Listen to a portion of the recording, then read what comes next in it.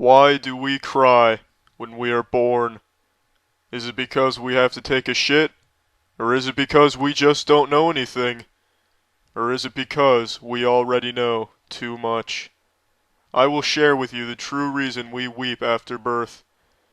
When we enter this world, we know we are entering into a world that has something fierce, something vicious, something terrible lurking in its oceans. We cry because we know Sharktopus is out there. I'm shocked! I cannot believe Twitch is actually finally making bot busting a priority on the platform. Botting on Twitch has been a problem since the beginning of time, and they hadn't taken it seriously forever, but a month ago they made a statement where they claimed, listen guys, condom's finally coming off, we're going in raw against bots, we're finally gonna do something about it. And I was excited, like that's something to celebrate, but I kind of thought they were just looking to score some good boy points online, like some brownie points, because Twitch's reputation been kind of in the shitter recently. I thought this was just something that they were just doing for lip service. I wasn't entirely convinced they were going to go that hard on it until today. Wow. They have actually done a really good job here, like in this first wave, of getting bots off of Twitch. Like bringing back down these artificially boosted numbers to what they actually are. There's a lot of examples to pull from. The data is all very new, mind you, but I think the best example is from a channel called Mira. I'm sure some of you have at least heard of this because this is something that people have been trying to put on Twitch's plate for the longest time about a channel that keeps getting recommended to them that isn't actually even a live stream. For the last couple of years, it is just a farming channel where Mira is just farming ads off botted numbers. She doesn't actually even really stream on there. I think she's gone live like a few times over the last couple of years, but it's live 24/7, just pumping reruns of streams she did so long ago, like ancient history. So look at this. This channel, for I think like probably 3 years, I don't know how long it's been going on for, but it's been years, has been sitting at like a steady 2,000 viewers no matter the time of day. And all the channel has done for this time, pretty much exclusively, is run 24/7 reruns of old streams, yet somehow manages to maintain 2,000 viewers throughout the entire duration of it. Then, the day that Twitch bot smiting comes into effect, it goes from 2,000, then down to 1,500, and then the bot detection, I guess, must have kicked into fucking turbo drive. They went Wumbo style. And now she's sitting at 100 to 200, pretty much overnight. This, to me, is like the most clear example of them actually doing something about botting. I was very surprised to see this. Her channel, which is live right now, by the way, because it's 24/7 reruns, this channel is constantly, or was constantly, recommended to anybody with a brand new account. Like, see how I'm not logged in or anything. I'm still on, like, light mode. This stream was recommended all the time, and somehow still had thousands of viewers on just reruns. Clearly, most, like, rational, sentient human beings aren't going to be watching that. Like, look at the chat. It doesn't move. And this is exactly what it looked like back then, too. No movement, there's no chatting, because it's not real. And now the bot detection is here, and you can see that it is finally working. Though I think there are still some bots, like some holdovers here, because there's no way there's 250 people here right now. It seems to me like there's definitely still some stubborn bots that Twitch wasn't able to get there, sticking on there like a hemorrhoid. The parasite bot infestation has been decimated, but not destroyed, because I cannot imagine 276 people being in this stream right now. Not even as background noise in like a tab they forgot on like an ancient laptop. I don't even see that being the case. I don't think there is a single soul in this realm right now. This shit is more empty than a theater showing Morbius. Like, I just don't believe that. But even still, it's clear that what Twitch is doing is actually pretty effective at blasting bots, which I didn't expect. Her channel, I think, is the best example of it, but there's a lot of other channels, like big streamers that went live over the last day, where their view counts have halved, or even more than halved in some cases. So they actually are taking it kind of seriously. Like I said, I was a little skeptical that they were even going to really try and take down bots, because inflated viewer numbers is good for the platform. Like, I thought they probably wouldn't actually put a lot of resources to it, but it seems I was very wrong. Now, another thing worth mentioning, this scam of like running reruns with bots is not exclusive to just her channel, but you have to wonder how much money she made off of that. This went on for years, and I'm so curious how much money she made just running old streams 24/7 reruns with botted view counts up to 2,000 to 3,000. That's probably a pretty substantial chunk of change. It's got a lot of people talking, and I think this is a really great thing from Twitch, to be honest. XQC made a tweet talking about it, saying, Twitch cracked down on bots in 2 to 3 days, and view botters / victims of view botting have been exposed. Streamers that are part of groups / orgs are seemingly being botted much more heavily. Don't want to start a witch hunt, but the data is interesting, go see for yourself. And then links Twitch tracker, which you can see for yourself. And people are scrubbing through with a fine-tooth comb, taking a peek at these big drops in viewer numbers. And right now, the findings are still pretty early, because this has only been in effect for like 2, maybe 3 days now. So it's still like very fresh data. This shit's straight out of the oven. But people are noticing that some of the biggest channels being hit were affiliated with orgs. So like XQC mentions, like some org-affiliated channels were, in a lot of cases, the recipients of some artificially boosted numbers, as evident by a huge drop in viewer numbers over the last couple days out of nowhere. Namely, OTK seems to be the big one. People are seeing a huge drop across the board for most of the channels that have gone live over the last couple days that are with the group. Another channel people have been paying very close attention to is Asmongold. He's one of the biggest streamers in the world, and he went live the last couple days since the bot fisting has come out from Twitch, and they noticed that his average viewers for both streams had been about 20,000 less than normal. About 20,000 people were banished to the Shadow Realm here, and Asmongold even commented on it, believing that his account was probably botted. He believes with 95% certainty his channel was botted. And he agrees that removing these bot numbers and this fake phony baloney viewership from the platform is good for everybody there. And that seems to be the prevailing sentiment, that everyone agrees that getting rid of artificial viewership from Twitch is a net positive to the entire platform. The only people that'll have an issue with these fake numbers being blasted is going to be the people that are exploiting them. The people that are using the bot services are the only ones that are going to be outraged about it. Now, I also imagine the cope from a lot of people that are going to get caught red-handed with bots is going to be, it wasn't me. I must have been the victim of a malicious bot villain, a supervillain twirling his evil cartoonish mustache. Must have been botting me for all this time. I had no idea. And in some cases, like, that is a real thing. There are cases where some people will bot a channel just because they think it's going to get them in trouble. But that doesn't happen. Like, Twitch, for the longest time, has not taken this botting problem seriously.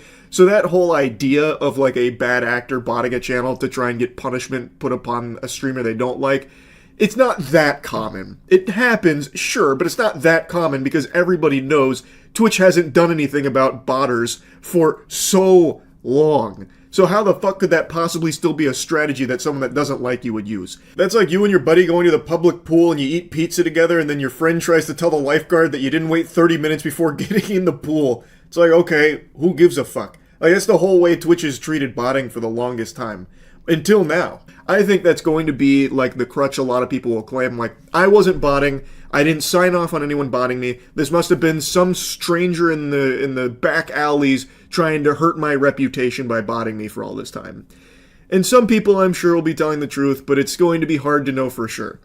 But one thing that I think everyone will know for sure is that this is a really good thing for Twitch. I am so glad they're actually taking this seriously and actually wiping out such huge amounts of bots. I'm hoping they are still going to continue doing this because there is still work to be done.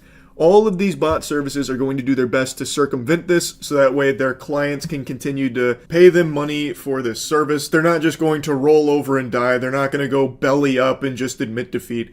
This is always a tug of war. They are going to come up with new ways of trying to evade Twitch's detection, and I'm hoping this isn't just like a one-time thing where Twitch blew their whole load here on this bot blast. I'm hoping they will continue to allocate resources to fighting against the upcoming bots that are going to be, no doubt, surfacing soon.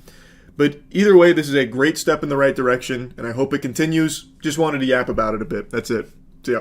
Roblox is one of the most popular platforms on the planet. And I don't mean just for gaming, I just mean in general. Like, in just normal existence, Roblox's numbers are unfathomable. Kids probably know the name Roblox before they know the name Jesus or Santa Claus. Roblox is more popular with kids than the common cold. Let me just slap you with the cold hard Carfax here with the numbers. Roblox recently just broke the record for most concurrent users on a gaming platform. They hit 47.3 million concurrent users, which absolutely fists Steam's previous record of 41.2 million. And at least 77% of that record comes from only 2 games, Grow a Garden, which has become a fucking Godzilla kaiju level success over the last couple months, where it's been breaking records left and right for concurrent players. It got to 22 million, which is the highest for any single game ever, absolutely biblically smacking down Fortnite's record from its prime. And another game, Steal a Brain Rot, which had 15 million concurrent. These numbers are unfathomable, especially when you consider the fact that more and more people have had their eyes open to the danger of the platform. Over the last couple weeks, Roblox has been getting fucking torched. It has been getting flambéed by the general public because many people have now become aware of just how many predators have been rampant on that platform for years, unchecked. And really, the straw that broke the camel's back was when they banned Schlep. And they made a strong stance against vigilantes who were getting predators arrested from their platform because Roblox was not doing enough on their own. Roblox pulled some galaxy brain chess maneuver and just showed the world its entire asshole, and it was rotten. Roblox has made like a really aggressive, strong, scorched earth stance against the people that are stopping predators on their platform, as opposed to channeling that energy to going after the predators themselves. They seem more upset that people are talking about and doing something on their own about these dangerous, evil individuals on their platform.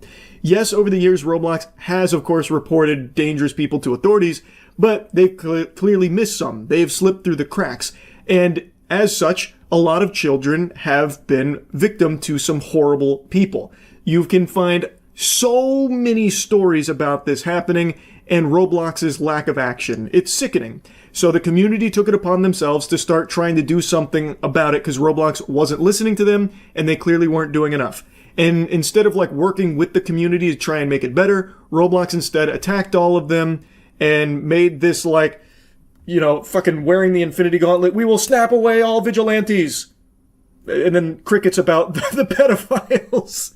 It's fucking baffling. So it hasn't been going well for them in the public eye, yet their platform continues to grow, gluttonously consuming every fucking user on the planet. Even though their stock price did plummet after they dropped the fucking meteor on Schlep and made their really passionate stance against people taking matters into their own hands to try and protect children, their stock price has now recovered and is almost back to where it was in a very short period of time. It has rebounded, and it will likely just continue to go up because its users are exploding. So even though parents and like the general population are more aware of the danger on Roblox now than ever, it hasn't actually impacted them overly negatively, other than their reputation being in the shitter, which also doesn't really seem to matter that much because people are just fucking addicted to it like Fent. So they continue to flock to Roblox, even knowing full well the possibility of bad actors being all over the place.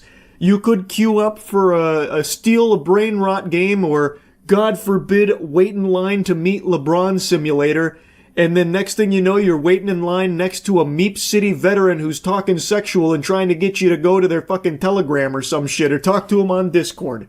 It's a huge problem. People are aware of it, but it is still growing. But luckily, there are still people willing to try and get Roblox to do more to keep the platform safe from this scum. There have been a lot of stuff that we've already covered, but the most recent being Law by Mike, who has now joined in this fight against Roblox, where he has announced he is suing them. And he is actively looking to gather more evidence from more victims about all of the traumatic experiences and all the horrible things that they may have gone through on Roblox, to try and get Roblox to do more to moderate that platform to keep the kids safe on it. Because it is a platform mainly used by children. Also, I've mentioned this before, the fucking CEO, Dave Buzuki, I think that guy is a real creep. I think he is such a weirdo.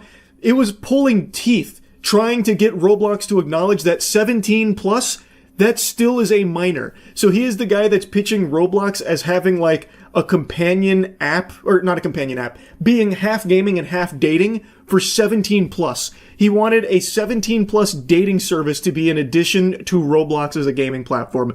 And not only that, all of like the adult games on Roblox, like the spicy content adult games, are 17 plus. And they were locked in on that. They planted their fucking feet and refused to budge an inch, no matter how many people were telling them that 17 is still a minor. You shouldn't be able to have adult access given to a 17-year-old and like a 17 dating app. It's so fucking weird, but they were really like, they planted their feet on that. And it's only recently that they finally said, okay, 18 plus. What? I cannot believe how hard it was. That should be a huge red flag to a lot of people, I would say. But also, I'm going to go a step further. Roblox is mainly a platform for children. I just don't even think it should offer 18 plus services in any capacity, like 18 plus games or a fucking 18 plus dating accessory to it. It's weird. And I know I've already mentioned that, but I really find that so fucking alarming that they would not move on 17 plus. And then when they finally did, they did it like really disappointedly, like, fine, kicking sand, 18 plus then. Anyway, though, I'll stop yapping about that. I want to briefly show you a couple bits and pieces from Law by Mike's video here about the lawsuit that he's working on building against Roblox. I want to show you a clip here, though, where he's mentioning the moderation, which has been a big thing people have pointed out in regards to Roblox's failures in protecting children. Roblox is now the go-to social platform for younger audiences. 78 million users log in every day. The platform processes more than 50,000 chat messages every second. Roblox claims its AI and human reviewers scan all of it, text, audio, and images. But here's the problem. The company allegedly employs only about 3,000 moderators. Compare that to TikTok, roughly 3 times Roblox's daily users, but over 13 times the number of moderators on staff. The reason for the lack of moderators is allegedly due to Roblox's focus on growth over safety. I recommend you check out Law by Mike's full video on this covering it, but this section here I think is something very important to mention, and it's something, again, a lot of people have talked about, including moderators from Roblox and former employees in this department. Roblox seems to have prioritized perpetual growth with safety falling to the back burner as like this afterthought, because they've been able to get away with being very lackluster and hands-off for so many years. Despite tons and tons of victims and tons of horror stories, they've never really had anything that affected them to a degree that would concern them to make them prioritize safety. Contrary to what they say to parents and shit about how safe Roblox is, it's like letting your kids, have daycare in heaven. There's nothing wrong on Roblox. You got our big thumbs up guarantee on that, which is obviously not the case. And you can also see that reflected in the size of their team. As Law by Mike points out, 3,000 moderators for their size is just not enough.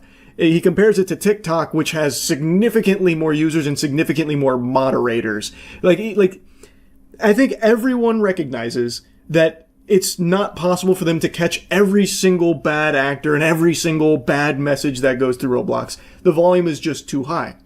But what they could do is work more collaboratively with people like Schlepp, people that do actively work to try and make the community safer. Instead of villainizing them, they could instead be, in partnership with them, or at least on friendly terms, and at least listen to them, because the community also wants the game to be safe. So they are working to try and make the game they love safer for the player base.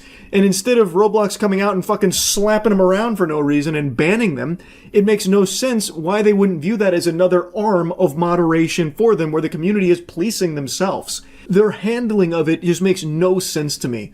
Like, they don't have enough moderators. I think that should be very clear to everyone, including Roblox, so they need more moderators. But they also have a community that is actively trying to catch bad actors and get them off the platform. And instead of working with them, they are working against them. It's just so fucking backwards, if you ask me.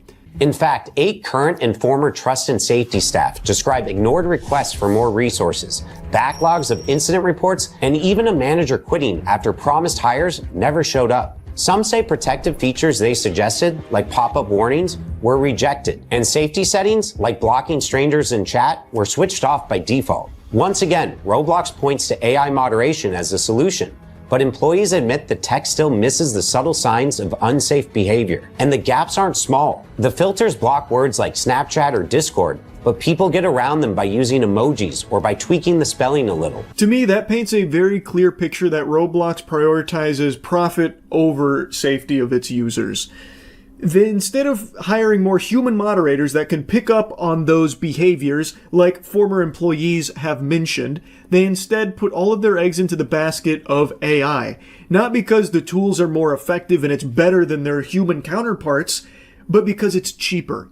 100% AI is significantly cheaper instead of hiring another 5,000 moderators or something. Instead of hiring 5,000 people with a salary and everything that comes with it, the benefits and all that, they instead just need to have AI do it for them. It would save them so much money on their bottom line, which is why it's so enticing to Roblox and many other corporations like it. It is clearly not as effective as a human moderator. Human moderators seem to actually want to improve Roblox. According to these reports, they were suggesting features that were rejected for some reason and a plethora of other issues, but the point is, instead of Roblox listening to the human moderators, it sounds more like they just kind of sidelined them and focused on just AI and beefing it up a little bit, even though it clearly wasn't doing a good enough job. Again, the motivation for that decision is obviously financial because of how much cheaper it is to use AI instead of hiring more human moderators. Most platforms lean on a law called Section 230 of the Communications Decency Act, and that law protects websites and apps from being sued over what their users post. That's why Instagram or YouTube don't get dragged into court every time someone uploads something harmful. But the lawsuits against Roblox aren't just about what users post. They're about the company itself. Lawyers argue Roblox designed the platform in risky ways, marketed it as safe, and then ignored clear warning signs. And at least one court has already said Section 230 doesn't cover misrepresentation. So if Roblox tells parents this is safe and it's not, that responsibility falls on Roblox, not the users. This section was very interesting to me because Roblox, for as long as I can remember, has always touted itself as being at the forefront of innovation and keeping children safe on their platform. Again, it is a platform parents are definitely familiar with because it is a platform very much catered to children. It is mainly a platform for kids. So obviously one of the main concerns of a parent is, well, is it safe? Is there going to be anything bad on there that my kid could be exposed to or something? And Roblox has always stepped forward to assure them that, no, there's nothing bad that can happen on there. It's all perfectly safe. Even though it's very clear there's evidence of Roblox being aware of so much danger and so much bad shit going on its platform, not just with the predators on there, but even just a lot of the content on there. He points out a couple of the games like Escape from Diddy and shit like that, but there's more than that, like the shower simulator games and the virtual very spicy games on there and shit. All of which have gone unchecked for so long. Very clear that it is not as safe as Roblox claims that it is. And it seems like they know that it's not, but continue to make the claim anyway. Anyway, though, it'll be very interesting to see how it all shakes down in court. Law by Mike announced that he is going to be joining in this and working collaboratively with other lawyers against Roblox, and it launched a website called I Think I Have a Case for anyone that may have an experience like what so many others have unfortunately gone through on Roblox. So yeah, I just wanted to kind of talk about this a little bit. That's really it. See ya. Initiating moisture.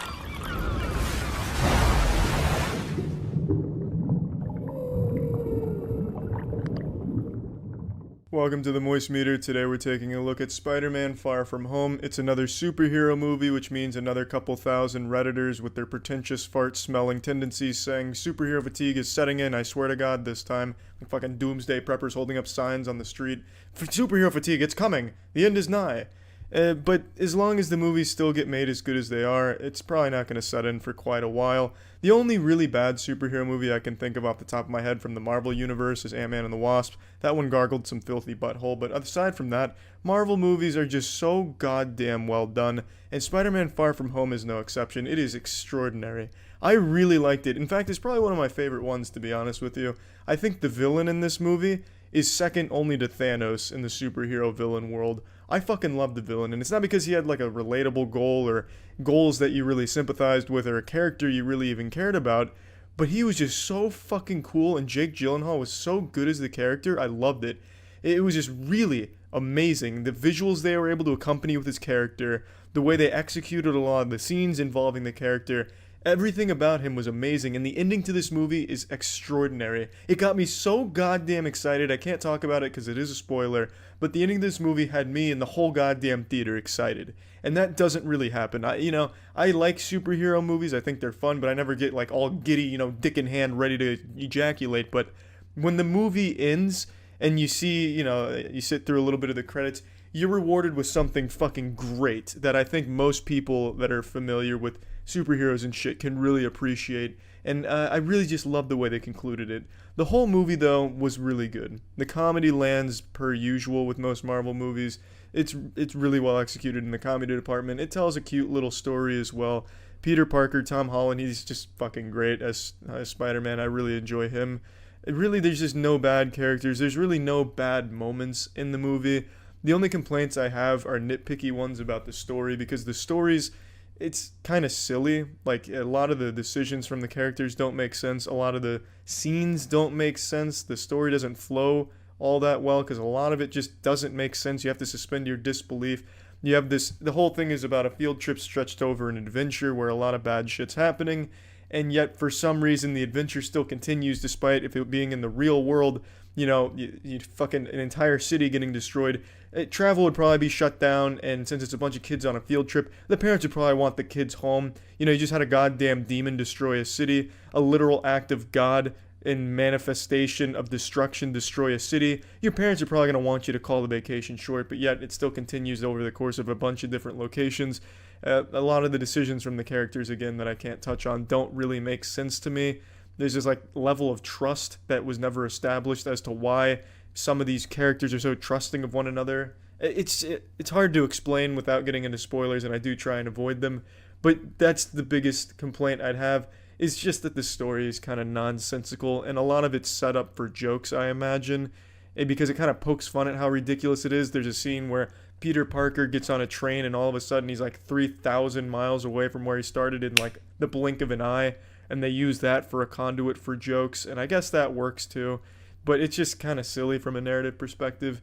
And the only other issue I have with the movie is I really think Spider-Man was kind of lame in the first 2 or 3 fights. He didn't really do anything. He kind of just got his ass cheeks smacked on by the enemies. He didn't really impress me, and he has been impressive. Spider-Man is a really, really fun character to watch in the action scenes in all the previous movies. And it was really underwhelming in the beginning. He just kind of, tossed a pebble.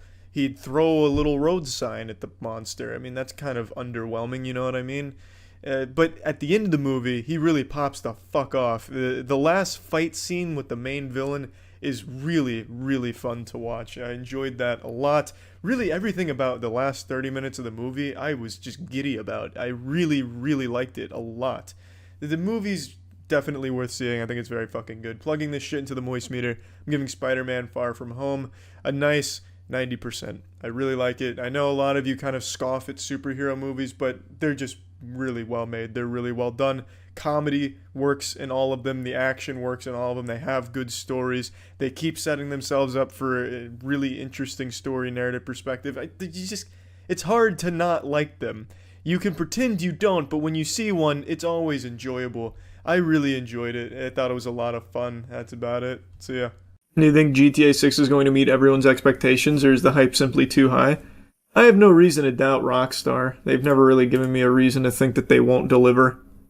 So I think it will. I think it'll meet the hype. Why does everyone say I didn't like Red Dead Redemption 2? I had one critique of it. Granted, it is something I have a legitimate issue with. But I like Red Dead 2. I don't know why everyone keeps fucking saying that every time. It's like if you don't think it's the best game ever made, it must mean you hate it. My one critique is that it is realistic to its own detriment.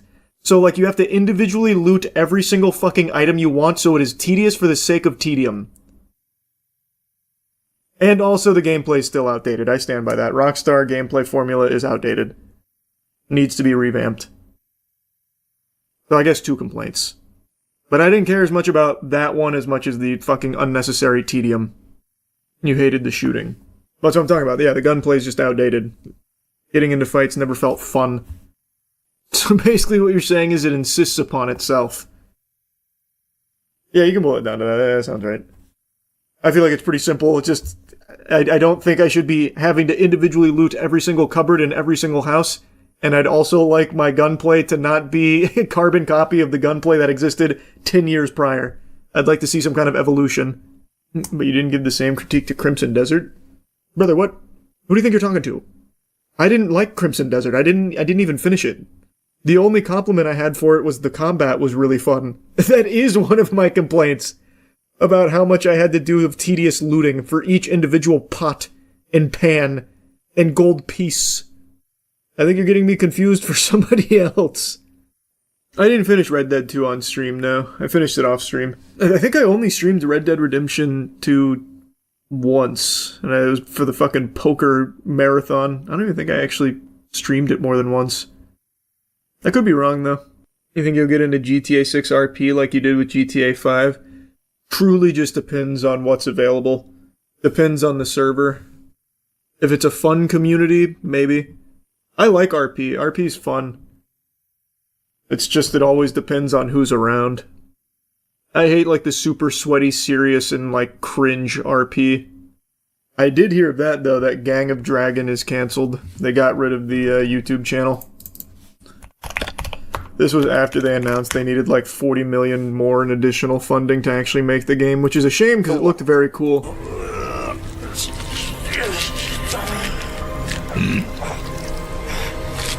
Motherfucker!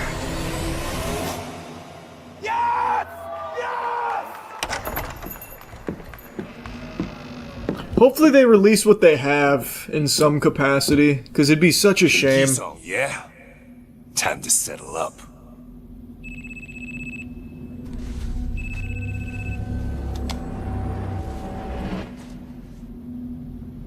Hey, Taiki. When'd you make it back? Excuse me, sir. Shut your mouth. All right. Talk soon.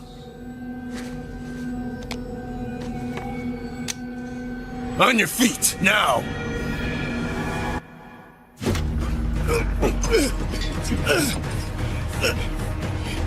Son of a... Fuck it! Just kill him!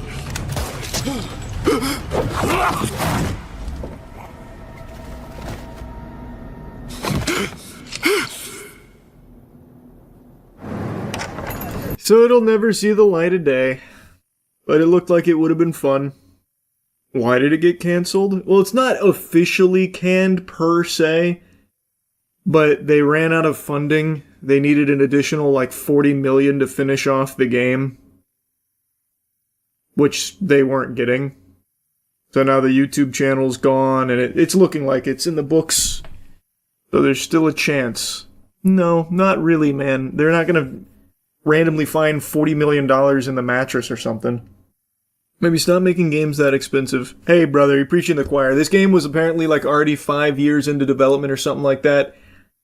Like I'm telling you, and I've been saying it for years, the future is going back to the old ways of development where you spend like a year, maybe 2 years top on a game, you keep the budget low, and you make something creative. Indies are crushing it, and many of them are in that general ballpark.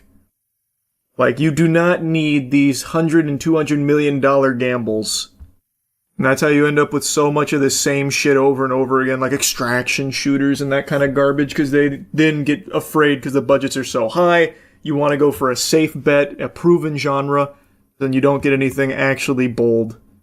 Use Square as an example with releasing Final Fantasy 6 through 10. All those games came out in like a 5-year time span. It is always so mind-boggling to go back to the late 90s, early 2000s games because they were releasing so many bangers in such a short period of time. Like all the way up until probably about 2009, I would say. Because they're pretty simple to make. That's exactly right. Some of the best games of those eras were pretty simple. And look what was delivered. Look what they gave us. You forget how much slop was released back then. You're only remembering the good times. Of course the slop was there. Absolutely. But it's not like the slop disappeared. The slop is still here more than ever. I would argue an even greater capacity now. Of course there was slop back then, but I will say the slop of yesteryear was more endearing than modern slop. Because even some of your biggest dog shit trash piles at least had some kind of charm to them. Like shit, look at licensed games. Some licensed games actually went crazy. Like the X-Men game. The Wolverine one. There were some like actually good licensed ones. King Kong, yeah, Peter Jackson's King Kong. You saw the video of Soulja Boy's actor being shown a photo of him getting a hair transplant that's being used at an Indian barber shop? I'm going to end it with a slightly fun note. Jensen, I don't know if you know, but you're pretty popular in India. Of course, you know that. But you're popular that barber shops have your pictures. And this one I found in Bombay has a picture of you for a hair transplant thing. They did a before and after because you have the perfect hair. I don't know if you can see this, but... that is a pretty cool ad. No, it's and a shout out to that barbershop because it still looks great today. Whatever. Yeah, hold it up one more time. Ant's got to get a look at this. It's yeah. So this was an actual. They just removed. This guy's laugh is. It was a pretty awesome reveal, as we call it in the biz. Oh my god. Yeah. Jensen, are you scared that you're not getting paid for this? I mean, it's a small barbershop, but still. I'm not scared that I'm not getting paid. I'm scared that. That's Anthony Starr? Wait, when did he grow facial hair? I've only ever seen him mostly clean shaven. That's Anthony Starr? Oh yeah, he's rocking the facial hair now. Oh, I had no idea. No, genuinely, I thought this was like one of the directors or some shit, maybe. I don't know. I had no clue. You probably think Clark Kent with glasses is stupid disguise. I mean, it is. It's fun, but it is a bad disguise. Let's not compare just putting glasses on to having an entire fucking an entire face of facial hair. Facial hair changes everything about a person's look. If I shaved, you wouldn't even recognize me. Never forget when Henry Cavill proved that wrong when he went to New York City with a Superman shirt on and no one recognized him. When was that? This is Clark Kent. Good luck, kid. A friend of mine and I were discussing the idea of these glasses not being good enough disguise.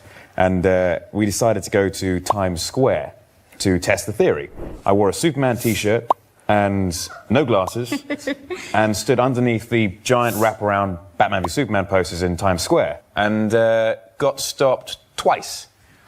Once by someone exiting the subway asking for directions to Central Station, and the other time was in a coffee shop where someone said, "Could you please stop taking photos?" I don't know. I feel like there's no way of confirming or denying that. I don't know. I doubt that. And that's New York City. That's just like a bunch of fucking NPCs. It's just not even real. New York City, I don't know. Maybe.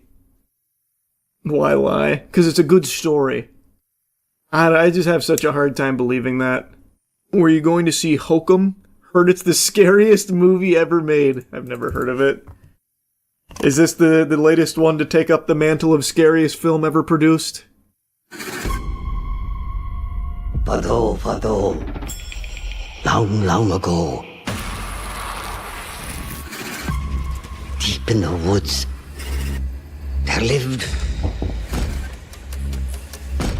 an old Kalyak.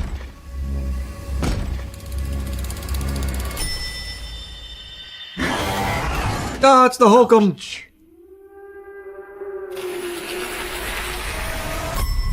One of the members of staff is missing. What do you think happened to her? Go home. Well, you still look like your passport picture. This might be the scariest movie ever made. It's just people with closed minds. Can't see him.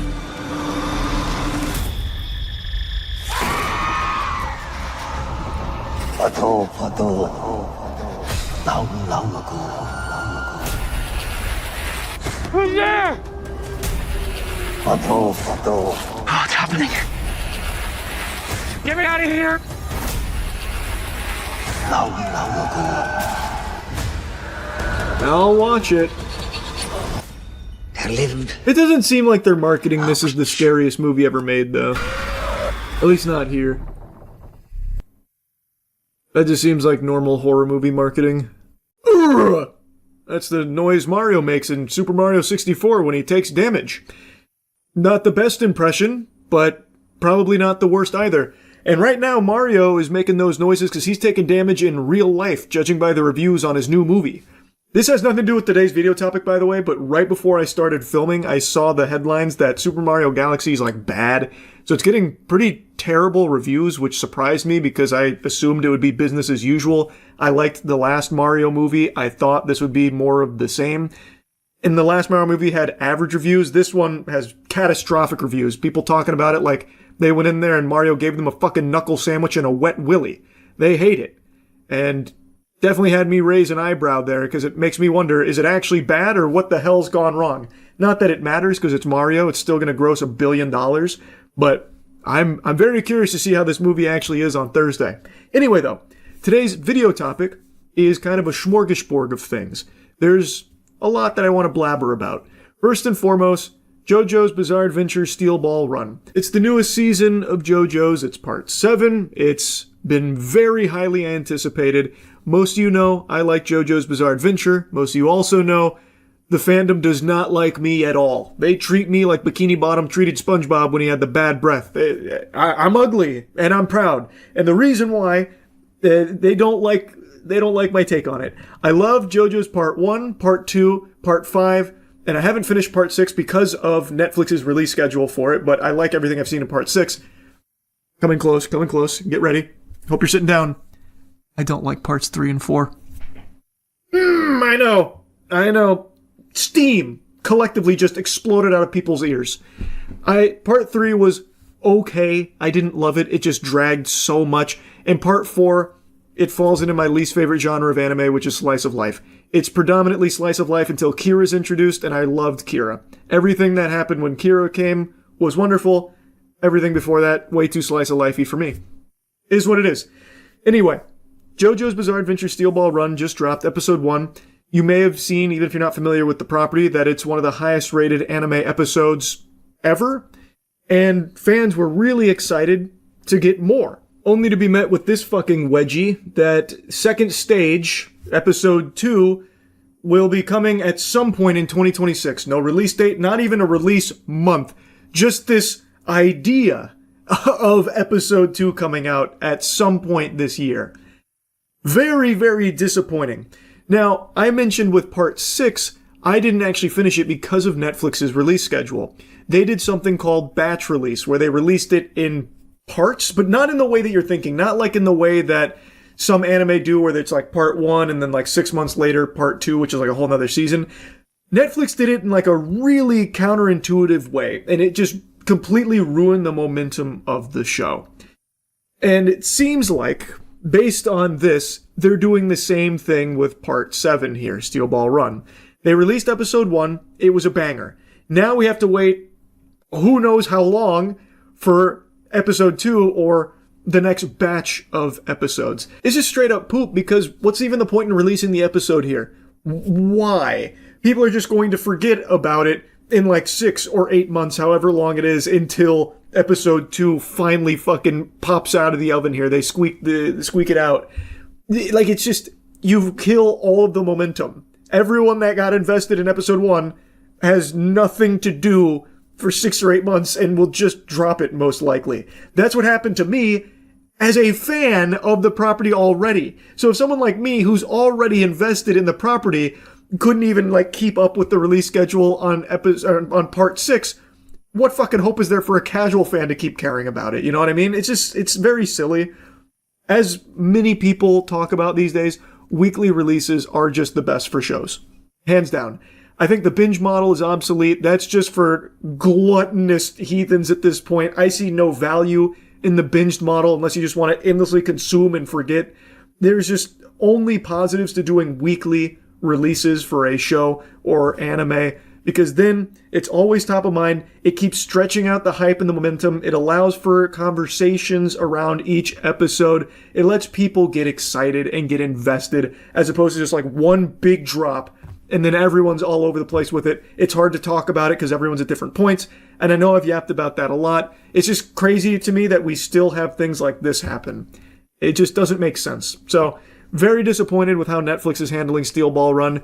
Hopefully, they do have like this big come to Jesus moment and realize like maybe we shouldn't wait till the end of the year, which is the speculation, for episode 2 to come out. Maybe we should do it a little bit sooner here. But I guess we'll see. I doubt they're going to change course, but who knows. What we do know, though, is that there's a lot of butts getting fucked right now by Sony. There was a huge price increase that was just announced recently about how basically everything's going up by at least $100. So PS5 disc edition goes from $550 to $650. The digital only goes to $600, and the PS5 Pro goes all the way to $900, a $150 price hike. Now, the reasoning they gave for the price hike is, I think you can guess it, things like RAM shortages and just everything we've been seeing across the tech space, citing like big global changes, that kind of thing. But I think their numbers are a load of hooey. I think this is a pretty steep price hike that I don't think is necessarily solely driven by what we've seen like with RAM and all of that. I think they figured that they could probably get away with it and it probably wouldn't hurt their bottom line. They're also probably right. I think people will still continue to buy PS5s even at $900 for the Pro. Yeah, it sucks. Not a very happy announcement here. You best start believing in face fucking. You're in one. And it won't just be Sony. We're going to be seeing price increases pretty much across the board on tech, I imagine. Even though I did see some glimmers of hope, like some good news, like with the AI, floundering that we've been seeing recently with OpenAI and all that. So maybe there's like signs of life there that, everything won't get absurdly expensive instantly. But I don't know. It's hard to have any level of hopium at this point in that industry. Anyway, though, huge tonal whiplash here. I want to give you something cool, something that I found to be surprisingly good, which is the Backrooms trailer. Most of you know this. I don't like the Backrooms. I haven't liked any of the Backrooms games I played. I haven't enjoyed the Backrooms products. It's just, for some reason, it just doesn't do it for me. Now, you can huff and you can puff, but you won't be changing my mind. It's just not my cup of tea. That being said, everything I've ever seen from Kane Pixels seems cool. Like, if you're a fan of Backrooms, everything he's been doing with the property does seem really hype. And now, after watching this new trailer, I'm pretty excited for the movie myself, even as someone who's been quite the Scrooge on Backrooms. So, I just wanted to make a mention of that. I was very pleasantly surprised by the quality of this trailer, and I really hope the movie slaps. Coming at you with another huge change of direction here, big change of pace. I cannot stop giggling at the Lindsey Graham Disney trip. Lindsey Graham, big fucking goober, absolute fucking weirdo madman. He took he claims it was like, a big business thing, and then he did a little R&R at Disney afterwards, because he was in the area. And so Lindsey Graham, naturally, of course, went to Disney World by himself. No kids. Lindsey Graham, no kids, by the way. Took a solo excursion to Disney, and boy did he live it up. He probably was, hitting some of these cool little moves, hot dog, trying to get Mickey's attention. He got himself a bubble wand. I think he was spotted with a secret family. No, he was not. Yeah, I gotta show you this picture here. I know we already talked about him earlier, but it is just so fucking wacky. I gotta show you the magic wand. Oh, it was a bubble wand, excuse me. I didn't mean to besmirch the good name of Lindsey Graham's childless Disney excursion. Look how much fun he's having. He's having such a good time. No kids, by the way. Bro, raw dogging his Disney vacation. Yeah. Why is he all by himself? He's a fucking freak, man. I don't know. I love the idea of someone recognizing him and taking a stealth photo. Yeah. I'll be honest. I would not recognize Lindsey Graham. He just looks like a normal spaced out old guy. Like he has no uniquely defining features. Now everyone started clowning on Lindsey Graham for this, naturally. And so, pretty much immediately upon like the flood of people spitting on him and poking fun at him, he posted this photo trying to look cool. Like, look how hard I am. See, look, I'm not gay or anything. I'm bubble wand. Never heard of such a thing. The only wand I know is the wand that spits lead. Look at me shoot these clays. I think I may have laughed harder at him posting that picture than I did at the actual Disney photos of him being spotted there like fucking Sasquatch. It had me actually hooting and hollering because I just know this freak was having a conniption. He was there with a cold sweat and a panic like, okay, oh my god. All right, we've got to turn the tides here. Okay, what's the coolest thing I can do right now? A kickflip. Shit, no, I'm like 90 years old. I can't get around like I used to. Geriatric. I went clay shooting once. I might have a picture. Yes. They won't call me gay when I post this. Watch this. Bang. And then he just drops that little fucking nugget there. It was beautiful. Actually glorious. So yeah, I had to yap about this too here. Like I said, it's just kind of a charcuterie board of little topics I wanted to discuss here. Anyway, I'll stop blabbering. That's really about it. See ya. There's a new Bodycam that just dropped today that's got a lot of people talking because it features an extremely big Minecraft YouTuber named Popular MMOs. Hey, wake up, man. I don't got all day for you. Wake up. Wake your ass up. Weed and a ton of fireball. Homie is messed up. Just put your arms like you're praying. Look on what? Like you're praying. Yeah, just like palm stuff. No, I'm about to get chased! You won't believe who it is, Sarge. Who is it?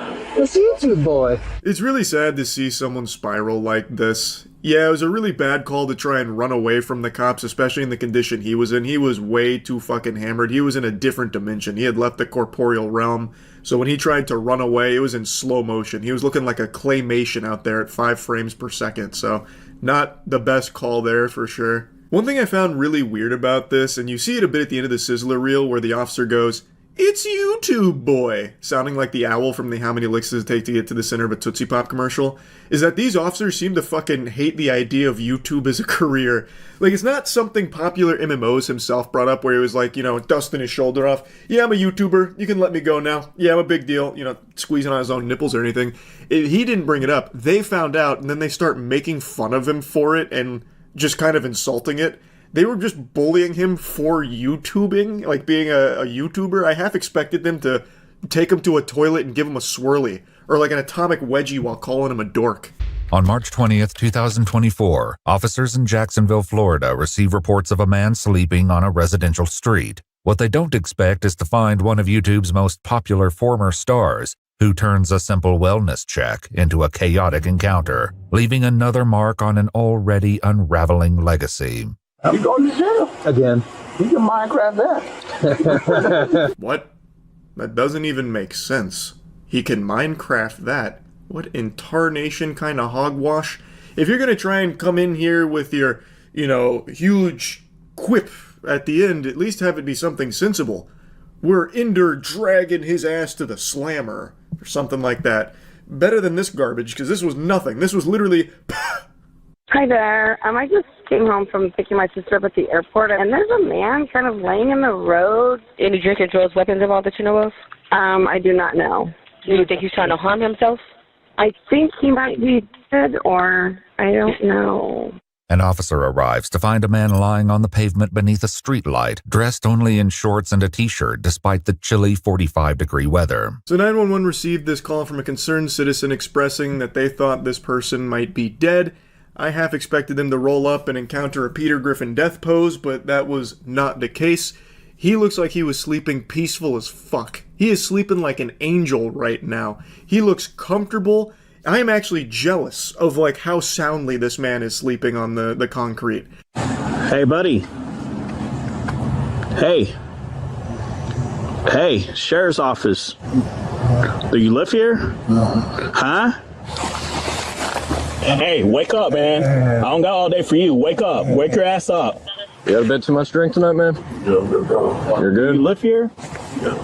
Where do you live? Let's see some of these. I can't hear you, man. I had a lot of seals over there, sorry. You had a lot of what? See something girls. He is really hammered, obviously. And his voice is really deep and like really gravelly right now, so he almost sounds like Jigsaw. If Jigsaw was sculling Fireball. Almost sounds like he's casting some kind of spell sometimes. Alright, well, hurry up, bro, because you're about to be going to jail. I'm going to jail? Yeah, you're sleeping on the ground. Probably at least like 20 minutes out. I was just drinking. Friends wanted to come over to make sure I was good, that's all. So how do you get over here? Just drove. That's all they did. Somebody dropped you off here? Yeah, they dropped me off here, yeah. You need rescue to come check you out? No, I'm actually fine. I'm sorry. Okay, well, can you call Uber or somebody to come get you? Because you're in this condition, you're not even safe to walk. So they were talking to him for like 45 seconds while he was trying to like recombobulate himself back to reality and, you know, get the sleepies out of his eyes and snap back to it. One of the officers like kind of threatens that he's going to go to jail if he doesn't like hurry up. So then he stands up, he explains that he was there drinking with friends. And now the officers are saying, just get an Uber or get a friend to come over and take you home because you're in no shape to walk. Also, you're nowhere near home. It's not even walking distance, even if you're like the fastest fucking power walker in the world. Pat? What's your last name, Mr. Pat? Julian L. Can you spell that for me? Better known as Pat, 35-year-old Patrick Thomas Julianell is the creator behind the massively successful YouTube channel, Popular MMOs. Oh, no, it's dead. Dead? Yeah, that's what it's saying is, like, that little battery alert you're getting, that means it's dead and you need to charge it. Now, one of the officers must have recognized that at the time because then it gets brought up about him being a YouTube star a lot. So, the problem is his phone's dead, which is why he doesn't have an Uber or a friend to call. Would also explain why he's walking home and then eventually, you know, passed out on the sidewalk. So, what the officers say is that they can charge his phone and he can wait in the car while he, you know, warms up because it's cold out. Like, he's dressed like it's spring break, but it's actually pretty cold. 45 degrees in Florida, that might as well be -5 everywhere else in the world. It's tough down here when it gets below 60. So, like, he's not in proper attire for that. 45-degree weather here, you're layered up in 5 different wool coats, you know what I mean? So the officer offers the car for it. And then that's where things go tits up. I don't really feel like getting arrested. Yeah, you're sleeping on the ground. Yeah, no. Multiple people are calling it in. Their person might be dead. You want to sit inside the car. It's nice and warm. I just don't want to go to jail again. Pat is no stranger to the justice system. On May 16, 2021, he was arrested on charges of domestic battery causing bodily harm, but the case was later dropped. According to multiple news reports at the time, Julianell posted a statement on Twitter shortly after the incident that has since been deleted, claiming the accusations were false. I vaguely remember bits and pieces of that story. I only recall little tiddlywinks of the details there, but it's brought up here because Pat made a mention about not wanting to go to jail again, so I guess EW followed up with what the previous time was, so they mention it here. Place your bag on top of my hood. I just got to pat you down before you go inside my car. Place your phone right there. Okay.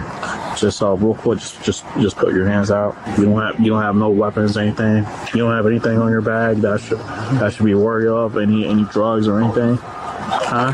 No, it's just called. Do you mind if I search your bag real quick? Officers allow Pat to warm up in the back of the cruiser while his phone charges in the front seat. The officer gives him some pats for Patrick and then invites him into the back of the vehicle to warm up, but not before asking if he can search his bag, which Pat gives them consent to do.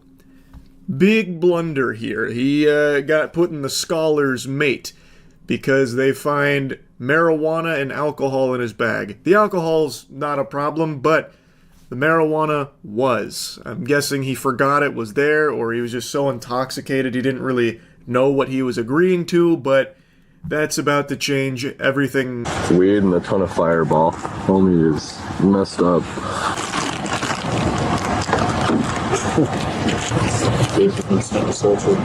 That's why I asked. I knew. I knew. He spelled his own last name wrong. What's his name? Yeah, so they checked his inventory here. They found substances they weren't super happy to find, or maybe they were happy to find. He seems to be like celebrating it.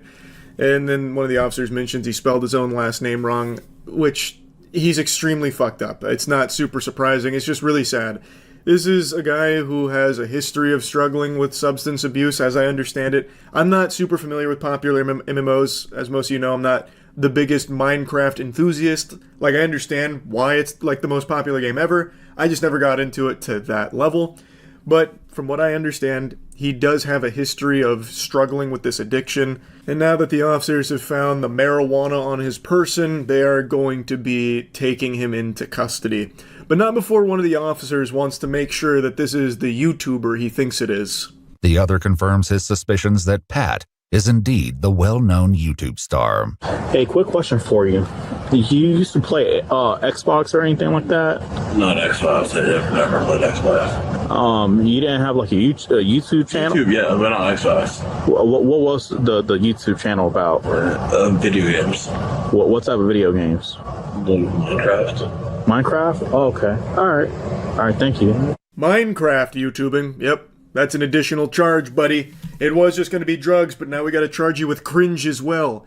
Now that the cat's out of the bag, they start calling him YouTube Boy quite a few times. It's also really weird listening to them talk about YouTubing as a career and how, like, they don't really seem to get it, which is surprising because they're not old. Like, they have to know that there's careers on the internet. It's not like this mystical, mythological beast anymore, this World Wide Web thing. That's YouTube Boy off Commissioner Drive. Just checked out the bag there. Yes. I mean, there's nothing to bag, so. Alright, turn around real quick. Yep. Just put your arms like you're praying. Look on what? Like you're praying. Yeah, just like palms touching. We're not doing this. Alright. Kill 261 fighting one. Kill 261 fighting one. Stop resisting. Stop resisting. Already. So they decide to arrest him for the possession of marijuana, and as they're going to put him in cuffs, he tries to break away. It doesn't go very far, but you can hear him say something that's just extremely sad, where he says he's tired of it all, before they bring him to the ground. They also said that he was resisting with violence, claiming that he kicked them. I didn't really see that in the body cam because it looks like they kind of potato sacked him immediately. It's not like he got very far and he was already really unsteady on his feet, but that is part of this. I can't confirm or deny if there were any kicks being thrown. All I know is that the trying to run away was a terrible idea. Like, even if he was in, prime shape right now, not super fucked up, even if he had all the makings of a varsity athlete, he was still not going to get far there. They had already had his arms behind his back. Unless he had like an ender pearl to throw to get out of there, I think his goose was cooked on that plan.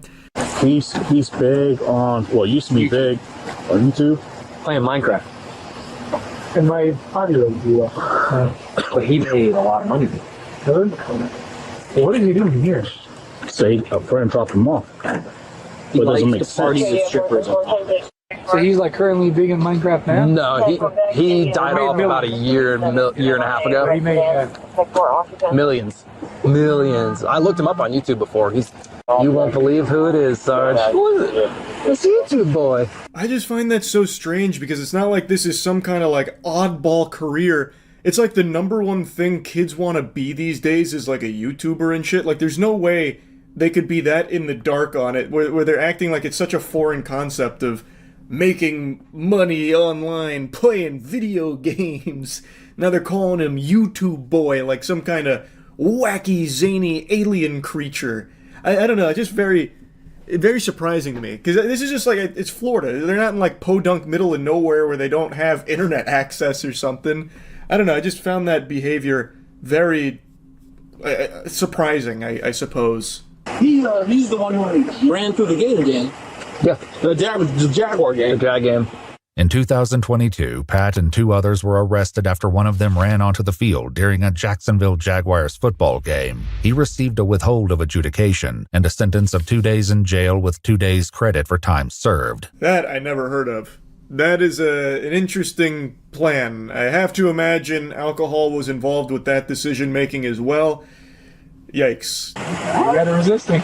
Yeah. You're going to jail. Again. You can Minecraft that. 35-year-old Pat Thomas Julianell was formally charged with resisting an officer with violence, as well as possession of marijuana under 20 grams. In 2024, he was declared indigent, meaning a determination was made that he couldn't afford a private attorney, and he was appointed a public defender. This part actually shocked me. Like a child watching the Pokemon movie for the first time when Ash gets turned to stone, I had my jaw on the floor here.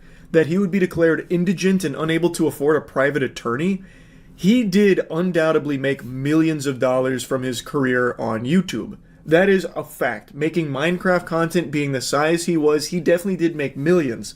To have no money left to afford an attorney is mind-boggling. That's just tragic. And I know that happens a lot, where a superstar pisses away all their money in a very short amount of time, but that is an unbelievable amount of money to somehow not have access to at all anymore. It's just all gone.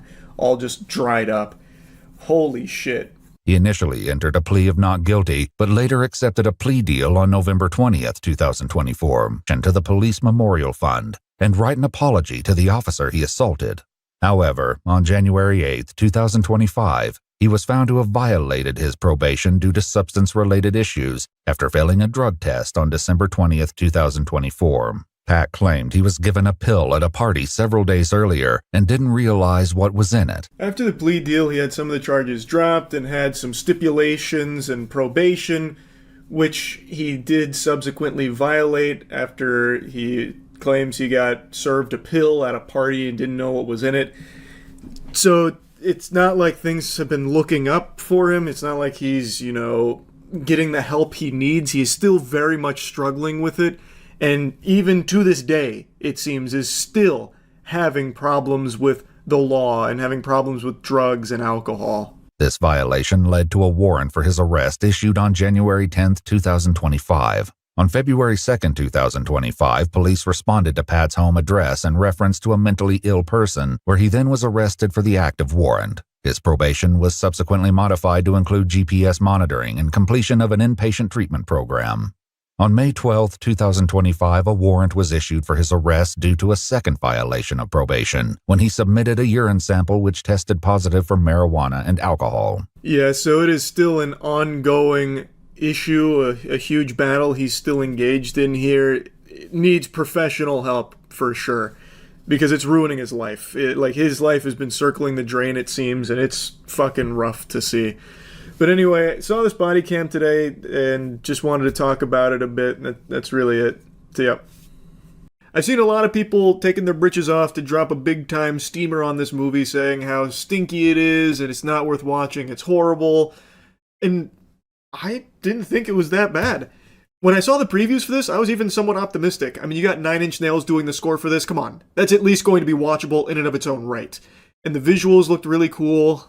I'm not the biggest fan of Jared Leto's work. I know him and I look like we share the same mother, but I haven't really been a fan of anything he's been in for a while. But I thought, even in spite of that, this could still be a good movie. And I just finished watching it, and I thought it was fine. I was entertained. It's not amazing by any means, but it's not nearly as bad as I've seen a lot of people saying it is. Man, there are some people talking about this movie like it came in and fucked their grandma. It's not that bad. The worst part about this movie is everything story-related and character-related, really, when it comes to the writing around the characters. It's very, very weak when it comes to its writing. That is by far the big blemish with Tron Ares. But I also just don't think it even tried. I really think the entire goal of this movie here was just to deliver a visual spectacle and just let Trent Reznor, Nine Inch Nails, just go fucking ballistic on the music. Because that's what it feels like the whole movie is. Just showing you really cool looking scene after really cool looking scene with some absolute boner jams. But anyway, let's go ahead and talk about the story first and foremost. It's pretty simple. It doesn't seem to follow anything from Tron Legacy, at least not from what I remember. Granted, it's been a very long time. But you have Dillinger, that's the bad company, and you have Incom, that's the good corporation. That's the one we pump our fist for. And these two companies are battling to try and find the permanence code, which will allow their basically 3D printed doodads and everything else to exist past 29 minutes. They have these lasers that can basically just create matter, anything they want, but it can only last 29 minutes before it times out and just fucking like vaporizes itself. And the permanence code will solve that issue. Dillinger wants to get its grubby paws on the permanence code so that way it can fart out weapons and evil stuff. And Incom, headed by Eve, wants to get their hands on the permanence code so they can change the world and basically eradicate disease and hunger and everything, since they can print everything you could ever imagine endlessly.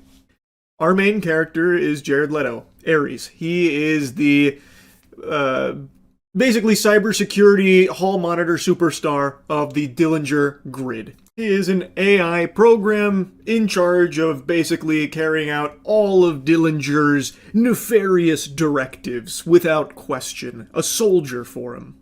Dillinger is Umbrella Corp here, they're the bad guys.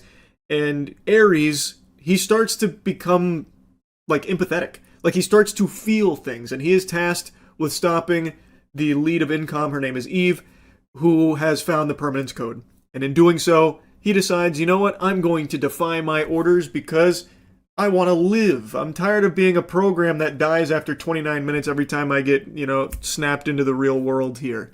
I want to experience life. He becomes very curious. He develops a soul. It's nothing you haven't seen before when it comes to its writing, and it is definitely the weakest part of this movie. There's not a ton of depth to any of the characters. They're not like overly fleshed out or anything. It's very simple. But I think it's effective enough to get you from set piece to set piece. So like, they have the technology to digitize you. So Eve, she gets cornered by Ares and Athena, who is the other cybersecurity superstar of Dillinger. And then she gets fucking minted on the blockchain because they have a laser that can like reverse particle, Higgs boson, big ball buster, and like zap you into the grid. So they mint her on the blockchain, turn her into an NFT. That way they can extract the permanence code from her, killing her in the process. And Ares, this is his chance. She knows the permanence code, so he's going to save her, defying all of his orders, so that way she can help him survive past 29 minutes in the real world so he gets to experience life. He wants to funge the non-fungible. And in doing so, you get to see the grid, which is very cool looking, and you get to see some action in the real world using these 3D printed, light cycles and the programs. It's cool visually. It's just the writing is really wimpy. It's not well written, and I don't think you're going to see a lot of glaze for that. I imagine most people are going to say the same thing about this film, that it looks really cool and it sounds really cool, and that's it. And they're right, that is it. But that's a big bulk of the movie. It put all of its eggs in that basket. There's not a whole lot else outside of those two things anyway.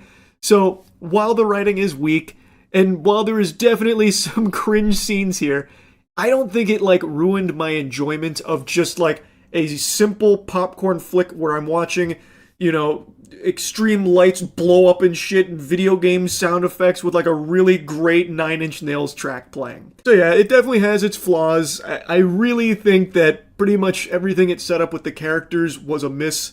I just don't see many people going into this film being like, wow, that villain was so deep and complex. He is literally just one note. That's it. And I've seen that criticism about him as well, and it's true. He doesn't. That's all he is. He's just I must get permanence code to do bad stuff for money. He even point blank says, $1 trillion I will make with blood money, Ares, and it's your job to help me do it. That kind of thing. It's very hammered home. It's not a good villain, and our main character is fine, but not super deep either. I'm talking about both Eve and Ares. Neither one of them gets a whole lot of tender loving care put into like building this character up to make you invested in them. But even with these flaws, I still did have fun watching the movie. Because, like I said, most of the film is just showing you really cool visuals either in the grid or even outside of the grid. Because they bring the grid to the real world frequently. In fact, I don't think you're ever in the real world without the grid, being present in some way. Whether it's Ares and Athena coming out there or something. Like, pretty much every scene is going to have some cool shit from the grid. And the music is just so good. So I had fun. It's not great. It's not an amazing movie. But I think it was still an entertaining one. That's really about it. See ya. You just go. Yeah, just give him one of those. What'd you say about my mom on Xbox Live? Bang, bang. Bang, bang, bang. Just go. Bang, bang, bang, bang, bang. What's that? I didn't like that tweet you posted. Some arsehole stands in front of you and tries to rape you and your kids. Whoa! Who's just gonna try and rape me and my kids on the sidewalk? Alright, I'll start throwing some mean meat out there in that case. Someone's there cussing off your wife, dragging her by the hair. You go. So, hey, let go of my wife's hair is what I'm saying. He doesn't let go of her hair, yeah, I'm coming in wailing. It doesn't take much force to break his jaw, and you don't want to hurt someone. But he's trying to rape your kids. So Hey, yeah, stop trying to rape my kids. Yeah, don't rape them. And you don't give a fuck. Yeah, let go of my kids. Pull your pants back up. Yeah. Or just simply, someone's trying to abuse you and grab you by your cock. No, hey, let go of my cock. Yeah, give him one of these. So you chop his I'll grab him by the cock, see how he likes it. Give him one of these. Yeah, and then maybe some of this. Then maybe on myself too a little bit. Maybe. Someone's trying to put your kids on drugs. Just simply go. Put those drugs away. Back fisting the fucking. Yeah. Get those drugs away from my kids. I'm saying that would be an option. I didn't walk down this back alley to get drugs for them. Right? Those drugs are mine. Someone's trying get them away from my kids. Trying to. What's he trying to do to me? When someone's coming at you expecting you to be the prostitute. For Whoa! them, Whoa! And they're the pimp. I'm not the prostitute. Someone's trying to use you like a cheap condom. No, I'm an expensive condom. Yeah, no. Pay money for me. More money than that. I'm no prostitute. Someone's talking shit. Yeah.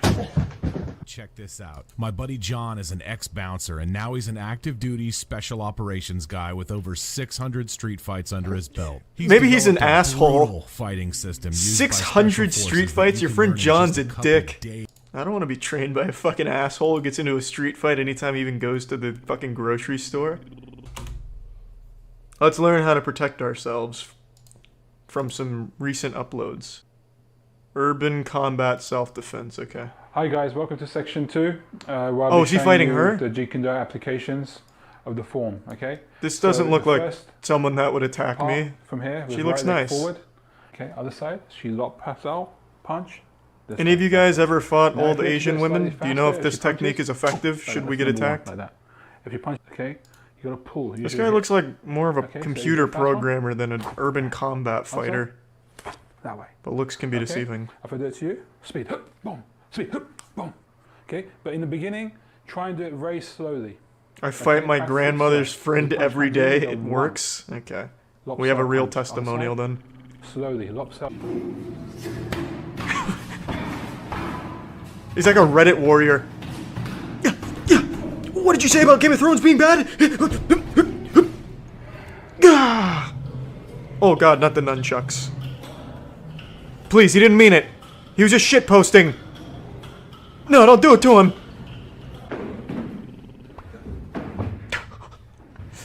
I swear, this guy's just coming up with flashy moves. Nothing that works.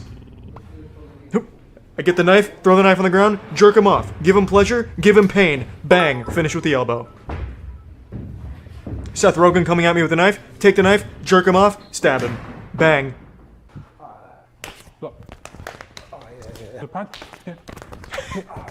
I will say it's at least flashy. This guy could definitely be the protagonist in like a Western Ip Man. Like, if they wanted a computer programmer Ip Man, this guy could play the lead. Like, his speed is nuts. It's just... I like it. Huh? No, you don't want any of this. Your eyes can't register his speed. You're at a huge disadvantage. He poked your eyes out 10 times. He poked your eyes out, put your eyes back in, poked them out again, and then wiped his ass with them.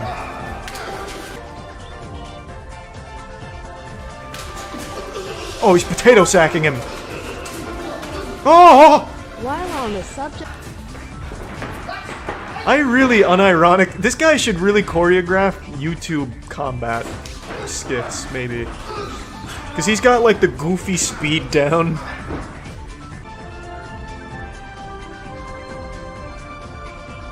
Never try and get the number up.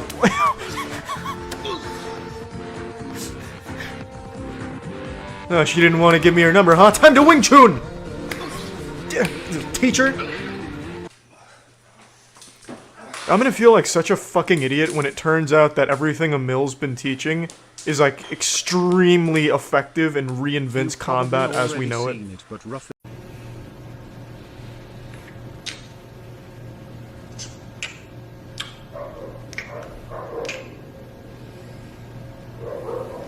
Yeah, you're not ready for this video. This is genuinely one of the worst videos on YouTube. It comes from a YouTuber named Trisha. She makes a whole bunch of shitty videos to begin with, but this is the max level. This is Digivolve to its highest level.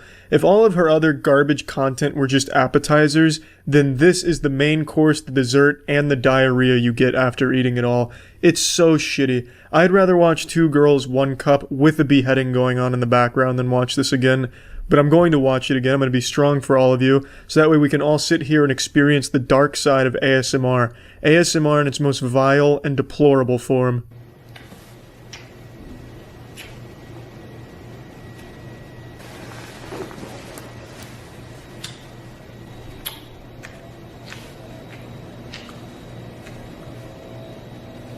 The video is called Making Out with My Couch, and that doesn't even do this justice. She does far more than just make out with the couch.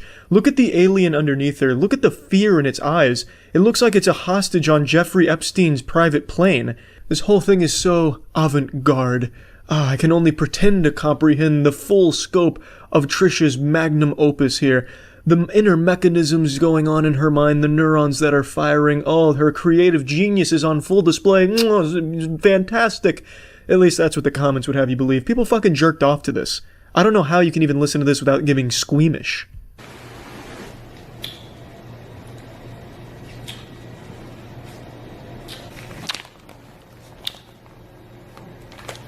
As you can see, the plot is really developing now. She's graduated from making out with couches to making out with tabloids, as the alien on the floor tearfully prays that the building engulfs in flames before it's his turn to face this ridicule, this punishment, this loud sloshing.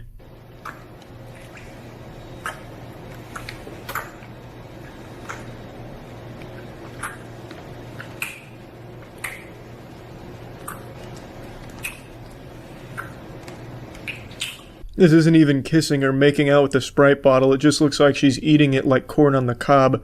I bet there's a good handful of people that watch this and then thought to themselves, maybe I don't really like Sprite all that much anymore.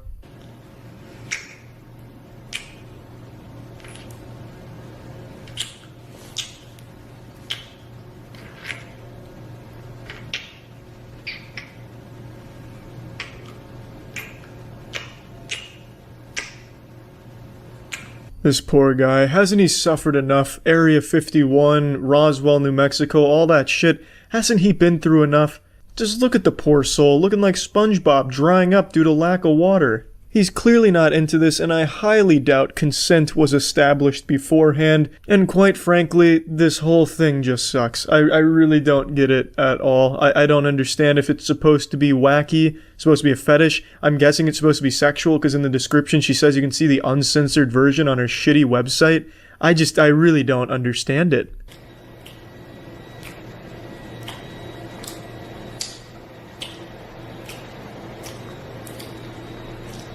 When I was initially watching this, I thought I was looking at her overdose. That right there is a sign of just fucking heroin overdose hardcore. She just looks like she's filter feeding while lying on the couch. She's fading out of this corporeal dimension over to the other side, and she's doing it in the grossest way possible with those abominable noises.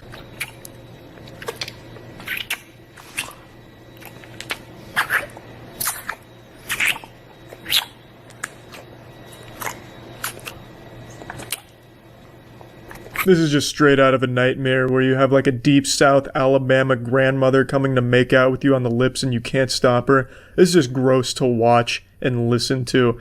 It's as if her lips are the tentacles on an octopus and they're just suction cupping to something and just ripping it off, but she makes a much grosser sound than those do. I would rather listen to 2 dump trucks crashing into a whoopee cushion factory. I'd rather listen to 5 nails on a chalkboard for 10 hours than listen to this 5-minute video again. It's absolutely an attack on the senses, both visually and auditory. I'd have more fun watching a video of a public urinal at a gas station getting cummed into than watching Trisha's abomination here. This is just downright revolting. I can't even begin to understand what she thought she was doing when she was making this, like comedically or even sexually. It fails in every possible aspect imaginable. I watched an art piece where a woman cut out the vagina on a morph suit and had a bodyguard lift her up and carry her in a circle as she pissed on the floor, and that made more sense to me than Trisha's video does here. This is just unbelievable to me. She must have thought it was a good idea at some point. Yeah, I'll get an alien for a prop and make out with it. I'll make out with my hand. I'll make out with the camera. It's so lazy even in its attempts to be weird. She doesn't even have good props. It's just whatever fucking garbage she found lying around her hotel room or wherever she is. It's weird and shitty.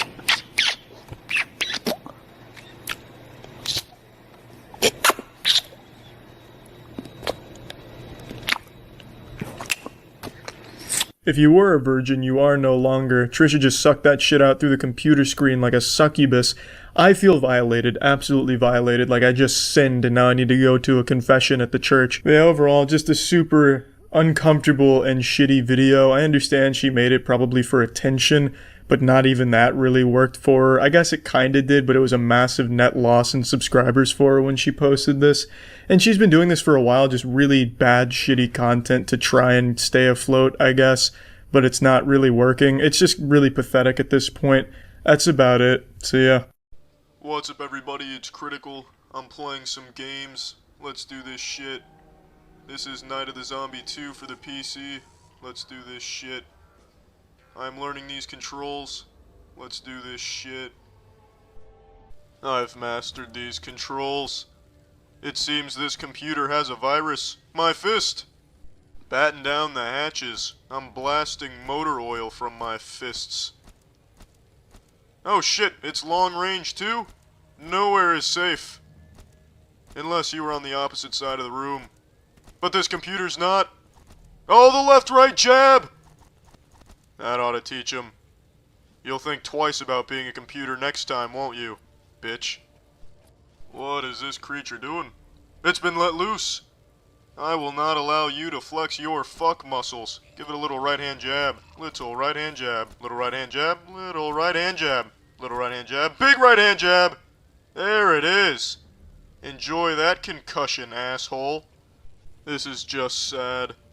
His marching band died centuries ago, yet he continues to march as if they're still by his side, playing their tunes.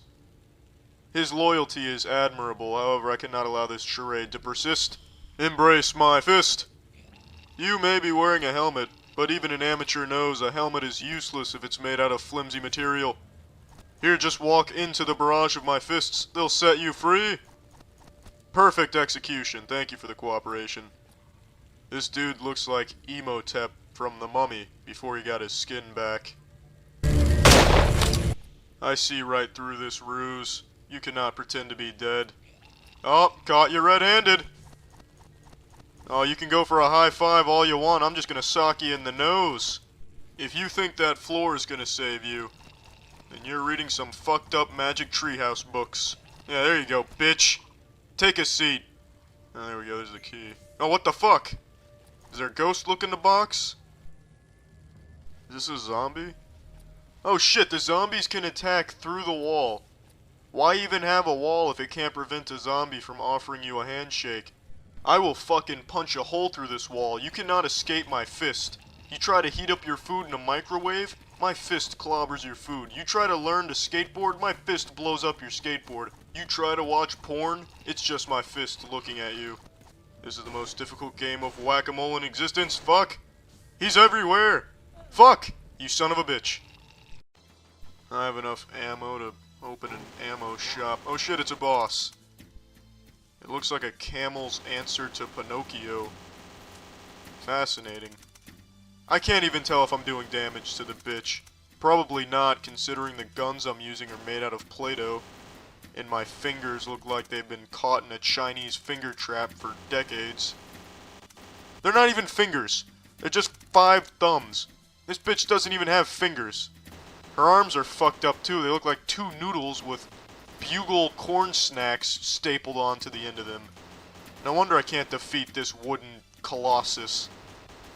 Oh shit, there we go. Did I get it? Yeah, there we go.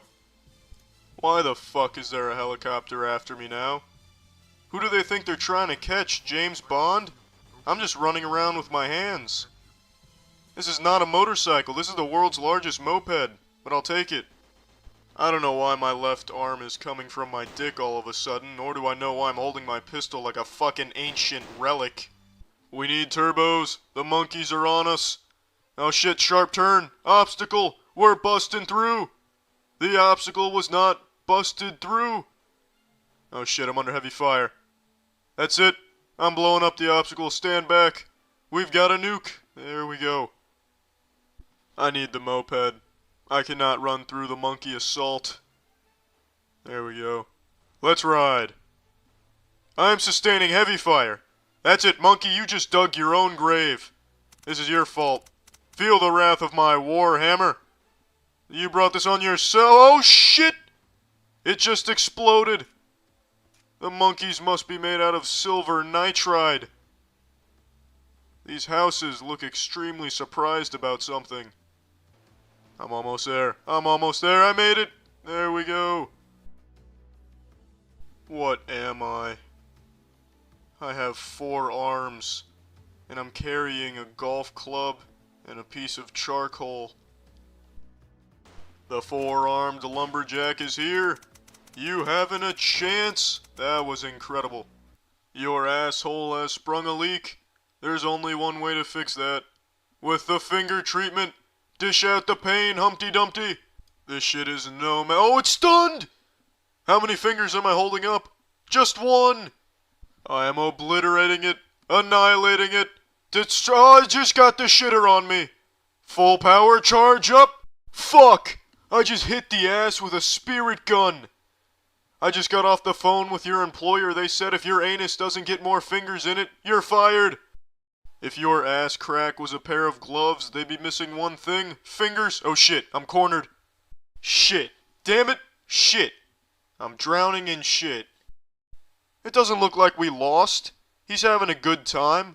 That's a moral victory. At first glance, it looks like a shark in the water, but upon further inspection, it's a human like all of us. The perfect presidential candidate. Pencil eraser Batman. When the universe says no, he says yes. Titty and nipple.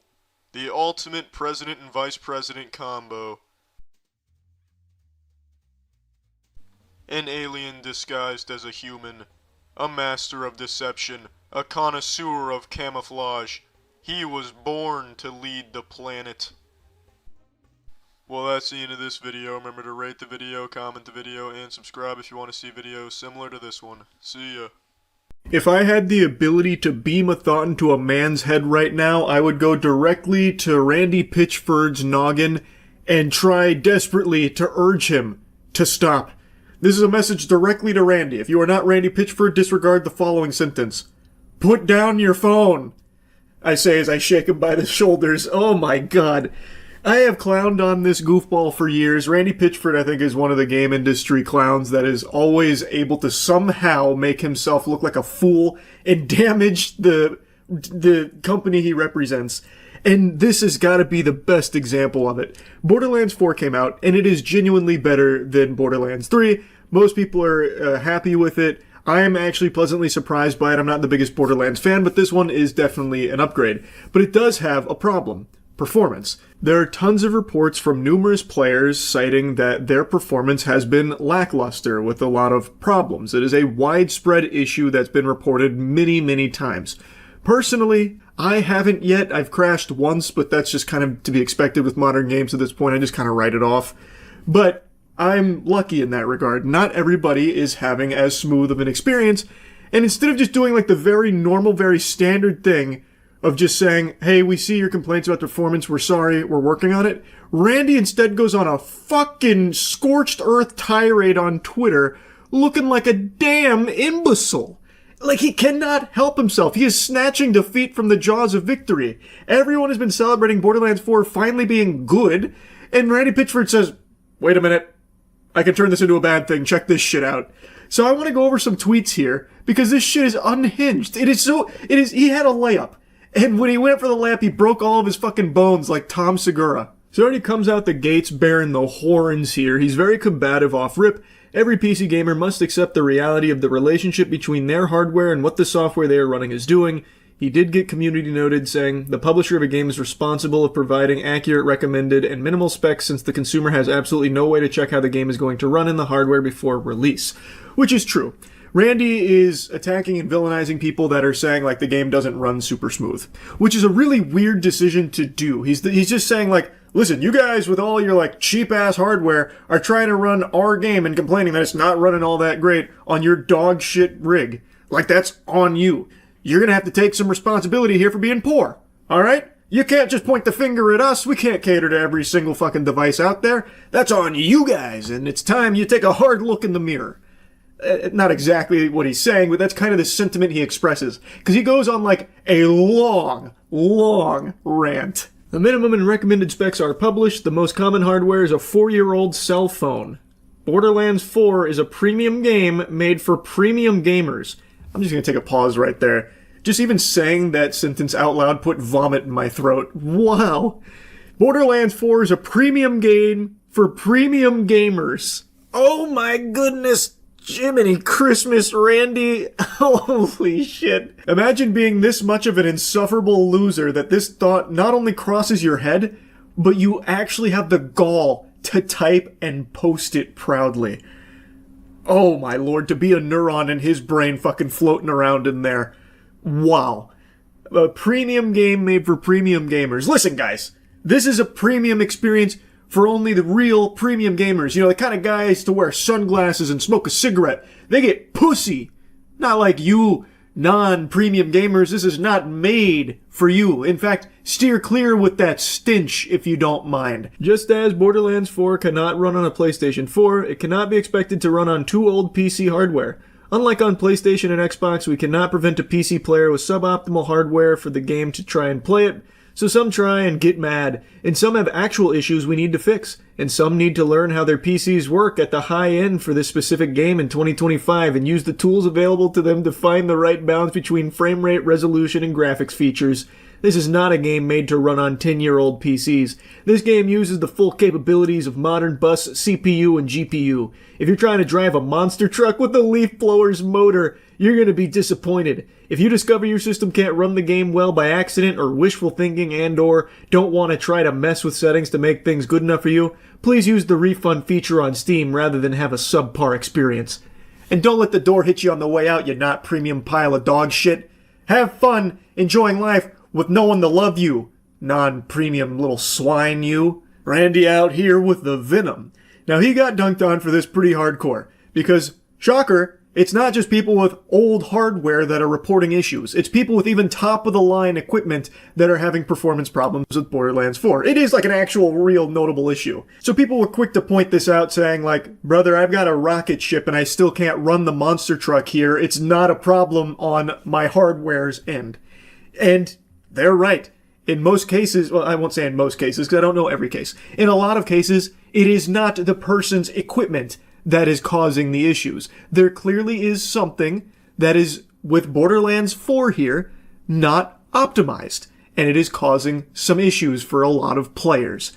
I don't know why Randy refuses to just accept that, being like, hey guys, look, looks like we do need to fix things. He even like tiptoes around a little bit of like almost taking some responsibility there, where he's like, there are some things we need to fix. You could have just stopped it there. You know, you didn't have to keep typing. Like there wasn't there wasn't any pressure to keep going and yapping. No one ordered the yappy meal here, Randy. You could have just stopped saying like, yeah, there's some things we need to fix. Like, I don't know why he comes out here and is like, everyone's trying to overclock their fucking TI-84 calculators where they're trying to play Borderlands 4 and blaming us. Randy's rage starts to bubble over and he gets very sassy with this one. Code your own engine and show us how it's done, please. We will be your customer when you pull it off. The people doing it now are clearly dumb and don't know what they're doing, and all the support and recommendations and code and architecture from the world's greatest hardware companies and tech companies working with the world's greatest real-time graphics engine coders don't know what you seem to know. /sarcasm. Legitimately, all Randy had to do was just be AFK. Like, if he just didn't have a Twitter account, Borderlands 4 would still be getting, glazed to high heavens here with, like, the little asterisks about performance issues. And that would be that. And I'm sure those performance issues will get fixed in due time. I'm pretty confident.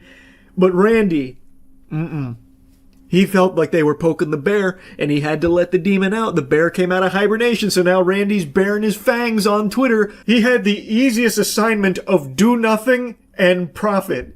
And he just couldn't help but put his dick in his mouth. He just couldn't stop himself from doing it.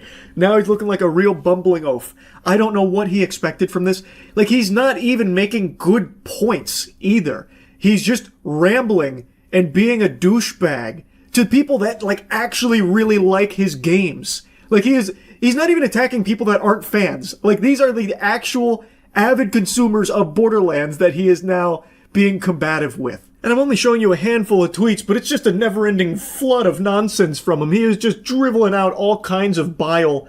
I know a lot of you are dead set on playing at 4K with ultra max settings and using 2 or 3-year-old hardware. You do you, but Borderlands 4 and Unreal Engine 5 are doing a lot, and for me, that trade-off for frames isn't worth it. I play at 1440p with settings super high, and I'm super happy with that trade-off. The game looks amazing at 1440p. If you're not 4K stubborn and just want to have a great fun time with higher perf, please consider running at 1440p resolution. If you've got a beast of video card, you're probably fine at 4K, but if you're in the middle or close to min spec, I would definitely recommend making that trade. Again, Randy, it's not just people that are trying to run this game at significantly higher settings than their hardware will allow that are having performance issues here, man. He has deluded himself into thinking that the game is perfectly optimized, that is smooth for everybody, and anyone having issues, it's their own fault. When that is not the case. He is literally that meme of, you're all wrong. He's just so dislikable. I hate that I can hear this dweeb through the tone of his tweets. Like, I can already just see him slicking back his hair as he makes this one. Fun fact, customer service reports for Borderlands 4 at roughly 1% or so of installs. Using that simple rounded ratio, more than half of the tickets, approximately 55% of customers, are users reporting difficulty with their shift accounts, lost emails, access, etc. The next highest ticket is about FOV controls on console. Working on it. Next, 0.055% of customers are reporting issues with Twitch drops, and 0.04% of customers are PC performance related, with CS flagging 0.009% as valid, and 0.037% of experienced success with education settings coaching. That is less than 1% of 1%, 0.01% of customers using CS tickets for valid performance issues, which is less than 1/5 of the users using CS to get help with Twitch drops. So yeah, haters, put that in your pipe and smoke it. You just got served some facts by Randy Pitchford. You're welcome. Again, this is only like a few tweets out of what I think is like 20, 25-ish that he was ranting and raving for on Twitter. Fucking baffling, man. Again, I don't know how he does it. I know he loves magic tricks. He himself is quite the magic man. He is able to turn good press and praise into vitriol and trash. I am still just stunned that he walked this path. He had the easiest assignment ever. Just don't say anything. Like, if you are so compelled to want to make a statement, just say you hear the complaints and you're working on it. That's all. It's all you had to do. But he just couldn't refrain. He couldn't stop himself from looking like a imbecile. It's like he's addicted to tomatoes being thrown at him. He just loves the sensation. So he did this. And man, is it embarrassing. Randy, just stop. Anyway, that's about it. See ya. A video's been popping off showcasing a judge blowing a gasket, all because an IT guy goes up to the stand to try and help him, and then afterwards kind of casually banters with the judge a bit. And I use the word banter really loosey-goosey because he was just being very casual conversation with the judge, and the judge took it as an insult, as a sign of disrespect, and then like even, threatening at his supervisor. It's just pathetic. He just throws a tantrum. So we're going to talk about that video in a second. We went over it on stream, and it turns out this judge is known for this. There's an entire channel dedicated to showcasing his constant anger and his fury. He has a shorter fuse than a fucking bomb-omb out of Super Mario 64. Like, he is constantly having a conniption. And it's not directed solely at IT guys who've done nothing wrong. He also just takes out his fury on anyone who steps into his courtroom. You're walking into a fucking WrestleMania. You've entered his domain expansion here. Did you see the clip of the judge crashing out over the IT guy fixing his laptop in like 2 seconds? And you're disjoined from... Of course you don't. And you're disjoined from the audio here, right? Yeah, should be. Let me see. Sorry. Mariah, did I make this up? No. 5 seconds. 1 second. You don't have to go far. You're disjoined. Okay. Yeah, you're good. Okay. False alarm. No, it wasn't a false alarm. False negative. Sorry. Don't joke around. I'm serious about this. It was happening. Again. I understand. I'm just saying I can't see it, sir. We're good. Thank you. Get out of my courtroom.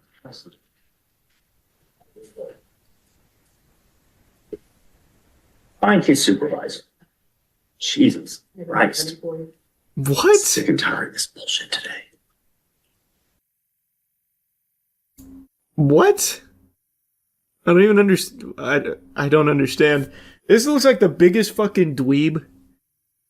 That guy is so used to seeing the inside of toilet bowls from all the swirlies he got growing up. Now he's got some power, so he likes to exert it, it seems. What a loser, man. Then I found out there's a channel dedicated to him called Court Disorder who clips all his freakouts. No way. Wow. The IT guy did nothing wrong, and here's Nerdy Nathan going ballistic over it for no reason. Mods, can we ban this guy? Get out of my courtroom.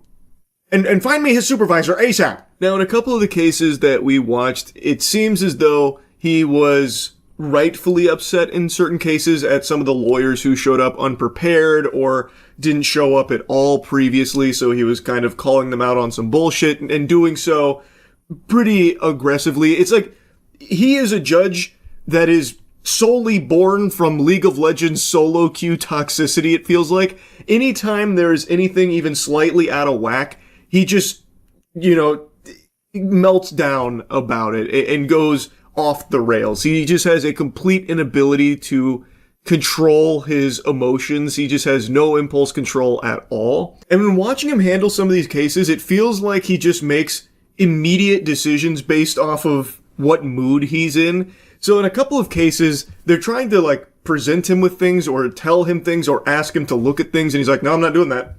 I'm not doing that. Nope. Can't make me do that. And it had me going up in arms like, how is that fair? How can you just decline to look at some of the things they're presenting to you when presiding over this case? So it feels like if he just doesn't like the cut of your jib, he might just not even bother looking at or listening to any of the things you try and show him or present to him. It was very peculiar.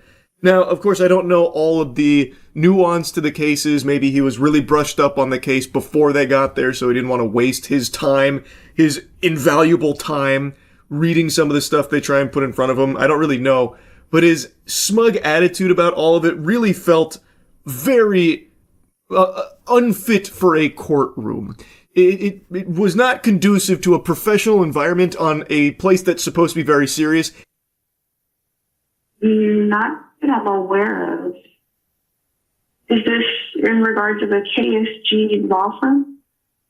Ma'am, I don't know. Do you have a lawyer? Yes, I do. Are you responding to that lawyer? I haven't had any I'm assuming your case has been Who's he closed. looking at? He saved someone the stink eye big time over here. Oh, it must be her lawyer. Her lawyer must be sitting over here, and he's like, uh oh, bud. I'm in Harris County. I'm in Houston. Could you give me an address? I'm not comfortable with that. Well, ma'am, I don't really care if you're comfortable. I'm calling from a court, and I'm the judge sitting on the bench. I'm trying to deal with your case to help. How is she supposed to know that, Nathan? Anyone can say that.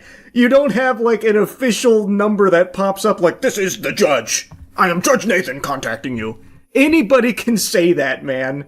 Obviously, like, it's a very natural thing to be like, I don't know if I'm comfortable just giving this complete stranger who's fucking cold called me my address and everything. Your minor child. You don't know my voice? I'm Judge Nathan. True. That's so true. This is Judge Nathan Miller, and I'm calling from the 215th District Court in Harris County. Who am I speaking with? Well, Ben. this is a case on behalf Ben Dover. I need to know where you are right now. Where are you right now? Sorry. Where are you right now? He's like if Review Brah donned the Green Goblin mask. Like, it's like when Osborn got fully taken over by the Goblin persona. Man. Yes, Your Honor. Well, we're here today, Your Honor, because the court set the emergency hearing for. Because you requested one, sir. Your Honor, what happened was... You didn't appear at my hearing yesterday again. If I may... I like his facial expressions a lot. Staring daggers through this man right now. He is tweaking. Respond, Your Honor. Please, I'm waiting. So, Your Honor, as it relates to yesterday, in non-appearance for yesterday, the short answer is that it was not on my calendar. Were any of the other 6 hearings you didn't attend on your calendar? It was 6 hearings that I missed. You want to go through the record again? No, Your Honor. But Your Honor, what happened on yesterday as it relates for hearing, as the court is, my client. I instructed him to be here today. Where is he? Okay, I have no. I'm about to issue a bench warrant. Where is he? Your Honor, I have no idea where my client is. Okay. Jesus. May I explain? You may not. I'm asking where your client is. You don't know. Your Honor, if I may. See, these moments right here, he's like super justified. This guy's fucking slapping him. By the time I got the order and tried to reach out to him, I could not reach out to him. I could not contact him. Why don't you contact him right now and see where he is? If I may, Your Honor? Yeah, absolutely. We'll do it on the record. I'd like an address where he is because I'm about to send out the constable. Yeah, get him on the horn. I want to hear him. Hey, Chip, where you at, bud? Dave and Buster's. Brother, you got to be in court. All right, just hurry on over. You're in contempt. Don't you ever cough in Nathan's courtroom again. This is probably the 10th phone call that I've made. Please record your And this is what I get. I've sent an email. I've sent text messages. When did you send the last email to him? Last email was sent to him probably at about 5 o'clock this morning. 5? Show me that email. 5 o'clock this morning? Mr. Rhodes, frankly, I don't believe a word you're telling this court at this point. Well, wait till you see this email.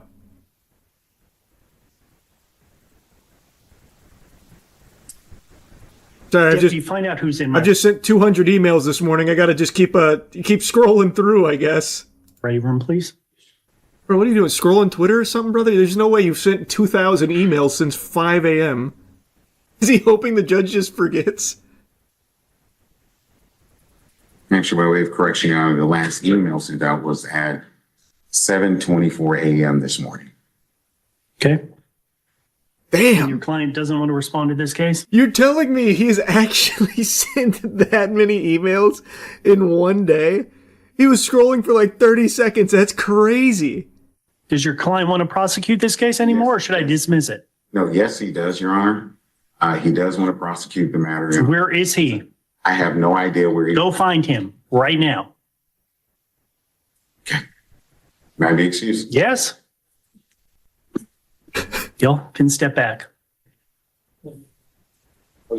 See, in moments like this, I'm fully on Nathan's side. This guy is just fucking no nonsense. All right, now get out of my sight. Get the fuck out of my sight. Go find him and show me your emails. See, that's cool. See, that's when Nathan's got aura. Not when he's fucking freaking out on the IT guy over nothing. No, you may not. This hearing is over. Jesus Christ, these people today. Step away. You're about to be cuffed. The certificate of last What went so wrong? declaration are on file. I get it. And you have to deal with my wrath because you're covering for somebody else. That's what I signed up for. Let me check. You got Nathan to give you a little laugh there. You're about to get fucked, sir. You don't even know what you're in store for. Wrath doesn't even quite cover it. But other than that, I think we're moving smoothly with everything else, right? With discoveries all that too. Set for trial? I don't know if it's sorry, Henry.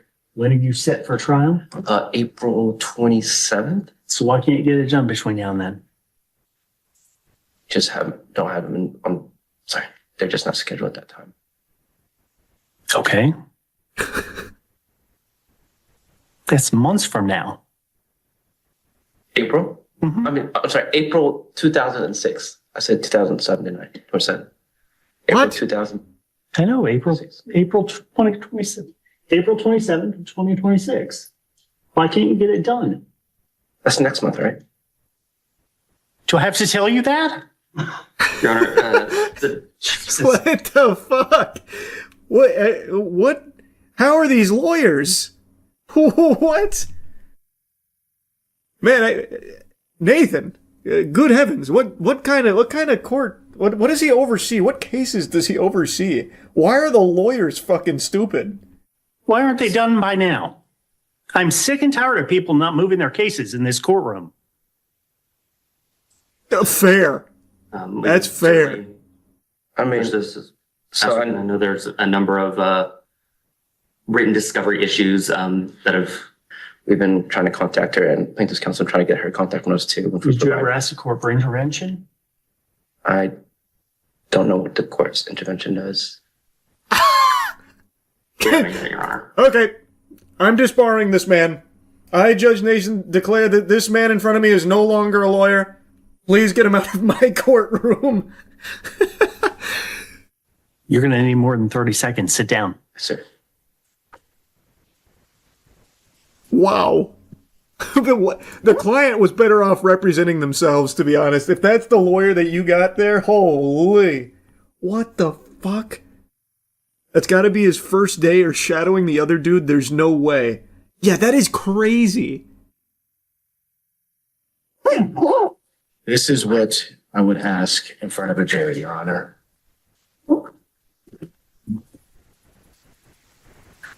You've got to be kidding me.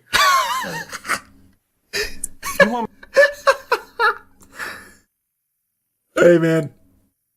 Nathan's got some lowlights, all right? We found him through a real weak moment here. But I'm telling you, he's winning me over. What a great response to that. This must be some kind... You do this in jest, right? This is jest? You're making a haha with this on my lap? You've presented me with, right? A goof? You want me to award $20 million? Photos 13 and 13? Okay, no. Put on your evidence. Let's see. Ms. Kovacs, can you hear the court? Yes, Your Honor, I'm here. I can hear you. All right, would you raise your right hand? Solemnly swear and affirm that you will a true translate from, I believe it's Portuguese to English and English to Portuguese to the best of your ability? Yes, I swear. Thank you. And would you state your name for the record, please? Danielle Pinarel Kovacs. All right, who would you like to call? Sheila Johnson. Ms. Johnson, would you raise your right hand? Do you solemnly swear and affirm that the testimony you're about to give in this cause will be the truth, the whole truth, and nothing but the truth, so help you God? Yeah, I need you to speak in Portuguese if you're going to speak in Portuguese. Sim. I need you to let her translate, or it's not going to work for us, okay? What? I don't know what just happened there. Did you translate any of that? What? What's happening? Ok, ele quer que você jure que você vai estar falando a verdade, apenas a verdade. We're resetting this hearing. This is not going to work. You need to be here in person. Wait, what? All right, someone explain to me what just happened there. Why did that go tits up so quickly?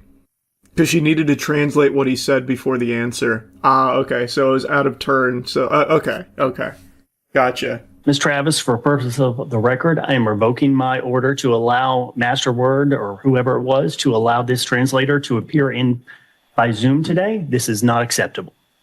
This hearing needs to be reset. That was instantaneous. Ms. Kovacs, get licensed or don't show up in front of this courtroom again. We're done for today. You'll have to reset it. Thank you.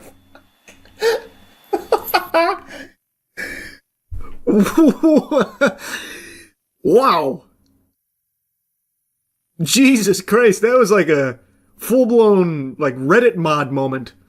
You posted cringe, you're banned. Don't let me catch you posting memes in general ever again.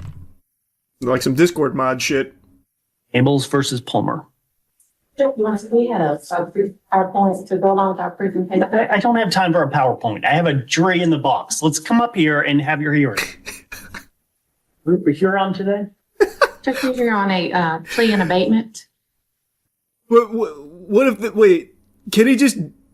I imagine the PowerPoint was probably part of the case, right? Can he just be like, I don't want to see it. Fuck that. Do something. Can he do that? I feel like that the PowerPoint was probably important. They can? Can they if they like fully submitted the PowerPoint? Well, I guess it wouldn't... They're not onto evidence or anything yet, so I guess it would be like a preliminary thing, so I guess it wouldn't be like admissible or whatever because it's not evidence. I don't know enough about court or anything here, but damn. It was a motion to transfer venue and I see the motion to transfer venue. Where was the plea and abatement? they were filed in the same document. When was the notice? Judge, may I briefly respond? Sure. And this is the a portion of the joint venture agreement where SNCP is signing this agreement on behalf of this. I can't read that. Okay. Those are the overlapping stores between the...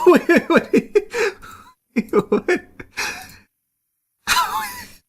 What do you mean you can't read that? Isn't it printed off?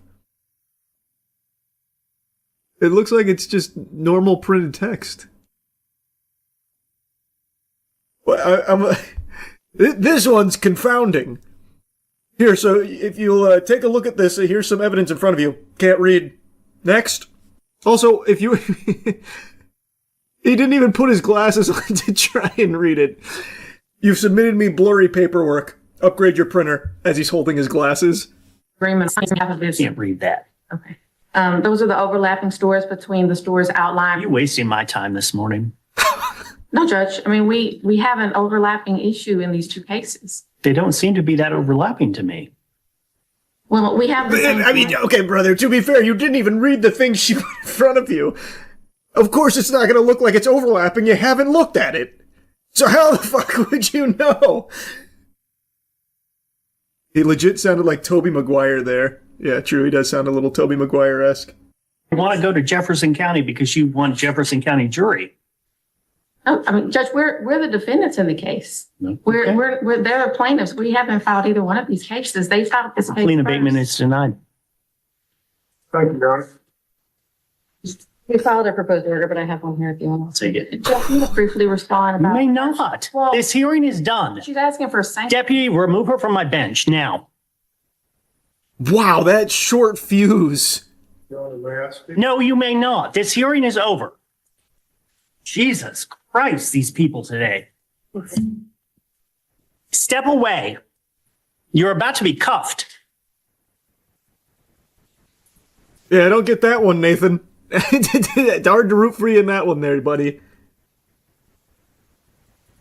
He not only didn't look at anything that was submitted, he didn't even know that those were the defendants in the case. Huh. Yep, that one seems like a big old Nathan blunder there. Have we made any progress? Uh-oh. Oh, God. on why we need the continuance, yes, Your Honor. So this is the dram shop and that case, and Were you not supposed to mediate this case by December 29th? we wanted to, but we did. No, you were ordered to. Oh, fuck. What do you mean, oh? You were ordered to. I think we had a conflict with the severance issue and other parties. You're going to jail. You've made me mad. You're going to jail. The motion for continuance is denied. I'll see you in April. Yes, Your Honor. Yes, Your Honor. Thank you so much. Mr. Honor? Yes. Next time, ask before you leave the bench. My apologies, sir. That one was a fucking journey. Oh yeah, and here's the IT. I just noticed they have it up on members, the one we watched earlier. What a weird rabbit hole. I love the HOA is a sentence you'll rarely ever hear a real human being say. If you ever hear someone utter something very positive about homeowners associations, that's how you know, that's your red flag to alert you to the fact that you're most likely talking to an alien, a demon, or a terrorist. Now, I know not all HOAs are evil, diabolical monsters, but you do hear some real bad stuff. And actually, my house is in an HOA community, and I remember a long time ago, I had actually received a complaint from the HOA, one that needed action on my part, or I would be like fined or something like that, because I had a basketball hoop in my driveway. So I had to take the basketball hoop down because they didn't like it. I didn't know I couldn't put a basketball hoop in my own driveway. It was a Christmas gift, so that felt real good to have to take that puppy down. Is it the biggest deal in the world? No, but it is annoying. Like, the HOA's been neutral here for the most part, but that's not how it is everywhere. You hear all the time about nightmare scenarios with HOAs, and a lot of the time, it seems like the people that are elected onto the HOA's boards are power-tripping Reddit moderators that just let this shit poison their brain. And today, I saw a very good example of this for an outrageous situation, and actually, the night before I saw this, which would be last night, if you're doing the math. I don't know why I said it that way, like it was a fucking riddle. Last night, we were even yapping about HOAs, because there are some crazy scenarios that arise from this that are just inexplicable. I don't know why HOA members love to rule it with an iron fist and think that there's some kind of tyrant or something for it, and then they just terrorize people in neighborhoods for no reason. President of the HOA. Okay. Then you're not supposed to be running a business out of your house. This is my house. I don't live here. This is my house. I'm a detail. I pulled up. I'm just letting you know. You're not supposed to be running a business out of your house. You're not supposed to have vehicles parked on the grass. He's detailing my car. I can just take this down if you want. You got a sign right He here. put the sign up. I didn't put the sign up. He's advertising. I can take it down if it's that big of a deal. Okay, he'll take the sign down, bro. Everybody stand back. The HOA president has just arrived at the scene.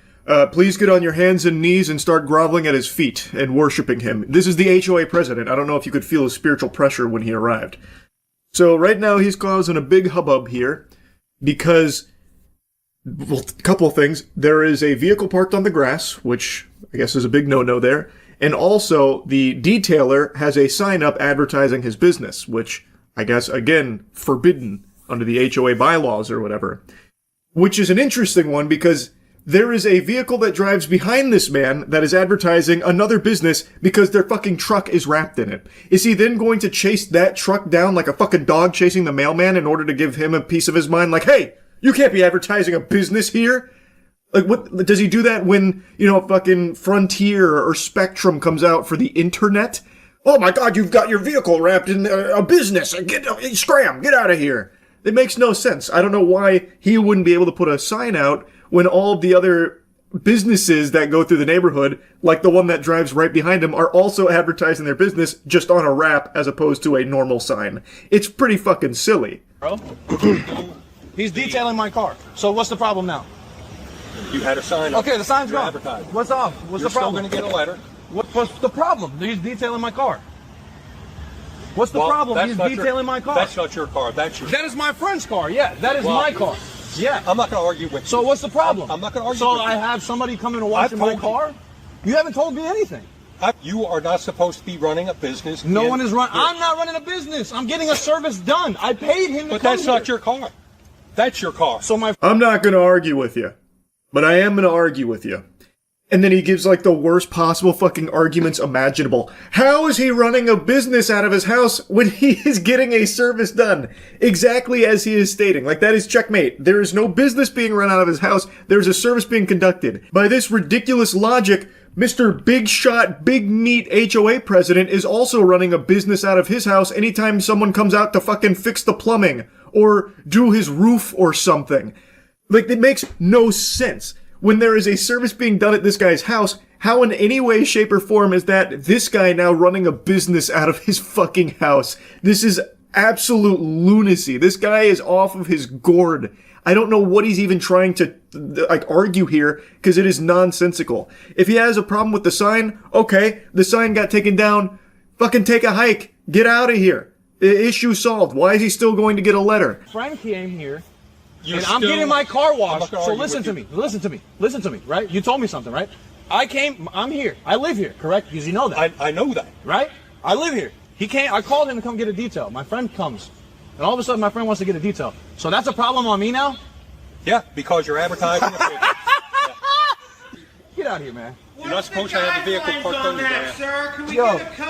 I'm not allowed to wash my car on my property. I'm not allowed to have my car washed on my property. You're not supposed to advertise it. Okay, so he took the advertisement away. What is the problem now? No worries, brother. Thank you. I want to get a picture of your tags. HOA hotshot just blue screened in the brain there when he asked what the problem is now since the sign's down. He just keeps harping on that. You're running a business out of here. Your friend's getting a detailing too in your driveway and there's a sign up here. Okay, the sign's gone. What's the problem? He's not running a business out here. His friend just happened to be there and also want to get detail done. That should be no problem. It's his own driveway. It's not encroaching on anyone else's property or anything like that. It is all above board. It seems like it's all perfectly complying with the HOA rules here. The only other thing he makes us think about is the truck on the grass, which they also moved then too, and still he has an issue. It's just crazy because, like, HOA zombies like this guy, they literally exist for this kind of power. Their purpose is to exert what they believe to be power on others, to try and make people feel like they're beneath them and that they're, you know, a godsend because they're on the HOA board or something. Like the way he flexes that, like he's some kind of secret agent. I'm HOA president as he flips down the FBI badge or something. It's so cringe, man. Just get a fucking life.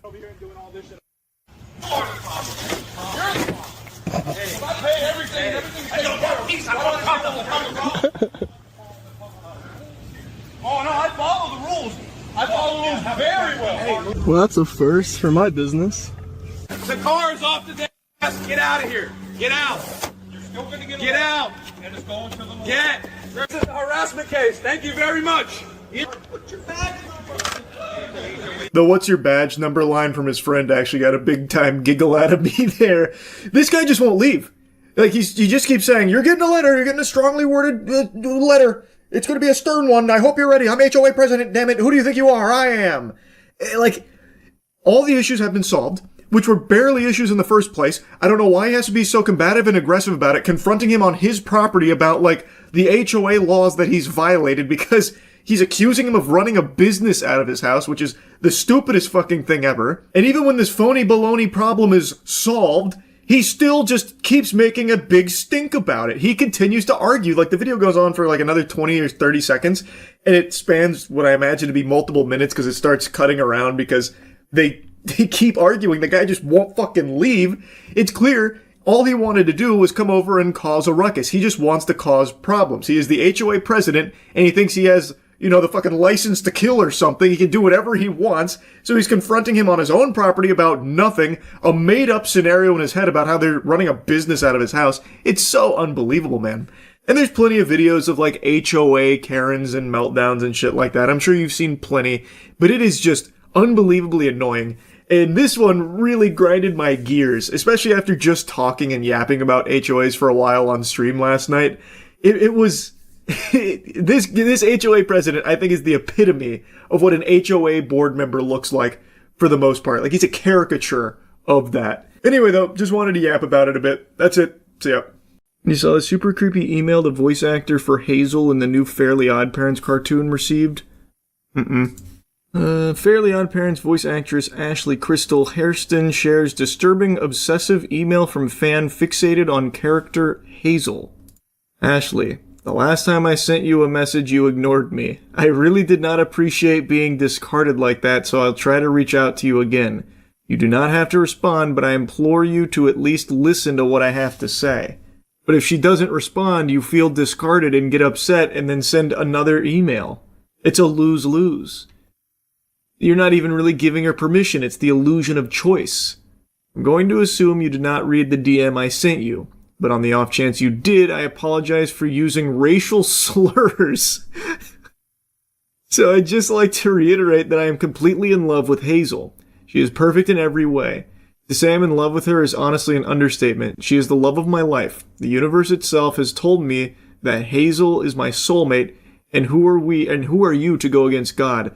This immediately has the DNA of that guy who killed his sister over his love of Clementine from The Walking Dead. It was this Nicholas Prosper.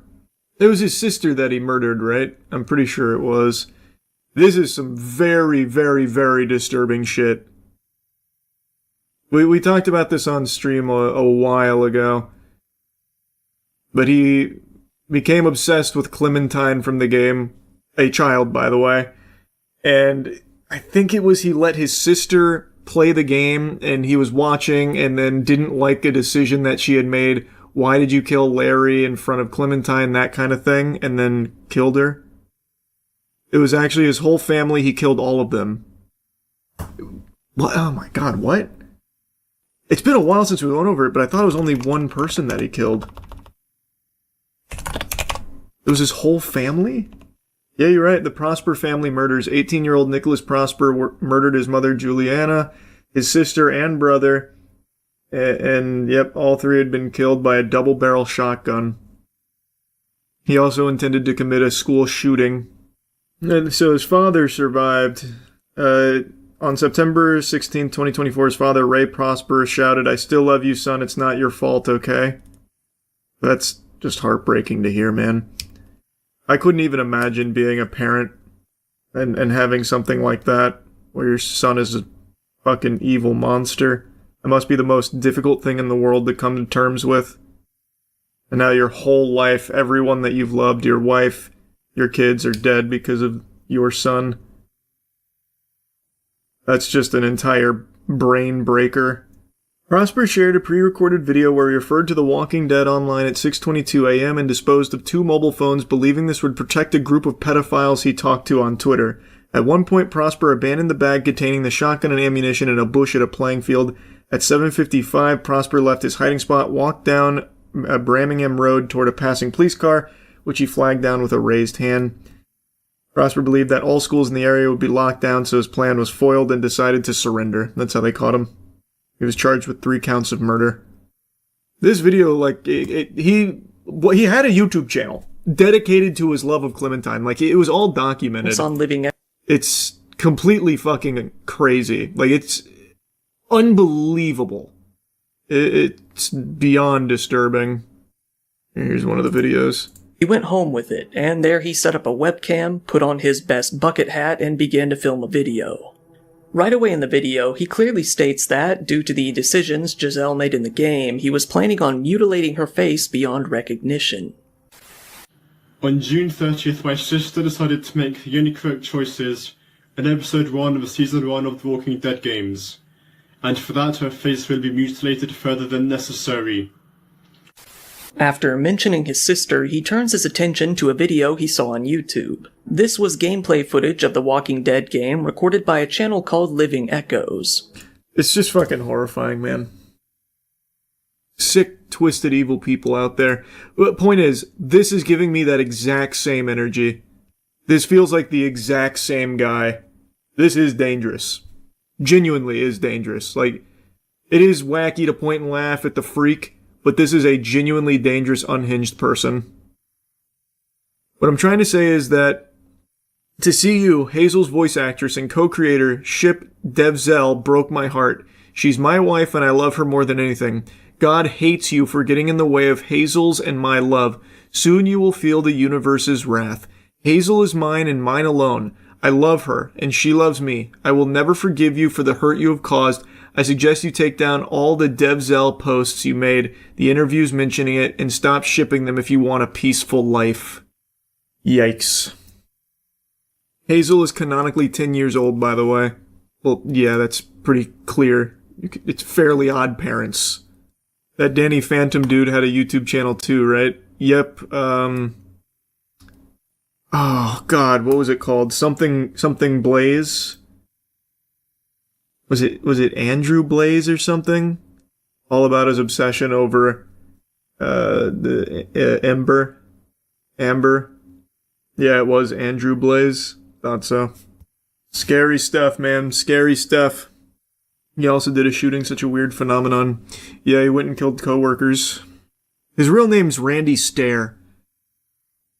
But he went by Andrew Blaze online and was obsessed with her from Danny Phantom. It's scary how common this stuff is getting. Feels not safe. I wouldn't say that it's getting more common. It's just we see a lot of it now. But this kind of obsession has been around for as long as, as long as I can remember. Think about the Bjork stalker, for instance. But if you're talking about like the phenomenon of people getting obsessed with fictional characters like in cartoons and shit, I guess that's a little newer since cartoons are a little bit newer. But those kind of people have always existed. It's fucking scary. And they seem to always get obsessed with children characters in the cartoon. Clementine, Hazel, like Annie Wilkes from Misery. I don't know who that is. Oh, it's a movie. I thought it was another shooter. You've never seen Misery? No. Never even heard of it, actually. It's a Stephen King novel. It feels like every fucking movie ever made is a Stephen King novel. Like, based on a Stephen King novel. Guess how many Stephen King adaptations there have been? Ooh! That's a good question. Or a good trivia, I guess. I would guess there's gotta be close to 200 movie/show adaptations, bare minimum. I would say 200, comfortably. Because they date all the way back to the, like, fucking 80s. 76. Oh, really? I shot high? I thought I'd shoot low. That blows my mind. How many books does he have? Stephen King has published 67 novels/novellas, including 7 under the pen name Richard Bachman. He has written more than 200 short stories, most of which have been compiled into book collections. I thought it'd be a lot more. I thought he would have been close to like 300 to 400. You think you're actually going to get your Trump phone? Fuck no. I mean, maybe in like a year or two I could see them just drop shipping something, but I don't know. I would be even surprised if they did that much. There's new info on the Trump phone? What, in the last 3 days since I called them? What's the new info? Oh! Literally from a day ago. First movement in months. Trademark filed for Trump mobile plan. On April 6th, Trump Organization filed a trademark application for mobile phone service plan for the 47 plan. I thought this already existed. It came shortly after The Verge reported that the FCC certified a smartphone under the name T1 in January, appearing to be the same one belonging to Trump Mobile. I thought this was already something that was in effect. They didn't even have that. I never even bothered looking into their mobile plans. I just assumed they were out there already. But I guess not. Trump also posted a steak ad earlier today. Was that real? I didn't even bother to check. Did he actually do a steak ad? Imagine if someone filed the trademark before he did. That would have been so smart. I feel like that would be the first thing you'd do. That's what I would think too. That's probably why no one beat him to the trademark, because no one would expect them to be talking about a phone and a plan that's coming out in that year without having already trademarked it. That is interesting. That's probably why no one got in there before they did this squat. You see the trailer for The Punisher: One Last Kill. A Marvel Television special presentation, huh? Hey, Frank. How you doing, brother?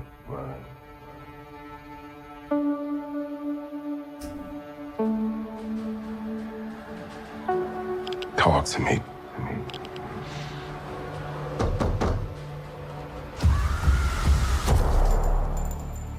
Tell me what's going on. What's going on?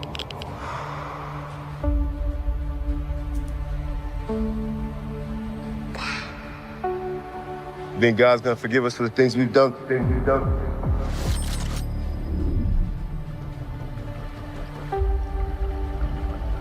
So is this a show or a movie? For you? You ain't got a fucking chance.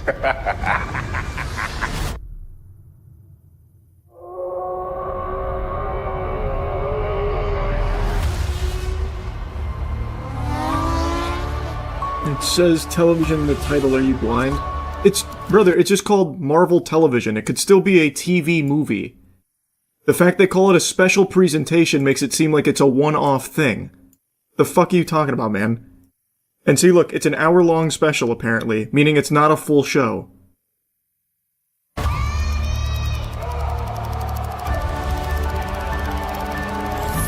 That's all you got? That's all you got? That's all you got? That's all you got?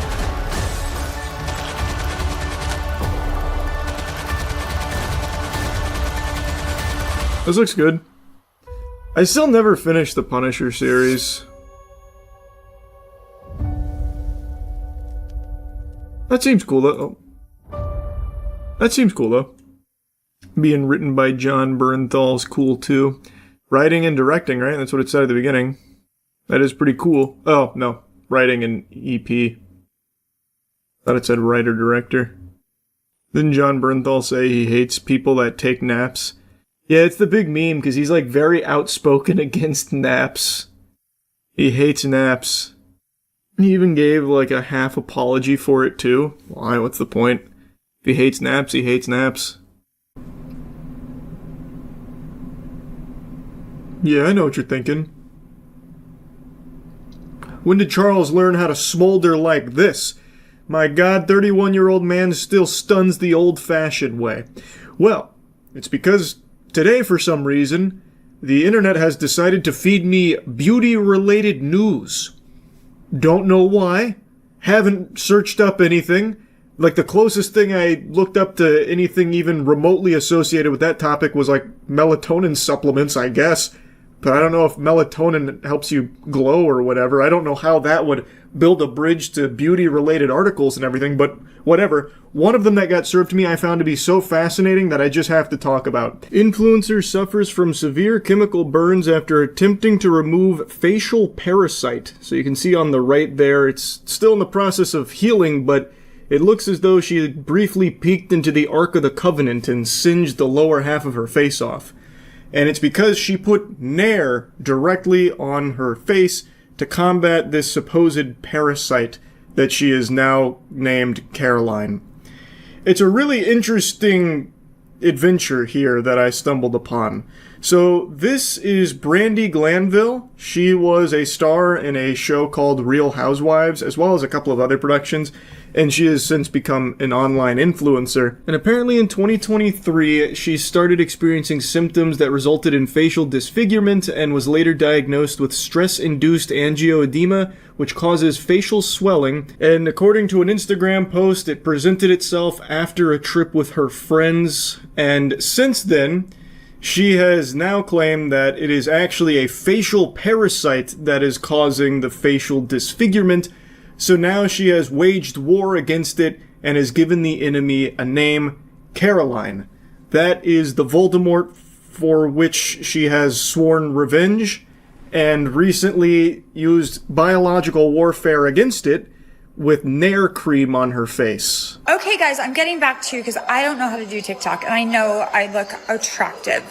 So, good news, you guys don't have to spend a lot of money on peels and lasers anymore because I decided to put Nair on my face because when I have an exfoliated face, it pisses the Caroline off, whoever's living in my face. She's right here right now and right here. And then she moved up here when I did the Nair. And yeah, but you know what I mean. So, Nair is the fountain of youth. I figured it out, but I overdid it. 7 minutes, don't do it. But right now, my mom, because she trusts me. She then proceeds to talk about her mom being there. But anyway, she thinks there is a parasite living in her face, which is why she's taken such drastic action against it. Though there is no evidence to support that claim, there is nothing to suggest she has a facial parasite. Now, of course, I'm not her doctor and haven't conducted an exam myself here. Maybe it is entirely possible she got bitten by the radioactive spider that gave Spider-Man his powers. I have no way of knowing, but from an uneducated Neanderthal's perspective, sitting in his swamp-ass chair, I decided to look into it myself a little bit. And to me, this sounds like delusional parasitosis. Again, this comes from a Cro-Magnon man, but it does sound like a textbook example of this, a condition in which a person has a fixed false belief that they are infected by an organism despite evaluation not showing an infection be present. This refers to things like bugs living under their skin, parasites, worms, mites, that kind of thing, even though there is no doctor-supported evidence of it. So now with this belief in her head, she's going scorched earth on her own face. So she's carpet bombed it with Nair, which has clearly done a lot of damage to it. I don't think it'll be permanent. I imagine it'll probably heal fine. But again, I'm no expert on chemical burns, Nair, or pretty much anything, to be honest. Though I just have to imagine with that whole, like, Nairing your butthole thing, I think the body's pretty resilient when it comes to it. It's just not good to use it on your face and other areas that it's not intended to be used on. I did also see people speculating that this could be Brandy covering up a laser job or an injection gone wrong or something like that. This could all be a false flag operation, and using Nair as the scapegoat here, like, oh, I tried to attack Caroline with Nair and look what happened. I don't know if I necessarily buy into that conspiracy theory, just judging by the way she talks about it. She is named the parasite, which, yeah, on the surface is kind of quirky, but it also, to me, kind of represents something a little more unhealthy beneath the surface here. She's already, like, from the sound of things, disregarding the medical diagnoses and instead has self-diagnosed as having a facial parasite.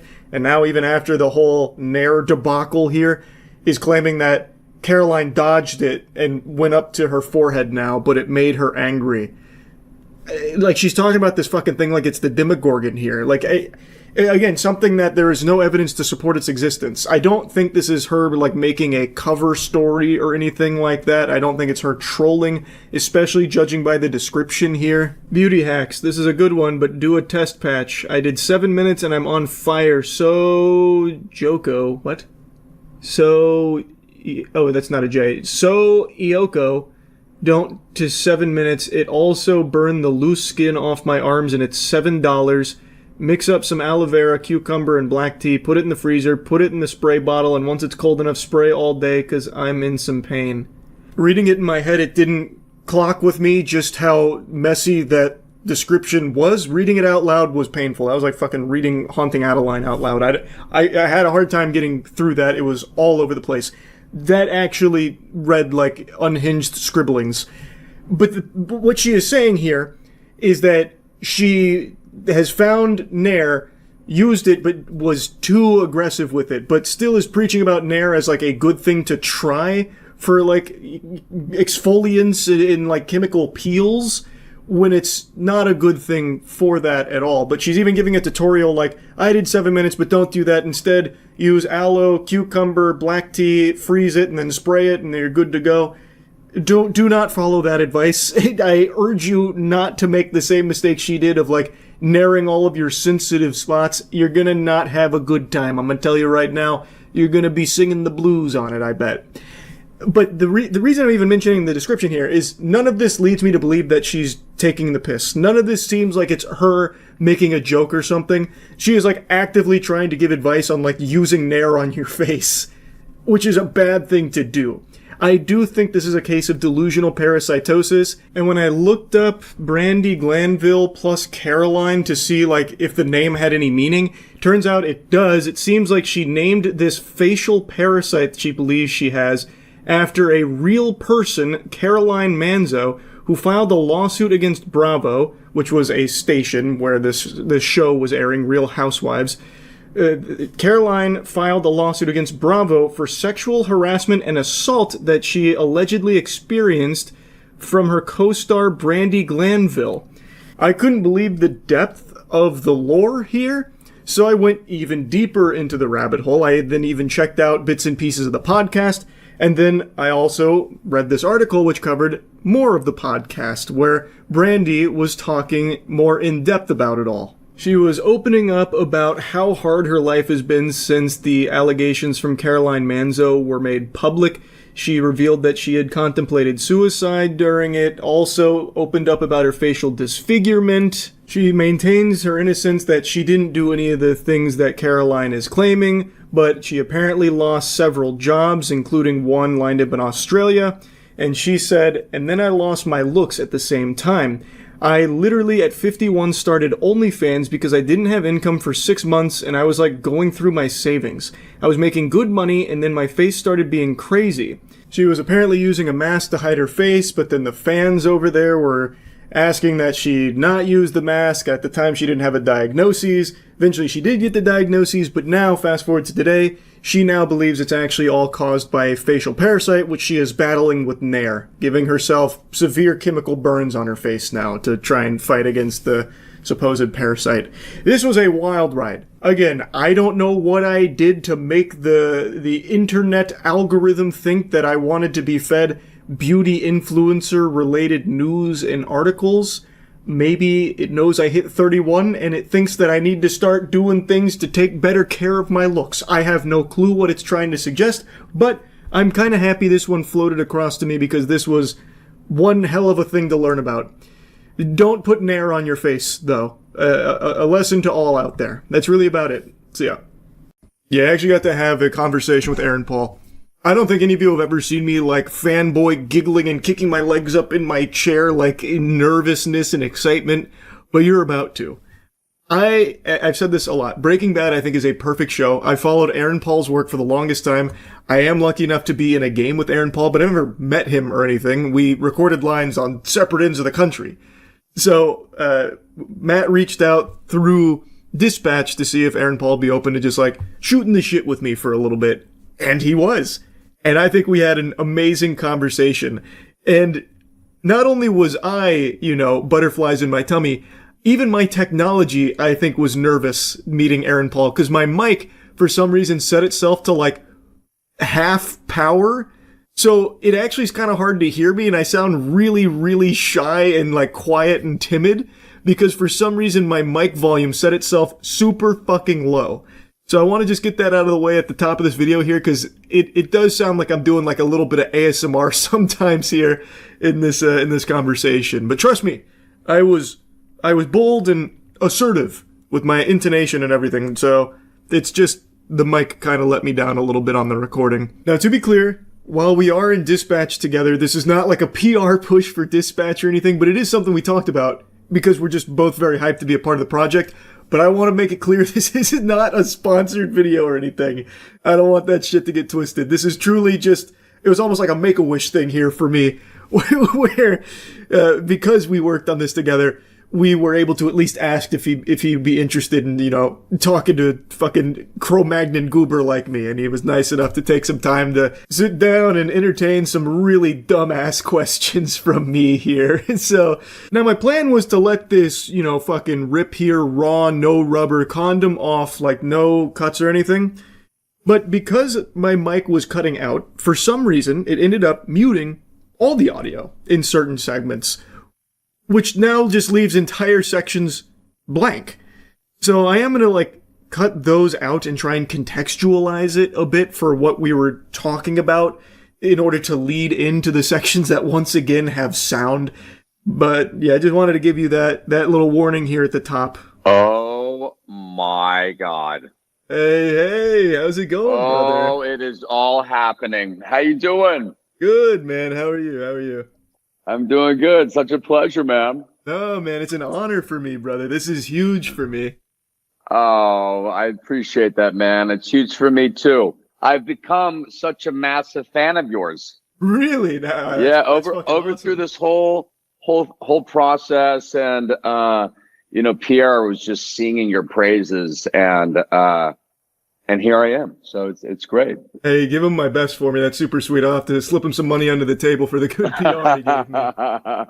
Yeah, it's such a pleasure, bud. Just kind of wanted to shoot this shit, man. I'm not like a big interview guy, so I just kind of wanted to meet you and talk about some wacky shit if you're up for it. I love it. I'm all in. Can you see me? Can you hear me all right? Is that all right? Oh yeah, no, you look amazing. Okay. You sound great. This is perfect. Great. So where are you at right now? Tampa, Florida, baby. All right. Love it. My family and I we live in Paris now. And so we're just kind of hanging out. Yeah. Kids are learning French. Exciting. How long have you been in Paris, France now? We've been here for a few months. Oh, okay. So this is so not long. Yeah, it's a very fresh move. All right, let's hear it. What's up? Are we beginning? Are we in this? Oh yeah, no, we're going in. We're let's go, baby. Hey, are we live right now? Well, just kind of, just recording. Kind of. Okay, great. And then you're gonna do what you do. I love it. Well, first, let me start this off. Congratulations on everything. Hey, man, thank you so much. Yeah. You as well, brother. No, I appreciate it, man. I really appreciate it. It's just really cool to see people do what they love, just really at the highest level in their own field. You know what I mean? And so, bravo, man. That means a lot. And I truly just feel like I got lucky. I got blessed. Started it when I was like 11 and things just kind of fell into place really in a unbelievably fortuitous way that I could have never. Wow, you started at 11. Yes, sir. 11 years old. No way. That is just so amazing. It wasn't a super noble start. I was grabbing a bunch of other people's videos and re-uploading them. I mean, it was some gnarly shit I was posting back then. That's great. Hey, we all start somewhere, you know what I mean? Yeah, absolutely. Speaking of, I mean, Price is Right. Oh, let's go. The classics, the absolute classics. Let's go. The class, the Price is Right. I got to tell you, this was during a time where I actually really needed money, right? I was doing at that time I was doing commercials, and actually when The Price is Right aired, I had 2 commercials of mine aired during the commercial breaks randomly during my particular episode. And, but I was desperate to win, right? And I showed up in line and I had a big gulp from 7-Eleven filled with Red Bull. And so you could see that I looked like I was on drugs on the show because I could not sit still. It was because of the Red Bull. But, yeah, that's my story. Hey, yo, coming in like a little jump scare here. This was one of the sections where my mic fully cut out, which my response is now muted, which also muted a bit of the overall audio as well. So instead, I will just tell you that I thought it was very cool. I'm sure a lot of you have seen the infamous Aaron Paul on Price is Right clip. It's a really fun clip to watch. As he's mentioning, he looks wired. He is expressing enthusiasm that you probably wouldn't see me express if I witnessed the birth of my first child. I don't know if I'm able to convey that level of enthusiasm. It looked like he won the fucking Super Bowl on The Price is Right. Super hype. So here, I got a wacky one for you. Aliens. I want to dive right in. How do you feel about aliens? I mean, I'm all in on the aliens. Yeah. Oh, okay. So, what do you think? I mean, are you not? Oh, I super am. Me and my dad, we get into arguments all the time because my dad, big time firm believer, he thinks aliens built the pyramids. He's all in on Kunku. I mean, look, I think it's pretty ignorant to think that aliens don't exist. Absolutely. Do you think they visited us though? I'm not sure. You know what? I actually think maybe there are other species on the planet that we just simply don't know about that are far smarter than we could ever imagine. You know what I mean? There's new things that are being discovered constantly, that have been here forever. I mean, far before humans. And so, I mean, if you look at like microorganisms, for example, that was just recently discovered, in comparison of, humanity, but, and they're everywhere. Oh, you know what I mean? Especially like in the ocean, you got like some fucking nightmarish creatures. There's some pretty crazy stuff. I mean, look at, the movie The Abyss. Yeah. I mean, that's the storyline. That's kind of what I maybe believe. Maybe there are super intellectual species that live deep, deep, deep, in our waters, but who knows? What do you think they built the pyramids? Maybe, man. I mean, the pyramids, the fact that the pyramids were just built for it, feels like they weren't tombs, right? They were just built for a purpose. Like there's something going on. Yeah. Right? Yeah, my dad, what is that purpose? That's You tell me. According to my father, who I think preeminent expert on everything extraterrestrial. This guy, I swear, if there are aliens coming, they'll contact him first. I love it. He likes to say the pyramids he believes were used since they're lined up with the Orion's belt, like perfectly within centimeters or something. He believes it was some kind of like communication device that the aliens gave humans the blueprints for to talk to them or something. I don't remember. Yeah, I mean it's pretty surreal. There's there's some incredible things out there for sure. Yeah. Now, kind of piggybacking off that, how about ghosts? What do you think of ghosts? Oh, ghosts, man. You know what? I don't know. I think our minds sort of play tricks on us, maybe. But the thing is, I don't know. So I'm open to it all, Yeah. I always say, you know what you know until you know something else, right? And so. Yeah, so I'm a big time Scrooge when it comes to the paranormal. I bah humbug it, but like you, I like to be very open. See, I like to be open, but I think I'm right on your level, buddy. You know what I mean? Yeah, I think our minds can easily play tricks on us, and we tend to, if we believe in that, we tend to just really lean in. But I've been doing a lot of ghost hunts recently to prove myself wrong, because I think it'd be really fucking hype. I love ghost stories, I love like films with said ghosts, but yeah. It's fun, man. Nothing's happened so far, but if I ever have a paranormal experience where I'm levitating and... Will you call me? Oh, for sure. Oh, my God, yeah. Okay, I hope so. I hope so. I hope it's something truly horrifying, like I end up in a mangled corpse or something because a ghost just annihilates me. It'd be incredible. You're like, you never believed in me, and then just coming after you. And now here's one of the instances I briefly mentioned at the start of the video here, where this whole section is a bit fucky, because my mic wasn't picking up some of the audio, which ended up muting some of the audio just on the recording itself. So I'll just go ahead and intro what this topic here was that it kind of bounced to. Aaron Paul was mentioning about how excited he was about the response to Dispatch. So then we started talking a bit about Dispatch for a minute. Just really excited that the world has really responded to what you and I and the rest of the team have put so much love into. You know what I mean? Yeah. And I mean, for me, it took 2 years. I don't know how long it took you to, finally from start to finish, but it took a long time for me. Yeah, no, it wasn't short.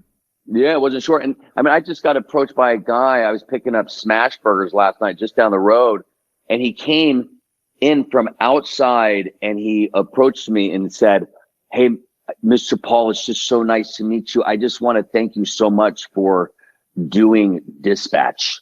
It was just, I've been getting approached from so many people on the streets about this game, and I just love that it really resonates with people. So you're the heart and soul of Dispatch, though, man. Dispatch does not hit as hard if it's not Aaron Paul as Robert Robertson, man. I'm telling you, you are like the catalyst to why that game is so good. Your performance is incredible. And I'm just lucky to be a part of it, man. The whole team crushed it. The writing is amazing. Animation's amazing. Isn't it true? I think it's really special, and this is why I leaned in. It was sent to me. I've been asked to do games in the past, and I've really wanted to jump into the gaming world just because I love gamers, and I love how it kind of just unites people, and my brother is a gamer through and through every day of his life. He's in the game world, and most of his friends are people that he's met through gaming. He's never met them in, most of them in person, but it's just scattered throughout the world. And I think it's just such a beautiful thing to see how it really brings people together. I mean, this is your world, right? And it's just it's really cool. It's really cool to see. And I'm very proud to finally, sort of be a part of it. Yeah, man, absolutely. It is a special game. Like, I think there's very few games that have this kind of passion that is clearly coming through in the. I think they've done an amazing job. Yeah, we're spoiled, buddy. Yeah, absolutely. It's Yeah. only downhill from here for me. Like this, I'm never getting another role like All right, this. well, we can hold hands as we are falling down. It's all right. We have each other. It's fine. Exactly. That's all we need at the end of the day. Yeah, exactly right. Exactly right. So I guess kind of speaking on the acting side of things, I have a bit of a big guilty pleasure, and I'm curious if you've got something similar. I love like horrible movies, like really bad movies. I love it. You do. Yeah. Are you kind of in the same boat at all? Do you ever watch anything that's like so bad? I mean, man, I don't know. I don't know. You know, I don't know if I'm in the same boat. Like, can you give me an example of something that is so bad that it's good? Are you talking like Sharknado? Yeah, is that sort of the vibe? That's kind of in the vibe, but And nothing against Sharknado or the people behind Sharknado. Right. You know, congratulations. But yeah, I don't know. I mean, I lean into, and you know, like the old school, like Adam Sandler type humor. I mean, I think he's so brilliant, but a lot of the humor is very dumb humor, right? And which is great, but I don't think that's in the category of, because I think his movies are perfect. You know what I mean? So give me an example of very bad. What movies do you consider very bad but you're in love with? So I think the classic go-to for most people is like Tommy Wiseau's The Room, but I've got a bit of a pinky up pretentious pick here from a few years ago called Moonfall. Have you ever heard of Moonfall? No. It is a beautiful disaster about the moon falling out of orbit and about to destroy the world. Oh, wow. And it is fascinating. Like, I don't want to spoil too much, but it goes in directions you would never, ever possibly expect with the most That's so interesting, because I always thought, you know what, that would be a great concept of a movie. There's always movies about asteroids coming to Earth and destroying Earth. Right. But what if an asteroid came to the moon and really just annihilated it?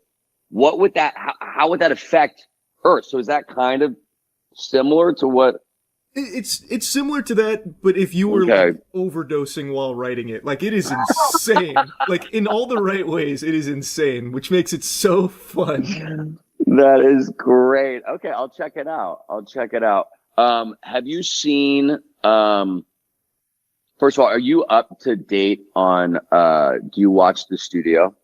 You watch that show? Oh no! I've been meaning to catch up on. All right. Well, there's a great movie that Seth Rogen, he's a big studio head, and they're trying to create this movie about a zombie apocalypse that's sort of spread through diarrhea, and but there's a movie that was made forever ago. Maybe they got inspired by this movie for the show, but it's a film called Zombie Ass. Zombie Ass, huh? Zombie Ass, and it's just all about that. It's about a zombie apocalypse that happens all through your bowel movement. So when you have a moment, check out the trailer for Zombie Ass. Okay. And it's fascinating. I never watched the movie, but I saw this trailer 20 years ago, and it's something that has stuck with me my entire life. All right, I'll have to give you my letterboxd review on that. Maybe I'll be a big zombie ass. Yeah, you might. It might fall to that category perfectly for you. But I actually love the trailer. It's just so far down the. I mean, it's just so terrible. But you can't look away. You know what I mean? That's the best feeling right there. That's what I look for. Yeah, I love it. What else what are you into right now? Like what's been like your big go-to, whether it's for like entertainment or maybe just like a new hobby you found yourself diving in on? Oh man. Well, I'm obsessed with running. I never used to be like an active person. I used to hate running, to be honest. This isn't really a very exciting answer. I'm just trying to think of something that I'm really obsessed with. But it's something I have to do every day. You know, it's one of those things. It took me a minute to get addicted to it, but now I just love it, you know. But yeah, it's not all that exciting. Out here, you know, I'm trying my hardest with French. You know, I guess that's like a new hobby. My kids are far better than I am. I mean, they're in a fully immersive school. I have a 7-year-old and a 3-year-old, girl, boy. But yeah, what else? It's not, I mean, I love movies, you know, I try to watch a movie. I try to do it every night, you know, if I can. But yeah. What about you? Oh man, just kind of same old shit over here. I've been learning magic tricks. I mean, I guess that's a new one. Do you have one? Can you show me one? Oh boy, I don't know. Oh, can you show me one? Oh, all right. Since you're asking so nicely, give me 1 second. Let me get my deck of cards. Real quick. Okay. I have a story about a magic trick that, cause I know maybe two like card tricks, that were shown to me by my grandfather when I was a young boy. And I remember, when I booked a Mission Impossible movie that J.J. Abrams was directing. And I remember when I met with J.J., my friend did Lost with J.J. and she told me, JJ's obsessed with magic. So bring up magic when you meet him. I go, I will. And so I brought up magic my first day on set of Mission Impossible. And, I had not met Tom Cruise yet. And, I'm talking to JJ. I go, hey, so you're into magic. And he's like, oh my God.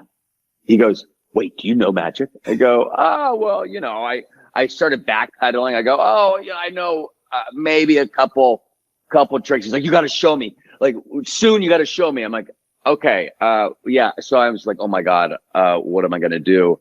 Anyways, Tom Cruise comes walking onto set with JJ. And the first thing out of JJ's mouth when he introduces me to Tom, he goes, Aaron's a magician. I'm like, oh, no. And this is in front of the entire crew. And they have a deck of cards to give to me. He's like, come on, show Tom a trick. I was like, oh no, this is not happening. And the first time I tried the trick on Tom, it fails miserably. No. But in classic Tom Cruise fashion, he just shakes my hand and kind of laughs. And he's like, no, do it again. I was like, oh no. And so I just pull out like such a child magic trick that is just such a no-brainer. And, I just do this kid's trick to Tom Cruise and it worked, but it's just so lame, but he was just so sweet about it. Anyways, that's all I got. That's awesome, but though. Isn't that such a funny and also kind of sad story? No, nothing sad about it. I think that's special. And now he'll always remember you as the magician that blew his mind. Okay. All right. Well, what sort of magic you into? So when I was a kid, I used to love magic. I used to buy like the DVDs for like illusionists to do all like the flourishes and all that. Yeah. And we were filming a video last week where we brought in a magician just for some fun. And I've just got the fucking bug again. So me and a couple of friends have been learning so many magic tricks. I love it. That's great. It's fun. It's so fun. It is so fun. I love creating magical worlds for my kids. So I'm very much on that same page, you know? Yeah. And so I should really learn more, to like fascinate them because I'm really into it as well. So I can teach you a couple of them that I've dusted off the knowledge of. Okay. You know what? I was just in New York. I was in New York twice over the last 2 weeks. And each time I went to this beautiful thing, called Speakeasy Magic. And, it's the theme of the bar is the Overlook Hotel from The Shining. But then you are told to go through this sort of like secret passage. I don't want to give anything away, but I recommend whoever's watching, if you happen to go to New York, go to Speakeasy Magic. It is the greatest magic show I think I've ever seen. It's just like brilliant magicians come to your little table just like in rotation, and they just constantly show you close-up magic. So cool. But it's the greatest close-up magic you've ever seen. That's exciting. Yeah, that's cool. So I don't want to put you on the spot. I feel like I'm being J.J. Abrams right now, demanding that you do a trick. But yeah, have you done some tricks on your? We did when the magicians came. It was in order to do street magic. So the idea was they'd show me tricks, blow my mind, and then I would then learn a trick or two to do street magic in Tampa to see if I great. Yep, see if I can impress anybody. So I did do a few tricks, and I got to tell you, those people will never be the same after what I did to them out there. Well, remember when David Blaine's special came out, Street Magic? Oh, yeah. Back in the day. I remember DiCaprio was a part of it randomly. Yep. He did all the cool shit, sticking the ice pick into his hand. Dude, I pulled an ice pick out of David Blaine's hand in a hotel room in Comic-Con in San Diego. Yeah, I still have that ice pick. That's awesome. Was that in the special, or was that just for fun? No, no, it was in the special. Oh, it was in the special. But yeah, but it's legit. I mean, he just does it. He just kind of goes through, pain hypnosis and just leans in. Okay, what are you gonna? You're gonna blow all of our minds right now. I know it. I can do a little one real quick. Let me just grab this deck of cards. It's not okay. Temper your expectations. I don't think I'm gonna have you over there like prolapsing in disbelief or anything. I think it'll be pretty standard. But I'll see what I can do. Give you just 1 second. Okay, let's do it. I love it. I'm very excited about what's to happen. I think all of you are. It's gonna be great. He's gonna blow our minds. Where is he going? What is he doing? Is he setting up the deck right now? Is that what's happening? Okay, let's see. The anticipation is killing me. See if I can pull a little something off here.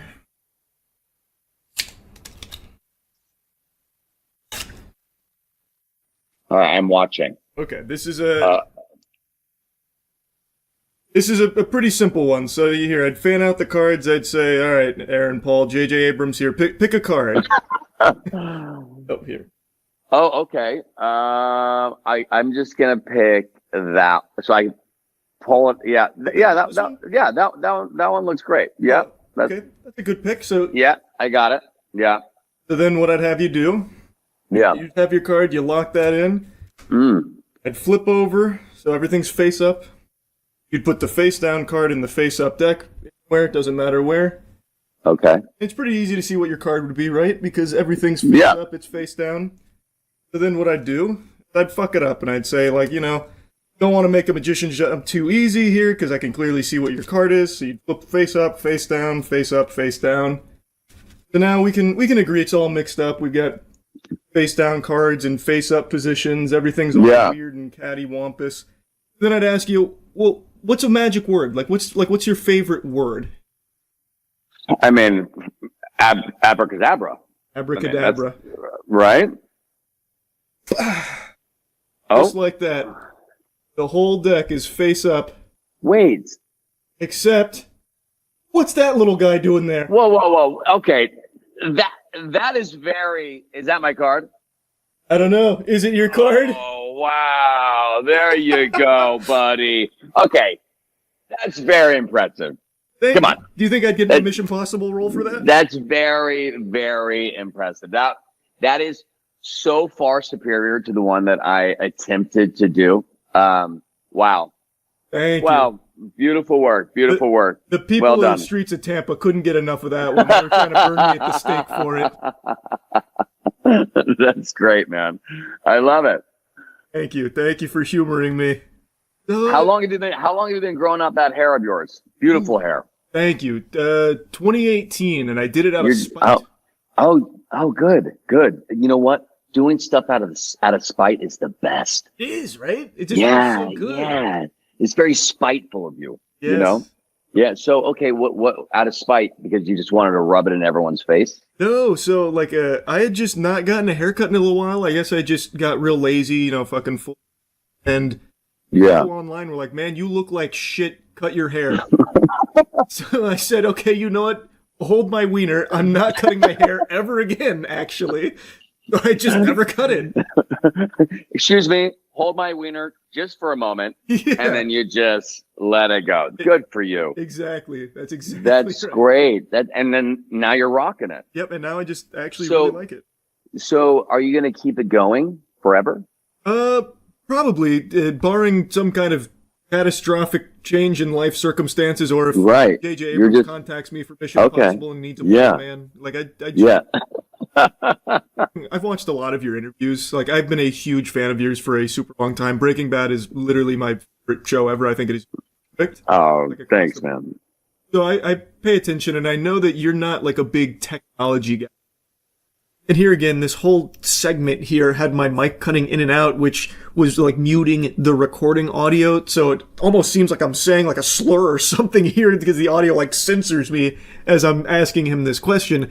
But what I was asking him was about his relationship with technology, because I have followed Aaron Paul for a long time. I have seen a lot of his interviews, and he's mentioned like once or twice that he personally doesn't indulge in a lot of the technology that we have glued to our asshole every second of every day, with all of these modern conveniences where most of us spend the vast majority of our times behind screens, or our days are based around a lot of these things, and always being online with unlimited access. Aaron Paul has stated like once or twice in the past that he doesn't subscribe to that. And there was even some articles I read a while ago where they were speculating to what extent, and they made it sound like he was living in a van down by the river, isolated from Wi-Fi signals with no electricity and no running water, and that's clearly not the case at all. So I wanted to just ask and figure out like what actually is his relationship with technology, because I think it is a very admirable decision to not be, perpetually consumed by, technology every second of every day, where you're like hypnotized by it and scratching at your neck if you can't check your phone or something. Yeah, I just maybe I have a pretty addictive personality, and I used to own a computer. I've had two computers, two laptops, and they both got stolen. One got stolen out of my car, and one got stolen out of my place in Albuquerque when I was shooting Breaking Bad, and each time it felt like my world was just so invasive, and it's like I'm not going to get a computer again for a while. And I realized when I let go of my computer how much more time I had in my personal life. I found myself being outside more.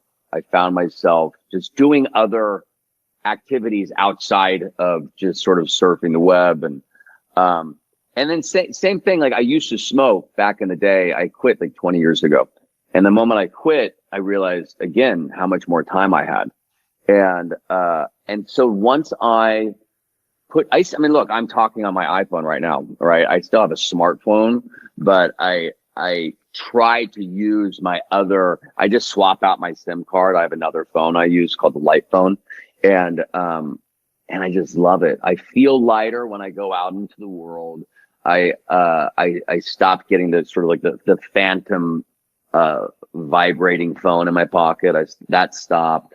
I stopped just like doom scrolling, I just felt healthier. You know what I mean? For me. But yeah, I encourage people to, I'm not anti-technology by any means, but I think it's important for people to control themselves. They should control the technology versus, technology kind of controlling them, which I think in a lot of cases, is the case. Absolutely. So like, I was going to mention, I actually made like a pretty big disconnect from the online world. Like I was very much every day doom scrolling constantly. A year ago, kind of just cold turkey tried to reduce that as much as. Then of course the audio goes once again to the back rooms here. I don't know why this was happening. My guess is that on the call, my mic was being prioritized by the call, which then lowered it for like the OBS recording, because on the call I could see the levels were great. I didn't check the OBS levels, but it's clear it wasn't really good on OBS. But anyway, what I was saying there is that I definitely understand that perspective, because I recently, over the last year, have made much more of an effort to disconnect from a lot of like the online stuff every second of every day. And unsurprisingly, it does feel better. I think pretty much anyone who like reduces the amount of time they spend online will probably tell you, preach the gospel, that they do feel better for it. And something I've been pretty outspoken with for a long time now, even before like, you know, taking more time away from like perpetual internet shit, is that everyone kind of retreats inside now, because a lot of technology is wanting you to do that, because you are much more profitable when you are inside fucking hooked on their product like a child latched onto their mother's teat. When you are suckling from things like, you know, AI, if you're using AI as your best friend and constantly be chatting to them or whatever, and only talking to people through the internet, you're not making like powerful connections. Like, yeah, of course you can connect to people and it's great for that, but you miss out on so much of like a social experience of life by not being out in the real world for meaningful periods of time. And I think that is just so important, and it's why we're seeing so many people being less and less happy. And I talk about this on stream. This isn't a new thing for me. This is something I yap about quite a bit. I think one of the most important things you can do for your own mental health and well-being, and also just to get better at the socializing with humans, is to actually go out and meet humans, to be in the real world as opposed to constantly online. I don't think it's any surprise that people feel more alone now than ever, because people are inside now more than ever. Like, it's not the biggest mystery in the world. So I think that Aaron Paul's decision here and the way he explains it makes a lot of sense to me, where he's reduced the amount of technology that he consumes in his day-to-day life. It's not zero. So he still does, of course, have plenty of modern conveniences. He's just not constantly inundated with them. So I do think that makes sense. Hearing that he didn't have a computer is very interesting, though. That would be very tough for me to to live my life without at least having a computer. Even outside of like just being able to see what's going on in the world, not being able to play games. Goodness gracious, Lord have mercy. That's a fate worse than death. Imagine a world no games. I mean, I don't think we're meant to have all of this information. Well, I know we're not meant to have all this information. Like, we're not supposed to be drowning in information. You know what I mean? And not only that, we're not supposed to be like as available all the time, connected to every human being on the planet. No. I mean, I couldn't agree more. Hey man, I mean, I'm such a big advocate of this phone. It's called the Light phone. I would love to send you one. Sure. You would love it. And I think it's just important for people to know that there's other options out there. You know, I mean, smartphones were built, they were designed really to become addictive, you know, and it's become a drug in a way, and just a drug that's fully acceptable, globally, you know, and I just feel, like I built a cabin in the mountains of Idaho. I grew up in Idaho. I love that state. But when I built it, I really wanted people to come and disconnect. And so I have a hidden Wi-Fi. So like when you look, because there's zero service there, when you look for Wi-Fi, nothing even shows up. A network doesn't even show up. And so people will ask, like, well, what's your Wi-Fi? And I just say, we don't have one. And first they panic, you know. Yeah. I go, look, if you need to get work done, there's a lodge with a great space. You can get work done. It's a mile up the road. You can get there in, 4 minutes. And, but the way people change in literally just a day, you know, they become a different person. Absolutely. You know? Yeah. And so I can't recommend it enough. I'm going to send you a phone. I'd love to show you the farm around here. We're going to work on getting a lot of cool shit going. Like, I mean, you have the alcohol, and something that kind of inspired us for is we want to do like a little vineyard at the farm. Okay. Not as like a business or anything, just for like some fun. But if we ever start making some high quality wine, I'll send you some of that. There you go. I love it. Hey, I'm all about that, man. Working with your hands, growing stuff yourself. After our so we're doing a year abroad here in Paris, and then we're actually moving. We have a farm in the countryside in California, about an hour and a half outside of LA. We've had it for about 5 years. It's an old walnut farm, but we have a very small vineyard. It's a blend. It's a 70-30 split of red grapes, but the thing is, it's all dry farming. We do. This is the first year that we're actually going to finally harvest the grapes. But we have 300 separate vines, and each vine usually produces, apparently, from what I hear, produces about one bottle. So we'll get roughly 300 bottles. That's gonna be so exciting. Yeah. So when that's done, I'll send you some as well. Brother, I'm excited for this care package. You're like Santa Claus right now. Awesome. I do what I can. You know what I mean? But I hope it's good. I'll send you some walnuts, send you some wine, send you some phones. It's great. What more do you need? You know? Well, I'm excited for you to try the company that Brian and I started. It's a labor of love. We've never taken a salary. We've only hemorrhaged money into the company. We're very proud to say that we've hired all of our employees personally. But when we were launching this thing, we were in Florida all the time, all over Florida. Oh, yeah. Rocco's Tacos, legendary. Love Rocco. That was one of our first accounts out in Florida, and we served drinks there many times. But yeah, I'll set you up. I'm gonna be totally honest with you. Full disclosure, I hadn't watched this recording back until right now as I'm editing it. It's always hard for you to know like how my editing process goes, I suppose. But I basically just edit things, I do it live, fuck it, do it live type shit. And as I am editing this, it seems like every single time I am talking towards the end of the call here, my mic is just sucking the fattest farts right now. It is cutting out pretty much every time I talk. And I can't even leave in the tiddlywinks because it's actually just silence, mainly on my end. So now it's not muting all of the audio. Now it's mainly me sprinkled in here with muting sometimes the whole call. I don't know what happened.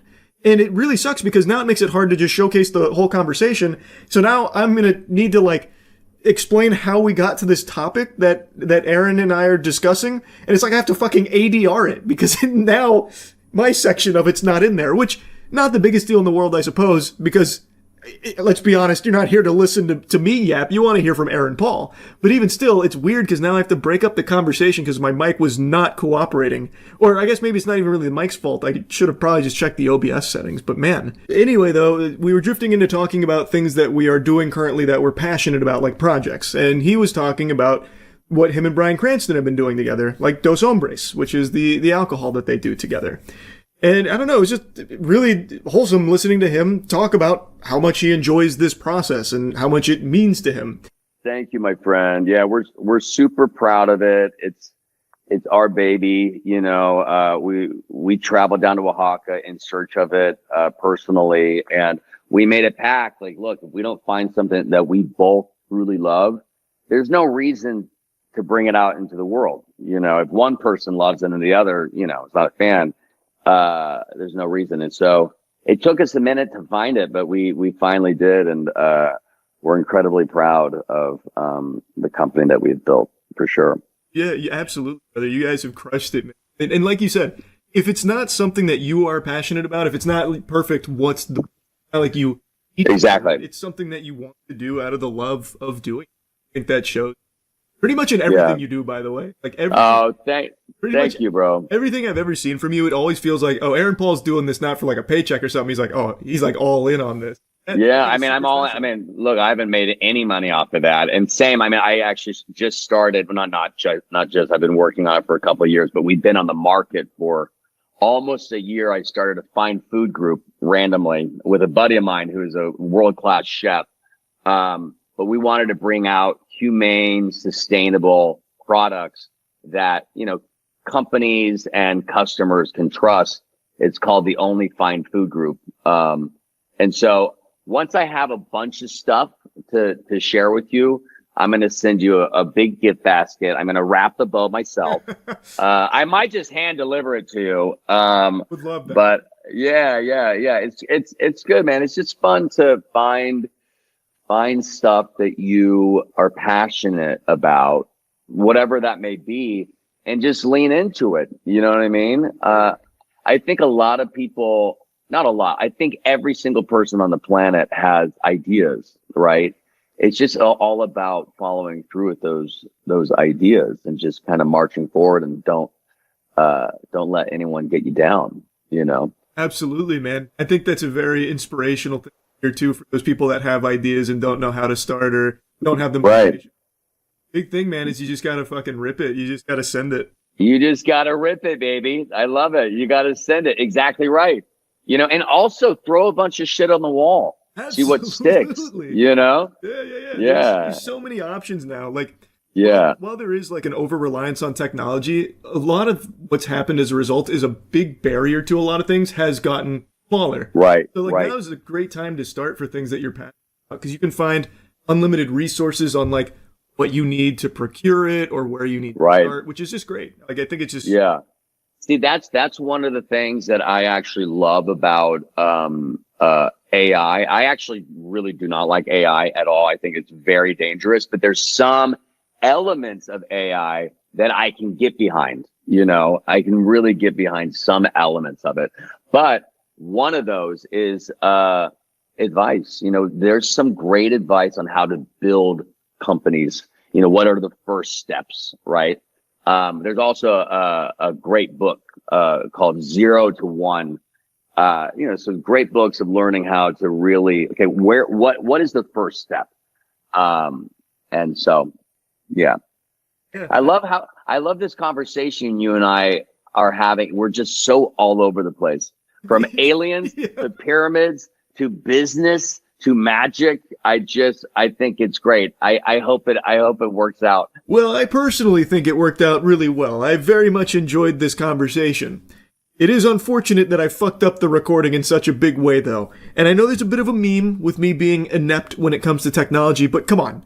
Like, I feel like I'm somewhat blameless here. Like, how was I supposed to expect my mic to set its audio to only be communicative with whales? Like, I didn't expect it to just start, like, muting itself with, like, no, like, actual decibels or anything. Like, it was fine on the call, but the OBS audio, for some reason, was just set super low and just ended up muting and nuking a lot of the content. So, my response to this is not even audible, by the way, so that's pretty cool. But yeah, it was a very fun conversation where I am not an interviewer. I have never really done formal interviews or anything like that, but I love to have conversations with people. And I really appreciated how willing Aaron Paul was just to go all over the place with me here. Like, there was no through line or anything with our conversation. It was truly just shooting the shit, which is something I really like to do. It's something that's a staple on my streams where we just shoot the shit. And I really enjoy just that whole type of vibe. And it was a lot of fun to talk about just a bunch of things with Aaron Paul. So I completely share the sentiment. I loved the conversation.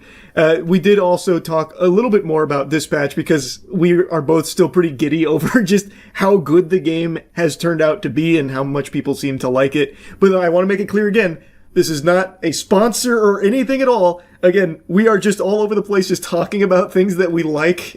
And like that, again, has just been a topic that we wanted to talk about together. So it is here. I hope that you and I get to do multiple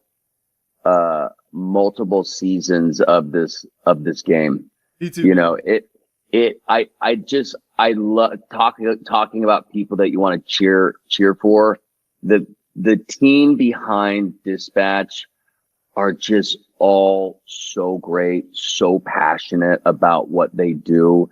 You know, the love and the care they put into these stories is truly blinding, and it's what really resonated with me when I first got the scripts that were sent my way. I mean, it was a stack of, 8 scripts, thick scripts, right? It was a daunting thing to kind of take on when it was offered to me. But I read sort of the clip notes of it. I saw a little teaser trailer and then a beautiful scene that was already animated. And I was like, wow, this game is really different, and I love the rollout. I I miss that because, it gives you the sort of the water cooler talk at the end of the week or the beginning of the week, right? Of the particular episodes or that you completed. It's like when Breaking Bad came out, Right. it aired Sunday nights, right? So people would get together, at work on Monday and just, talk about what they just witnessed. It's very cool. So, I hope we get to go, I hope we get to do more. Me too, man. I'm super excited about doing. I mean, I'm sure you've seen it's fucking crushing it, man. 1 million. Dude, it's crazy. How does that make you feel? Are you excited? Oh yeah, man. So, yeah. I mean, I'm sure you're probably familiar with me in the Hunger Games Mockingjay Part 1, but of course. I mean, everybody. Honestly, people in Paris still talk about it. Yeah. And yeah, it's true. It's true. I mean, you made a serious impression globally. So. Yeah, I was snubbed at the Oscars that year, but I know. I'm honestly still pretty pissed. I don't think about it much anymore. But aside from that, this is like the first real role I've had. So for it to be a banger like this is crazy. I just love to be part of the team. It's very, very cool. And I love your enthusiasm.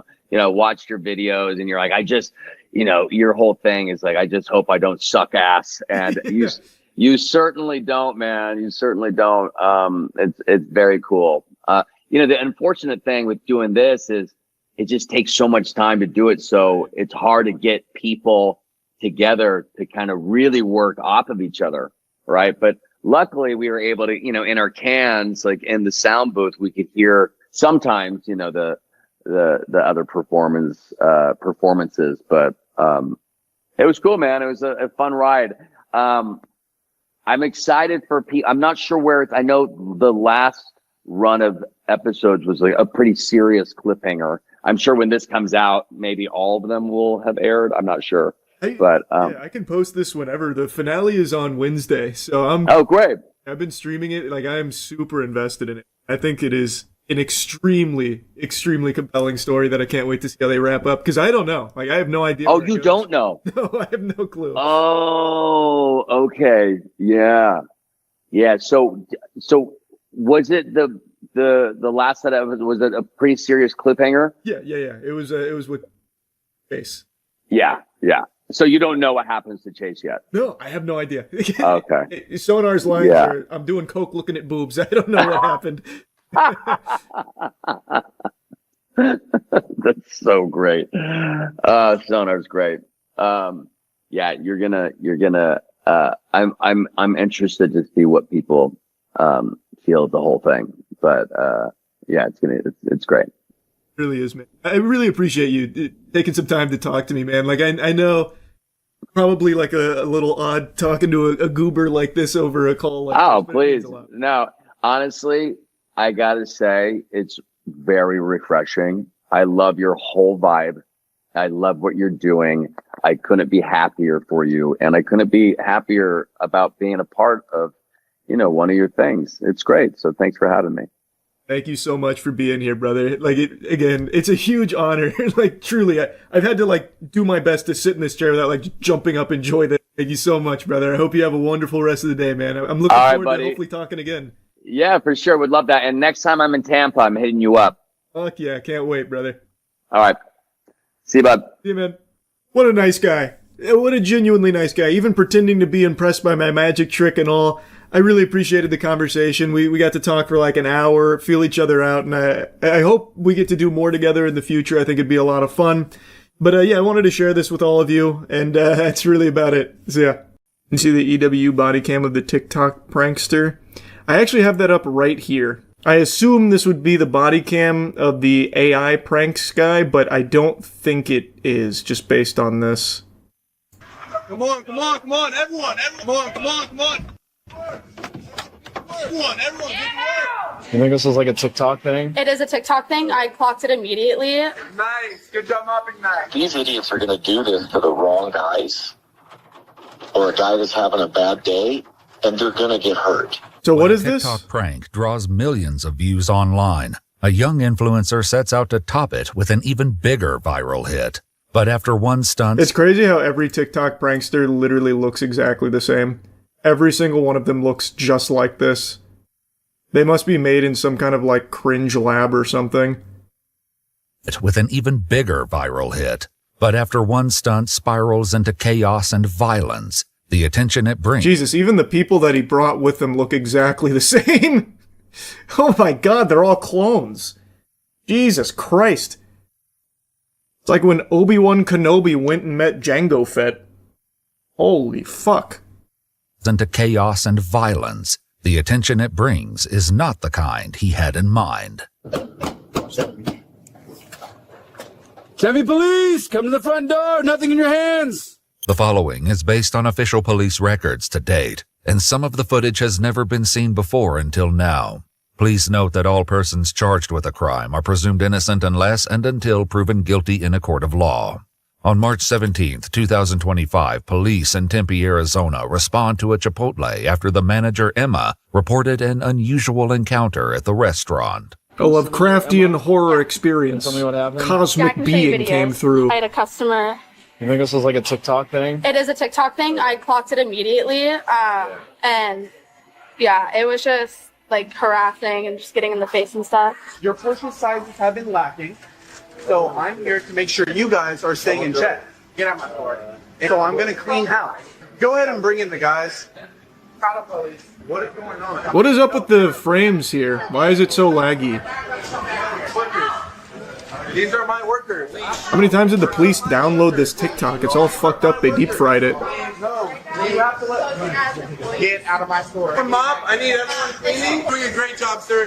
Hey, nice. Good job mopping that. I need workers to check that the chicken's all right. No, get out of my store. Let's pick this up. Get the napkins restocked over here. Man, there really is only one good TikTok trend, and it's the Scientology raids. It's just always shit like this, and it's always to fast food employees. Genuinely, every single time. What fucking losers, man. What a shame. What a shame. Got you, boss. They're touching like literally everything. The group of fake workers all appear to be dressed in Chipotle-branded hats and t-shirts. Emma claims that business was disrupted by the group's behavior, some of which was captured on video by an employee and customer. Double B, what do we do? Double B, come on. I just don't even understand who could laugh at this. I genuinely don't even see where it could even be misconstrued as humorous. It's just lame. It's just genuinely lame. And it was getting millions of views, apparently? Even by TikTok prank standards, it's just boring. Like, it's just extremely boring. Oh my God, no, get out of my store. Wait, I'm my store. You're doing a great job, sir. Now, good job mopping that. What the yeah. It was delicious. Yeah. Stocked over here, guys. All right, good job, sir. I appreciate that. Who wants to go back in the back, check everything's good?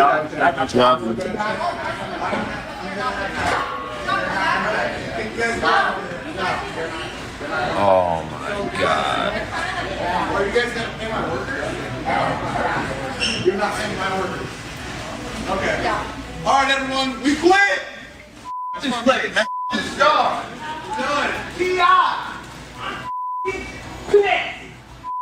Do you want the incident? Ha ha.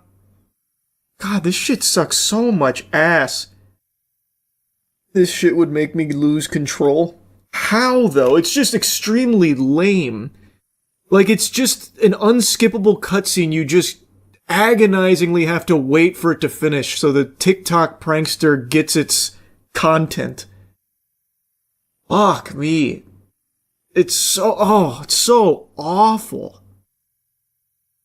I think they meant if they were there. That's what I mean. Like, if you were in that scenario, all you can do is just sit there and just wait for it to end. There's no entertainment. It's just disruptive and annoying. There's just nothing. Like, it's not even.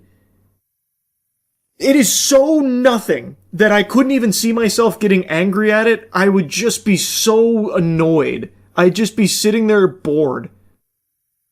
Like, you took an average day and you made it slightly worse. And now the workers have to spend their time dealing with it, and so now she's got to get everything under control again now. Like, it's just so ass. It's all clout chasing. They want to be hated because they want the attention even if it's negative. Well, I know that, man. But that's what I'm saying. Like, I don't even hate any of them. They're just lame. Like, I can't even muster enough ire because this shit is so ass. Like, you can't get mad at a pile of dog shit for stinking. What's even crazier is the TikTok monetization isn't even good either. Yeah, it's all for, like, actual pennies. Documented, or since they're gone? I mean, they're gone, so I guess it's fine. I don't know if we need to document it or not. It's up to you. However you want it. I mean, there's not much to do about it, so it's fine. Yeah. By the time police arrived, the video had already begun circulating online, and it didn't take long for Emma to locate the source. Oh, this is the TikTok guy, actually. This is his TikTok. Heston James. He's been going around a whole bunch of different stores. The TikTok account @TerraClout is owned by 24-year-old Heston James Cobb.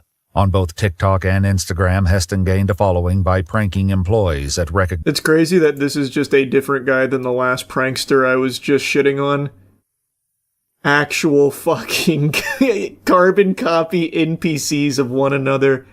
This has to be a government experiment, right? To churn out this kind of person. Like, it's copy paste. It's crazy. Like, here, look. I already forgot his name. What the hell was that guy's name?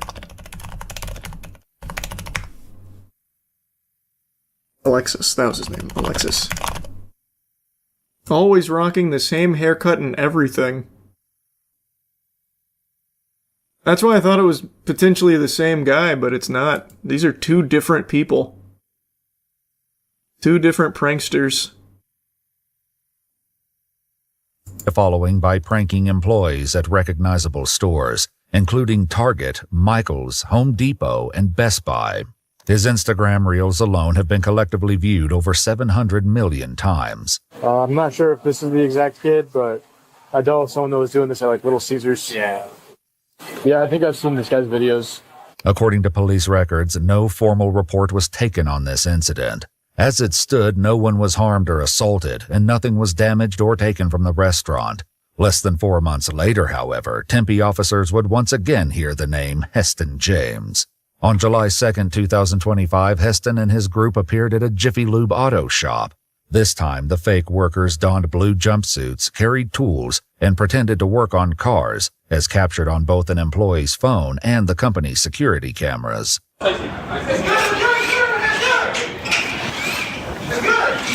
All right, yo, what's going on over here? Hey, it's a little early. Both the cops, dude. I got the police. Heston James back with another banger. Okay, everyone, let's go. Everyone, let's go to the next shop. All done. Let's go. Hey, I got a bunch of guys. According to police records, no one was assaulted, nothing was stolen or damaged, and if Heston recorded anything, it wasn't published to... I feel like if you laugh at these kind of pranks, you need to be Baker acted. Like, for your own good. And like, that's the whole prank. That was the whole thing. They go up, interrupt the business, pretend to work on the car, and then leave. That's the joke? Holy fuck. It's so bad, even by the already dogshit TikTok prank standards. These records, no one was assaulted, nothing was stolen or damaged, and if Heston recorded anything, it wasn't published to his social media platforms. But he was far from finished. The next day, Heston's group targeted 3 more auto shops, including one owned by a man named Dave, who shares his fears that their actions will quickly lead to dangerous consequences if they aren't stopped. These idiots are going to do this to the wrong guys, or a guy that's having a bad day, and they're going to get hurt. Officers learned that those concerns became a reality during the group's final prank of the day when they were dispatched to a Pep Boys after a 911 caller reported a strong-arm robbery. Hello. Hi. Have you guys seen these two before or anything? No. Or how many were there? 15? 15. 10 to 15 guys? Whatever fits in that van. It was loaded. Seriously? Yes. Ow, all right. It was loaded. Nothing that we've ever seen before. Pardon me for being frank. You guys are sad. If but you want to bring me the link, I'll send my camera coach. Cool. I will that do was that. scary. Though they had no working cameras, the manager's account of what happened closely mirrors a video Heston posted to TikTok, showing the same prank unfolding at a different auto shop. Just like in the video, the Pep Boys manager claims they were approached by two young men who said they were from corporate. I'm just going to be bringing in all my guys because you guys have been doing a really slow job. I've been getting multiple complaints. I'm from corporate, I told you. So this corporate. Oh no. I didn't get to see his side profile till right now. Poor dude lost his whole fucking jawline. Someone stole his chin. That's what we need to work on. There's a fucking maniac on the loose. They stole this guy's entire fucking jaw. Goodness gracious. So this corporate thing. I'm calling to my guys and they're going to be working on all these cars. They're not? Get to calling them. Oh, get to calling them? All right, let's see. Here they are right here. I think this is them right here. Come on, everyone, everyone, get to work. An employee of the Pep Boys described seeing the group pile out of the van much in the same way. It was a full-size passenger van that holds 15 people, and there was a ton of them coming out. It was like a clown car, just one after another. All of them holding tire irons, tools of some sort, weapons, came piling out, literally right on Street Bay, and I was telling them, nope, nobody comes in. They forced their way in. Did anybody touch you? Forced their way through. Push it They touched, yes, and push. And push? Yeah. How did they push it? It might not have been with hands, it could have been with shoulders, but I was moved out of the way so that they could gain access. In the TikTok recording, the fake employees can be seen carrying in tools, which they use as they pretend to work on the cars under Heston's instruction. Yo, everyone, take that tire off, quick. I got stuff for you, yo. Everyone, check the oil, It's good.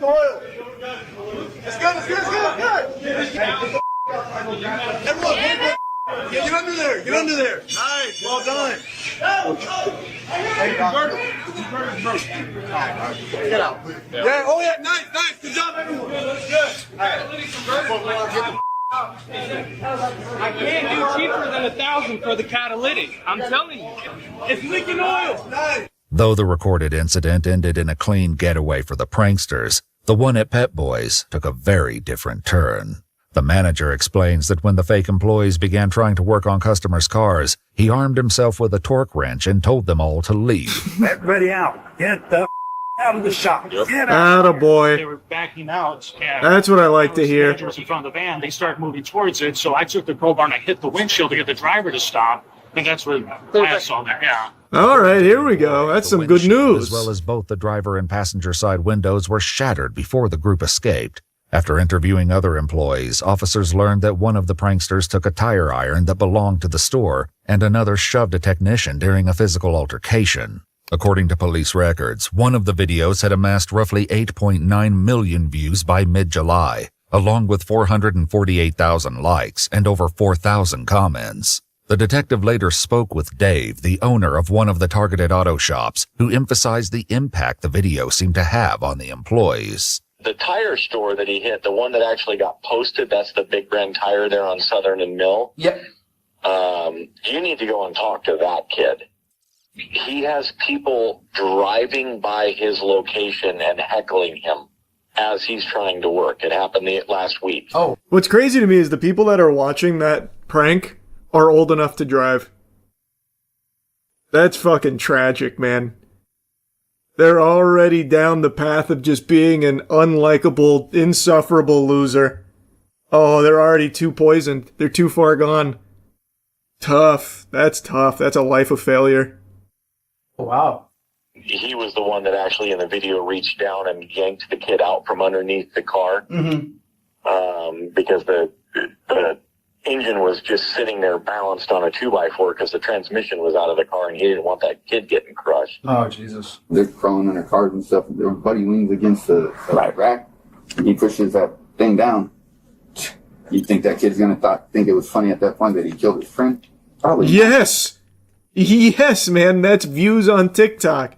You're trying to reason with the unreasonable. If that happened, the only thought that would be going through their mind is, are they getting in trouble? And if the answer is no, how can they monetize it and milk it for views? 1000%.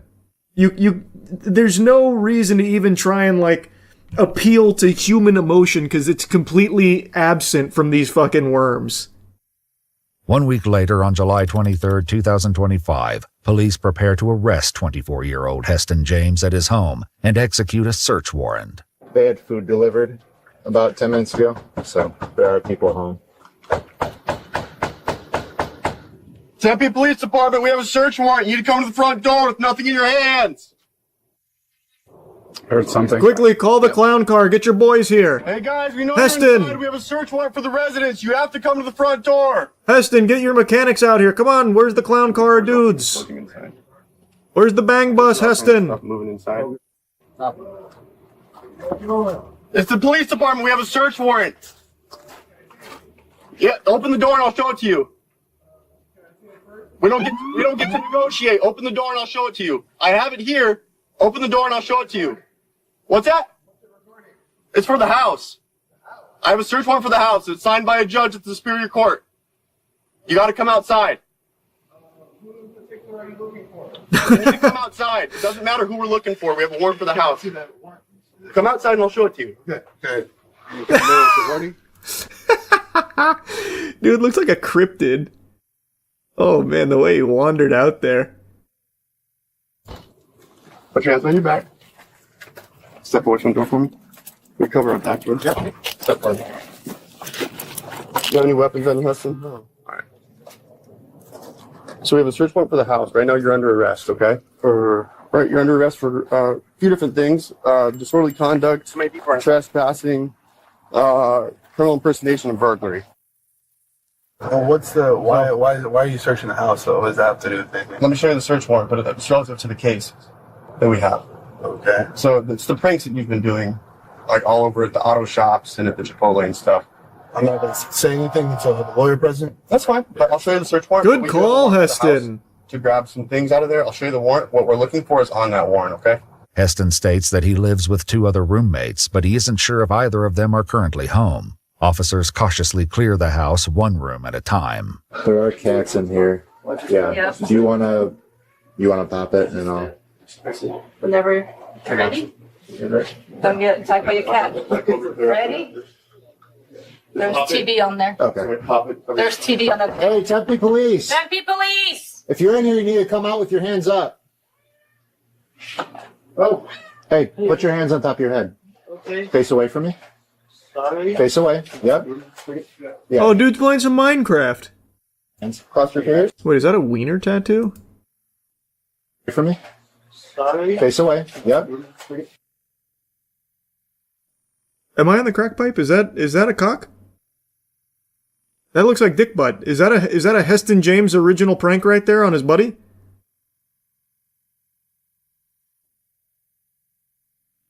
Yeah, hands. Cross your fingers. Walk with me.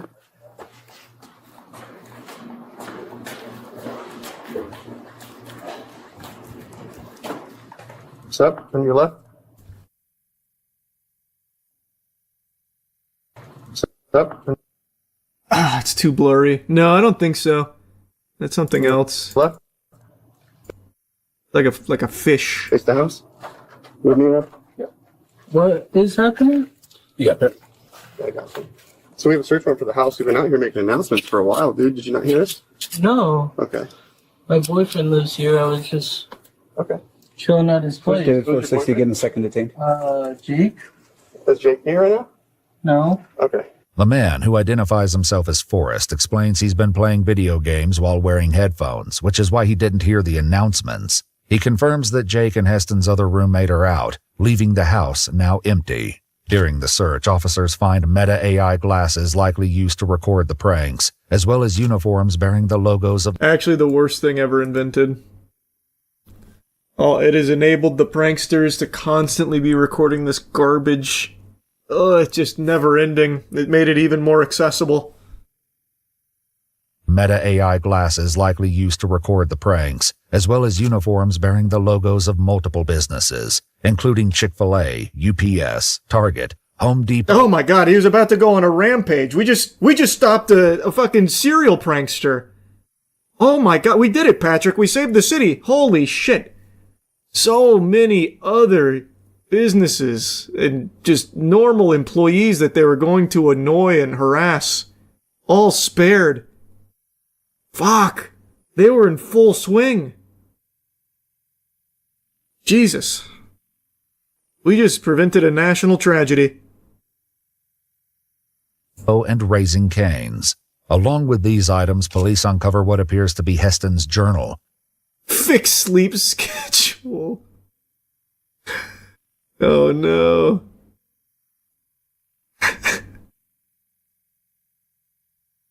This is the most important year of my life, and I can't waste a single day. I will use this book to keep me accountable. Heston, don't think the most important year of your life got off to the best start, bro.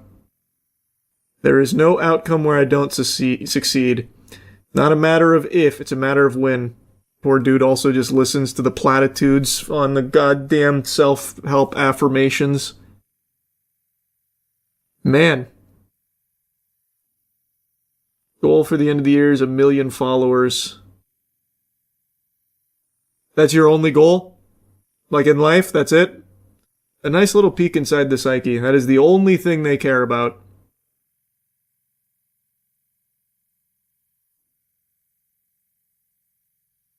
Sad, man. Sad.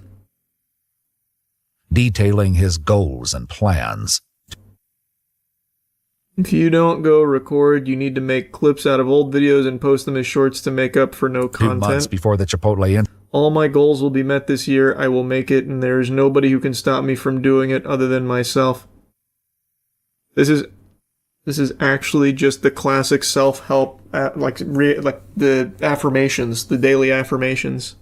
Wow. incident, he writes, I have no other choice but to make this work by any means possible. I will give my family the best life due to my hard work. I cannot afford to miss a single day. This is my year. With Heston facing multiple charges. Your hard work, bro. What hard work? You just go harass fast food employees and minimum wage workers in other locations as well. That's not hard work, brother. I'm sure his family's proud. They must be. He's a real winner. This is my year. With Heston facing multiple charges, Dave questioned whether or not there would also be consequences for those who helped him.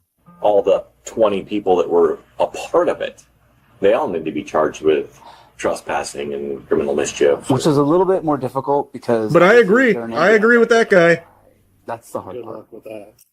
He probably paid these guys. Are you out of your mind? He probably paid he paid him an exposure, bro.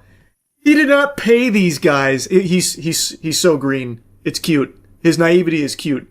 These fucking pathetic losers do this shit for free for these pranksters. The prankster tries to monetize it and make a career out of it. His goofball friends do it totally for free just because they're brain dead idiots. Just lobotomites that mindlessly follow. He didn't pay them, man. He did not pay them, I promise you.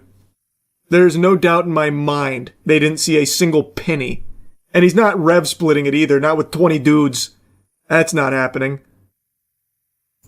I'm almost positive he'd be like, well, I'll just take this and go with it. I still don't know why all of them look like alpacas.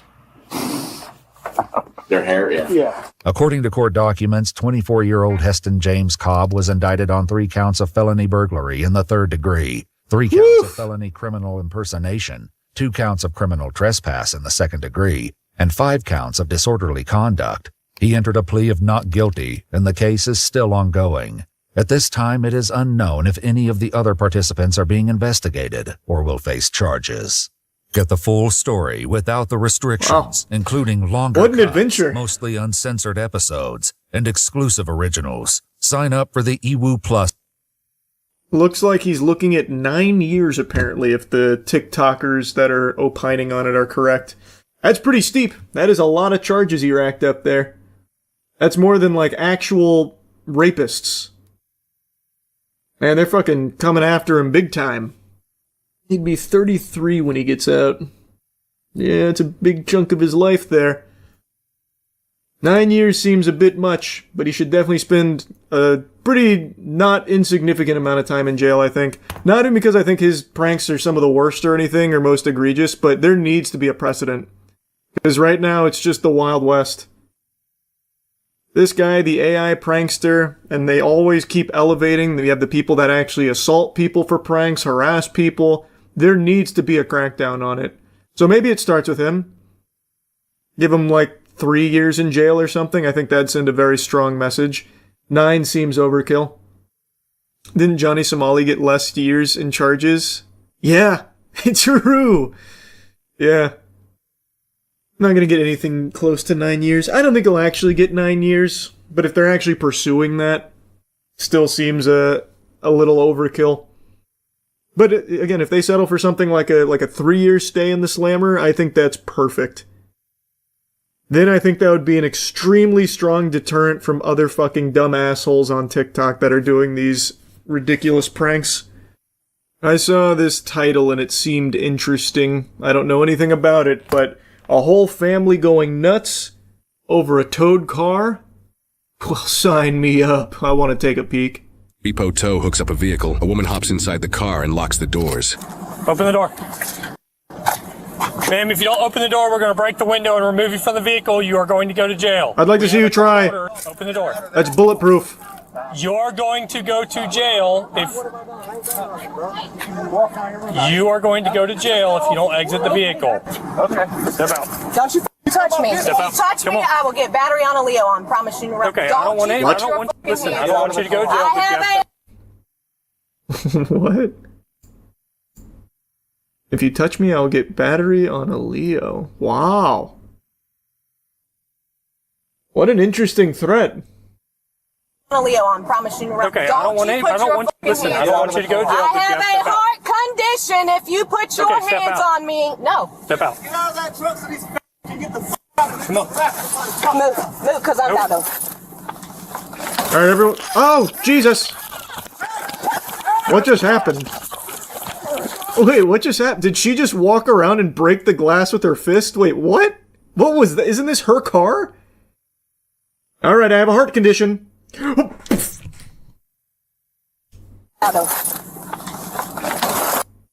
Why? This is her car, isn't it? She said, how about a knuckle sandwich? I have to be misunderstanding the scenario here. So she hops into this vehicle because it's being towed to try and prevent this from happening. Then she gets out and then just breaks her own car window? Maybe she missed him and hit the car. Missed him with what? A fucking torpedo? What do you mean? What did she use to break it? Did she have like a mallet? Come on. Maybe her phone? Move, because I'm out of. I mean, it is extremely hard to break a car window with your fist. You'd sooner break your wrist than you would the window.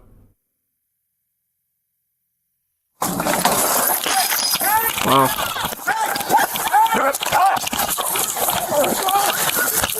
Flip her over. Maybe she has one of those window breakers in her fist. I guess that's possible. I got it. Roll her. Roll her over. Damn, her ground game's pretty good.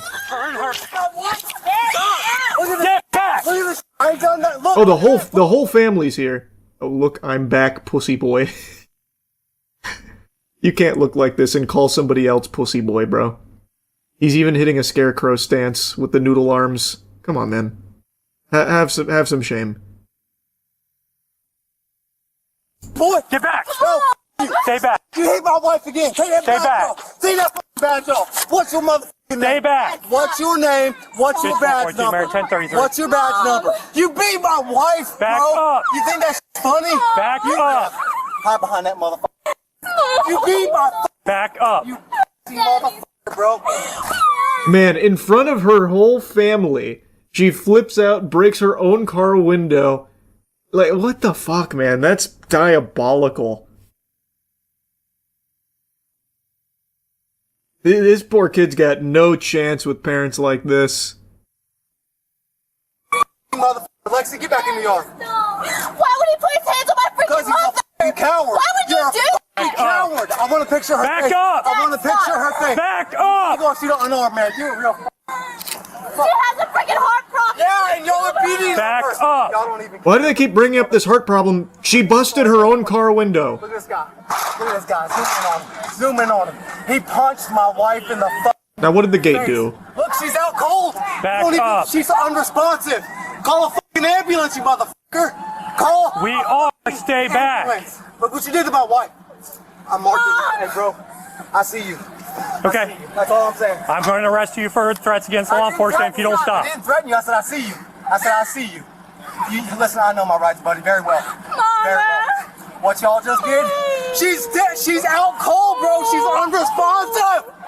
Back up. She has a fucking heart condition. I understand that, but you're you going shouldn't to have... kill her. No, we are not. She has Back surgery up. tomorrow. Look what you just did. Understood. What is happening? What is happening? This is all over a towed car. Why are they acting like that the mother didn't do all of it? She hopped in the car, refused to get out, and then broke her own car window. And, like, what the fuck?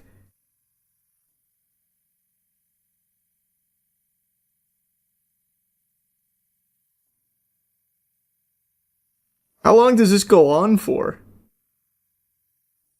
Back up.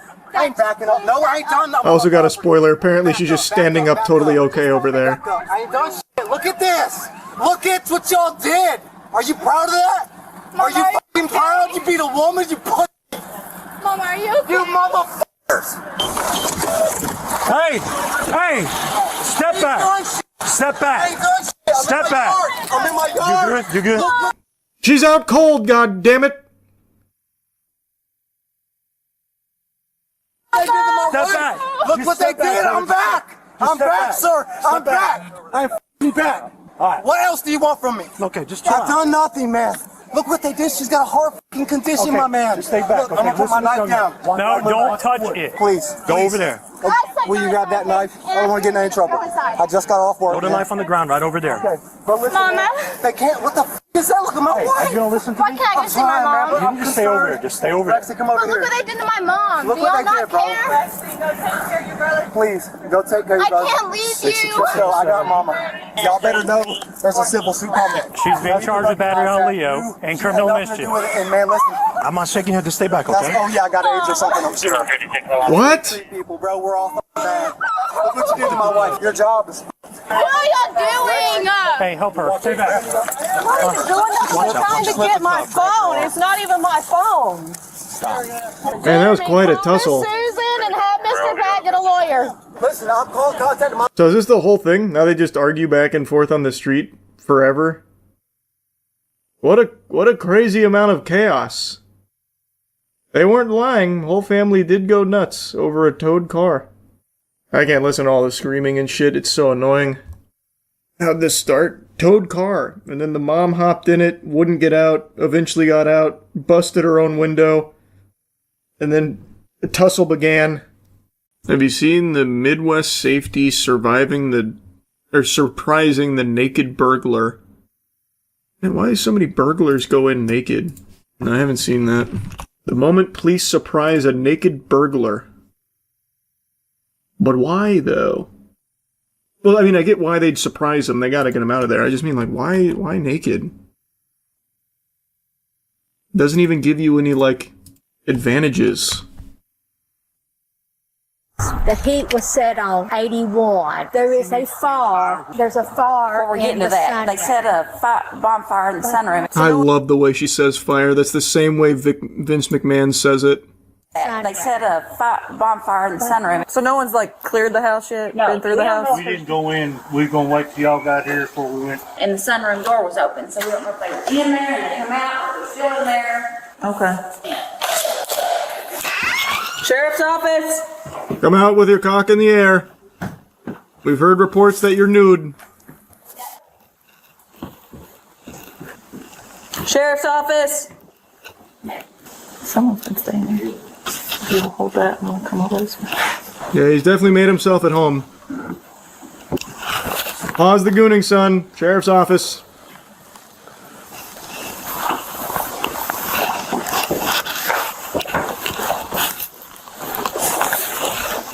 He could be anywhere. Check the drawers.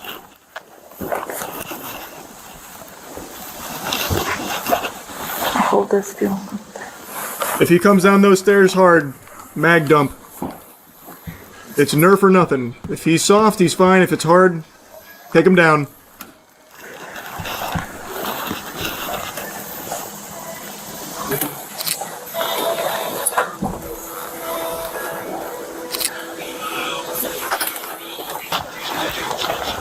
We got him.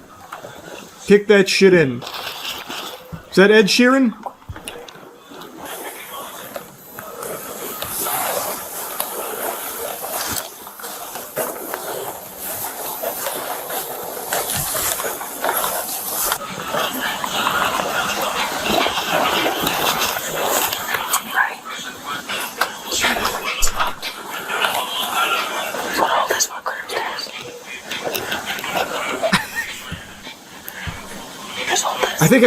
I think I can hear his bare butt cheeks clapping against each other. I think this guy's naked.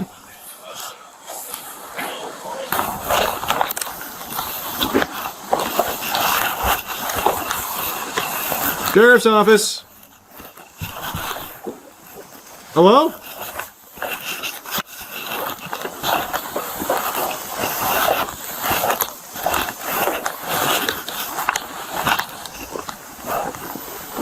Man, this fucking house looks like the back rooms. We're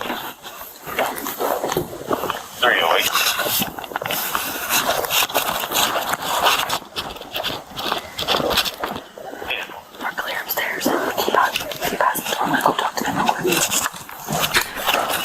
There's somebody in that back bedroom with the door locked. We're gonna wait for another unit to get here.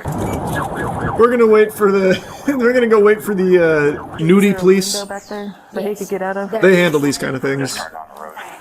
They come out in hazmat suits.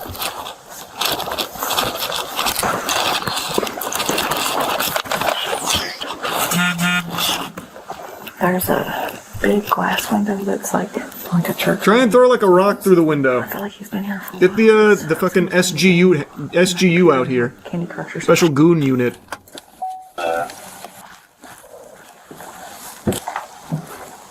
There's a bedroom door right past Val on the right. It's locked. He's in there playing phone radio, singing to himself.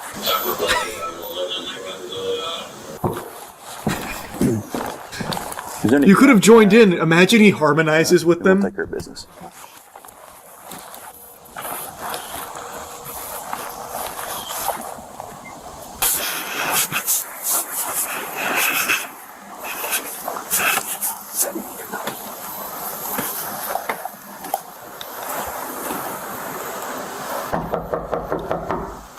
Sheriff's office. You better not be naked in there. You can open the door slowly and show us your hands. Hands. Oh, he's fully naked. Walk towards us. And he comes. Okay, that stance. He's just like, well, I never. Isn't this just the pits? We find ourselves in quite the pickle, don't we? I mean, he had plenty of time to put some pants on. Stop. Turn around. Turn around. I got it. Go ahead. Put your hands behind your back. Do not move. Do you understand? Grab my hands, we got in the damn house. Do not move. Just drop the damn hands. Weak ass idiots, damn. Why is he so wet? Oh, there must have been a shower in there. Either that or he was like really working up a crazy session. Yeah, this country too. You guys want to clear that room real quick? 320, I'm coming out with one. Oh, he's in the tub. Yeah, it was a bathroom.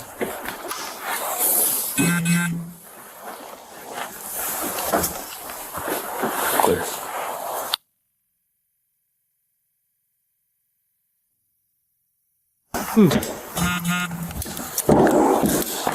Well, that was easy. I can walk. Do you recognize this naked man? Slow down. Is he supposed to be in the bathroom there? So what the Wow. Wasn't expecting that. Super slippery, wet. Yeah, there's nobody else in here if y'all want to come on. Is the house still smoking? The house doesn't smell like it's smoldering, but it's the little fire is still smoking a little bit. Thank you. What's your name? I don't have a name. Close the door and get me out the country. Oh.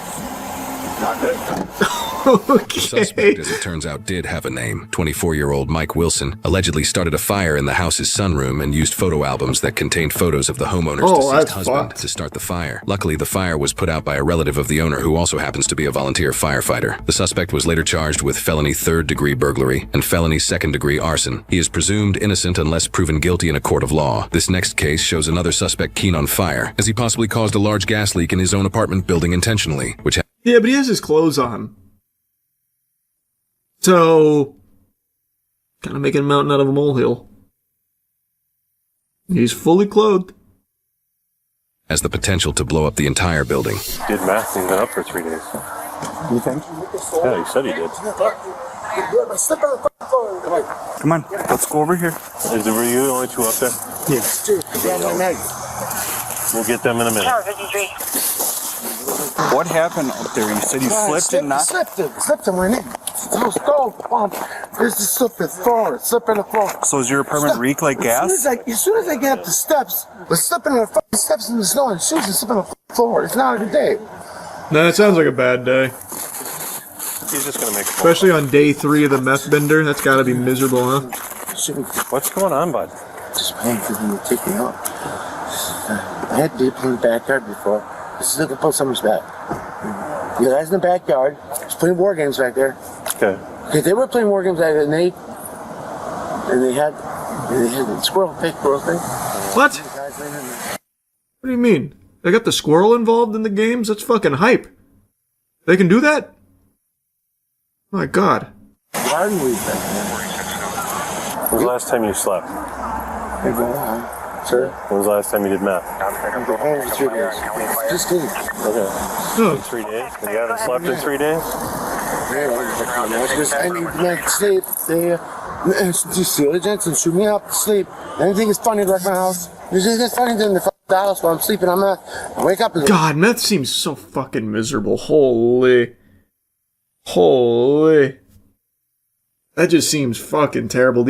I guess the only thing, like, about meth I could see being attractive to somebody is, like, how fast you run. Because I've seen so many videos of damn near superhumans on meth catching up with cars. Like that one naked dude in the middle of the night with glowing red eyes like a werewolf or something. But outside of that, like, unless you're training to be like a super soldier on meth, I just don't get the point. It seems fucking awful. Or that uncle dancing at the party. Or yeah, I guess, or the uncle dancing at the party. That's tough, man. This guy was on a meth bender and caused a gas leak? Well, luckily no one was hurt. Didn't you create mustard gas? Yeah, but that wasn't the result of a meth bender. That was the result of me needing to kill a cockroach. It was purpose-driven mustard gas. Did the cockroach die? You bet your sweet Bippy it did. But it wasn't the mustard gas that killed it. I ended up just crushing it. In fact, it tanked the mustard gas pretty well, all things considered. Actually, maybe the mustard gas did kill it. Maybe it was dead when I got there. I don't know. It's been years now. But I do remember I smashed it. But maybe it was already dead. Maybe I went overkill. Was it chlorine gas from ammonia and bleach? Yeah. Isn't chlorine gas mustard gas? Or are they two different ones? Let me see. Oh, no, they are different. So chlorine gas is what I made, not mustard gas. Well-ventilated area, I hope. Yeah, it was very well ventilated. It was in my bathtub. in my bathroom with no windows. Pretty much the optimal spot you'd want to be making chlorine gas. It's actually insanely easy to make. Yeah, exactly, brother, which is why it happened. I didn't mean to make it. I wasn't thinking, and I just started attacking the roach with chemicals. So I hit it with some bleach, and then I hit it with some toilet cleaner, which has ammonia. So it made chlorine gas in my bathtub. How old were you? I was young. I don't know. I was like 25. Something everyone goes through, really. In my quest to watch every video game movie ever made, I just made it to one that I was really dreading. And boy howdy did it hit me like a brick. A punishment I wouldn't wish upon my worst enemy. Watching the Assassin's Creed movie. I have a theory that most people that watch this film in theaters dumped it from their memories as a way of coping with the traumatic experience of watching something so criminally boring. I think as a defense mechanism, the human body voided the memory of this film's existence from a lot of people that were unfortunately subjected to its horrors. Now, the way I'm portraying it here makes it sound like it's one of the worst movies ever made that's damn near unwatchable. And that's because it's not far off. Not because I think it's objectively as bad as some of the other films I've already watched, like Silent Hill Revelations. There are definitely worse video game movies that have been made, for sure. But this one just does everything that nobody asked for. It is like the perfect epitome of taking a property that you're adapting and then just wiping your ass with pretty much everything to do with it. And I think what makes it more insulting is that there's glimmers of potential throughout the movie, like specifically with its action choreography. They do a really good job of capturing the free running and parkour of the games as well as the combat of the games in this movie. It's really flashy, it's really stylistic. Like, they do a very good job and a pretty faithful attempt at recreating that experience in a movie. I was very impressed with that. But everything else around it is a complete disaster. By far, its biggest sin is how boring the movie is, and that's because instead of just, you know, as the games would set you up, getting into the Animus, getting into the action, and you are in the Animus in the past doing all your assassin shit, instead of making that the focal point, instead it's mainly about this tedious chore of following our brooding, aggressive protagonist Cal, played by Michael Fassbender, around Abstergo as he talks to a lady who wants to end violence. She found the cure for violence, it's the Apple of Eden. Cal comes directly from the assassin's bloodline. They find him, he's very aggressive, like, he watched his father kill his mother when he was a kid, and then he ran away. His father was, of course, an assassin. He ran away, and he grew up to be very violent, and he fights people. And he was on death row. He was getting, killed because he killed a pimp. They make a point at making that, like, what he was facing the death penalty for. She was like, "You're very violent." And he says, "Yeah, you killed someone, didn't you? You're a murderer." And he's like, "Well, I mean, I killed a pimp." So because he murdered a pimp, he was getting killed on death row, and then the Templar come in and save him because they recognize that he's got the blood, and they need him to jack into the Animus so they can go into the past and find the Apple of Eden through him. And they have all of Abstergo set up with all of these other adjacent assassins in there that they've been exploring to try and find clues, but they need Cal. And Cal's just brooding, and he sometimes makes wisecracks, but he's just so boring. Everything that happens in Abstergo is a snooze fest. And it's really some weird decisions they made with the Animus itself, because instead of just lying down in the Animus, they make it a giant claw. Literally like my GamerSup's claw machine, it is a giant claw that picks him up and does this with him, like gyrates him around for all of his parkour maneuvers, and it like thrusts him into a wall as he's like going back to the past. I don't really get the point, and this movie is entirely reliant on lens flare to obstruct your view of its CGI. It's a huge budget film, but for some reason it seems really shy about showing you its visual effects. So that claw, you never even get a clear picture of because it is constantly like a fucking solar flare hitting your retinas. Like your peepers getting melted like that guy from SpongeBob when the bald head shines in his direction. I don't know why they would even bother changing the Animus to something more intricate like that when they're not even going to show you it. And it also doesn't even matter. It does not do anything. It doesn't really change anything. It's just goofy and silly. It's like they really wanted to make like some deep sci-fi spin off the Animus, even though it's already very, like, deep tech. I really don't know what they thought they were cooking there, but they fucking burnt that dish, for sure. But when you finally do get into 15th century Spain with one of Cal's ancestors, it's really fine. Like, the parkour I said looks good, the action is actually pretty impressive, the story sucks. I don't think it's even worth diving into the narrative here. The story and the writing are atrocious. I think most of you know this by now. I am not the biggest Assassin's Creed enthusiast. I am one of its most adamant haters. I am a D1 Assassin's Creed not enjoyer. I am constantly screaming it from the mountaintops. I have not liked Assassin's Creed in about a decade. Like Black Flag, I know it's a really cold take, but Black Flag was the last one I liked, and I didn't even like that as much as everyone else seemed to. I just don't like the franchise. It's not for me. I don't have any problem with people liking it, though. That's totally fine. It's just not for me anymore. I find it to just be really not fun. So right away, this movie already had a tall mountain to climb in regards to my personal taste, but everything they did here narratively was so much worse than any of the Assassin's Creed games. And I've played pretty much all of them. I always give them a fair shake for the most part. I don't know why they wouldn't just take one of the storylines that had already been established through so many of these games. It would have been far easier, and it would have made a lot more sense than what they tried to conjure up with this dog shit. It is a disaster. Like I said, the Templars want to cure violence. They found the cure to aggression with the Apple of Eden, which takes away free will. Their whole plan is get rid of free will so we can control them, and there is no longer any violence. And the lead scientist at the Templars is someone that you grow kind of sympathetic with, like, oh, seems like she might start to realize this is a bad idea, like, oh, maybe the Templar can't be trusted with something so powerful. Her motivation makes sense. Her mother was killed by an assassin. Now she wants to find the Apple of Eden to make sure that kind of tragedy doesn't happen to anybody else.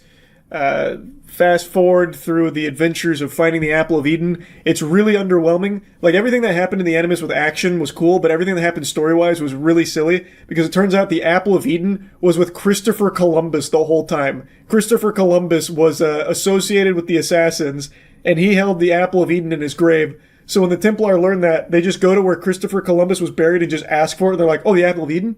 Yeah, it's right over here. We got it. It's in this box, actually. Like, it was just in their desk the whole time, right under their nose. This entire time. It was so lame. And speaking of lame, the entire character arc of Cal sucks major wiener. So Cal's dad kills his mom right in front of him. And it's, that really fucks him up. Understandably so. So he spends his whole life, like, just being mean and aggressive, and he, like, hates his dad, wants his dad to die. So, like, his final words on the deathbed were, "Tell my father I'll see him in hell." That's what he says. It's so edgy and so grossly cringe. But we do get to see his dad. Abstergo actually has his dad there because they were using him to find more information on the Apple of Eden. So then he gets to meet his dad. He's like, "Papa, I hate you." And he's like, "I get that. Is it because I killed your mother? I did do that. I did kill your mother. But I did it for her own good. The assassins must protect the Apple of Eden. We have a creed. We must uphold the Assassin's Creed." And Cal has the hidden blade to him, and he's like, "If you're going to kill me, Cal, just do it. I do deserve it." And he's like, "Do it yourself." And gives him the blade. So that's like their closure moment. And then eventually everything goes tits up after they learn about the Apple of Eden. All the assassins gang up with Cal to rise up against Abstergo so they can't get the Apple of Eden and take away free will. And Cal's dad, he has his hero moment where everyone's rising up, including Cal's dad. And Cal's dad kills one guy while he was like looking in the corner, Blair Witch style. He turns around, kills one guy, and then immediately just gets ganked. Like, the other three dudes stab him a bunch, and he just dies. And that's the last you ever see of Cal's dad. I don't know what the point of even bringing him back was. He added nothing. Truly a waste. And also, the entire, like, rising up against Abstergo was super weird because all of the Abstergo employees, all of the security, they make a point of saying it was like a $9 trillion operation with the Animus and all of the Abstergo, like, henchmen and all their hired muscle, and yet not a single one of them has a gun. In fact, the only weapons Abstergo has are the weapons the assassins are proficient in: crossbows, knives, swords, and hidden blades. That's all they have. And keep in mind, the Abstergo employees, they are not assassins, they're just hired hands. Like, you would expect them to have some fucking guns, not a single gun. The only projectile weapon they have is crossbows, and they don't even use that. Only the assassins get that. They literally have that there just so the assassins can make sure they're fully equipped to rise up against them. I don't know what the plan was. It was so fucking wacky. Anyway, though, the movie ends with them getting the apple back, and to get the apple back, Cal ended up killing that lady's dad. I forgot both of their names. They were just so underwhelming. I do not remember those character names. But the scientist girl, she actually saw Cal's flashback, or rather, his synchronization with the bloodline of the Assassin's Creed. So she saw all of the other assassins that Cal was seeing, and one of them was her. One of her ancestors was actually an assassin. Meanwhile, she is now a Templar scientist.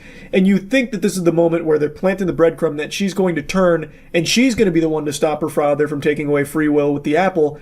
But in fact, all it is her father gets the apple, and she's talking to him like, Papa, I don't like what you're about to do with this. And he's like, I understand, but thanks for writing my speech. This one's for you.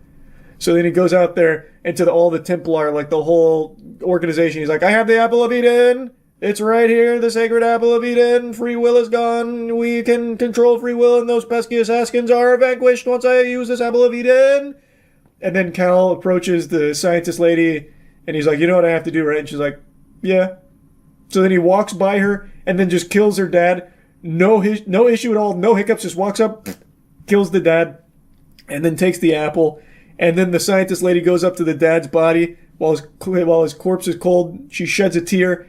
And then she decides that she wants to double down and get the apple back and kill every assassin. We must eradicate the assassins and take away free will.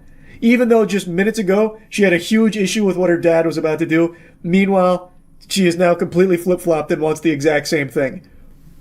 What the fuck? I don't know what they were trying to set up, but they didn't follow through on it. I feel like they probably were going in a different direction at some point and then just said, fuck it, just ship it.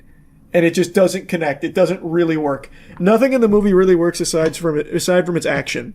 That's the only saving grace of this film, and it doesn't save it. This movie is so boring. I already didn't like Assassin's Creed as a property, and this made me like it even less. It's just insulting. It's bad. It's not good. That's really about it. So yeah. The world is actually hollow and flat. Xbox stopped taking L's. Between these two statements, which is more unbelievable? Probably the Xbox one. Xbox has been circling the drain for a handful of years now. The reputation of Xbox has gone into the shitter. Let's just be honest, let's not huff all that copium and fall into delusional genjutsu about, Xbox had this going for it and that. They have done everything they can to fully wipe their ass with everything that made Xbox so special for so long. And really the nail in the coffin was the absurd price hike of Game Pass. They brought it all the way up to $30 for Ultimate. And then they announced that Phil Spencer would be stepping down from his position and they were going to be trapping him in a Forerunner prison like the fucking Didact. And in his place, they announced a new CEO named Asha Sharma. And I made a video talking about that decision, that I do believe letting go of Phil Spencer was the right call. He had proven that he couldn't exactly steer the company in the right direction to navigate its tricky position that it finds itself in. Is kind of a fucking joke, like this communal spittoon everyone takes turns hawking a loogie in. So it makes sense that they'd want a change, but I was not convinced Asha Sharma was a good fit, considering prior to her position here at Xbox, she had no experience in the games industry, and her previous roles were all AI first and foremost. It was big pushes in AI-driven tech, and it felt like she was coming in kind of just as end-of-life care, where she was going to be the one kind of slowly pulling the plug on this whole Xbox thing and just letting it die quietly in the night with a sad whimper and a wet fart. But man, with what's been happening here, I gotta tell you, Asha Sharma's got my whole asshole in my mouth right now, because she is making some genuinely positive changes, and Xbox is squeaking out a few W's right now. The most notable, and the one that everyone's talking about, is the unprecedented change to their subscription price, where instead of going up, it went down. I didn't even know that was possible. This is one of the first times I have ever seen any subscription service get cheaper. She made a statement saying that Game Pass Ultimate has become too expensive for too many players, which is the fat, sloppy truth that is more true than me being short. I've always said Game Pass Ultimate is a good service, but 30 clams a month I think is too expensive for it. Keep in mind, in October of 2025, they literally increased the price by 50% out of nowhere. Like, that is unreasonable. So they announced that starting today, the price will be dropping from $30 a month down to $23 a month, but future Call of Duty titles will no longer be hitting Ultimate on day one, which I don't think is a deal breaker or anything. And it's not just Ultimate that got a price drop. PC Game Pass also received a price drop from $16.49 to $14.99. So overall, bucking the trend of subscription prices only ever going up was extremely surprising here, especially from Xbox. Now, I want to bring up something that a lot of people are also mentioning. This is a sentiment that's been echoed across the community, how even with this price reduction, which is appreciated, mind you, you are still paying 30% more for the service than you were prior to their outrageous price increase in October. So, it is nice that they're reducing the price, but it is still higher than what it was just 6 months ago. And it's not by like a meaningless margin. It is still about a 30% increase in price paying for that same service. So it's a good start. I will say it is a good start. And it's especially refreshing coming from a brand as fucking tarnished as Xbox. So I think some of the immediate changes Asha has been making under her leadership have been very positive. This is a step in the right direction. Yes, I would have liked to see them bring the price a little bit lower to what it was prior to 6 months ago, but even still, this is rare to see a subscription price reduction. So that's nice. I hope to see more decisions like that. And this isn't the only thing Asha's done that I think is a positive change for Xbox. She got rid of the whole "This is Xbox" campaign and replaced it with "We are Xbox" and changed their logo. Now, the logo is still fundamentally the same, but they brought in the classic green. It feels like it has more life to it now. A lot less sterile and like... It's a small change, obviously, just changing the colors around, cleaning it up a little bit, polishing it. But to take it back to the roots, I think is very smart. There was a time when Xbox was a juggernaut in this space. And I know recently Phil Spencer did like the world's smallest violin tour, basically just doing funeral eulogies for Xbox, where he just kept saying over and over, yeah, we lost the console wars, yeah, we're not very good right now, that kind of thing. That has become what people think of in Xbox when they think of Xbox right now. So to change the logo to make you go back and recognize where Xbox was, I think is refreshing. And it really feels like they at least loosely understand that. In one of their statements, they close it out by saying, the model that got us here won't be the one that takes us forward. 1000%. You are right on the money there. All of the missteps and all of like the Xbox One is the entertainment hub. Can't spell entertainment without Xbox. Obviously, I'm exaggerating some of the shit, but the thing that completely ruined them was the model that Xbox needs to be more than gaming. It needs to be like your all-in-one, all-encompassing entertainment hub. And it just got so scattered and just so bastardized along the way that now no one even knows what the fuck the Xbox's purpose is. It barely competes with games. They have so many studios under their umbrella that churn out nothing. They just fucking just empty puffs. So like, yes, they're completely correct. The model that got them to where they are today in this rough spot will not be the one that saves them. So departing from that and going back maybe to the roots, like what the logo leads me to believe they're trying to do, is the right call. Again, it was never a secret what can save Xbox. Games. Good games.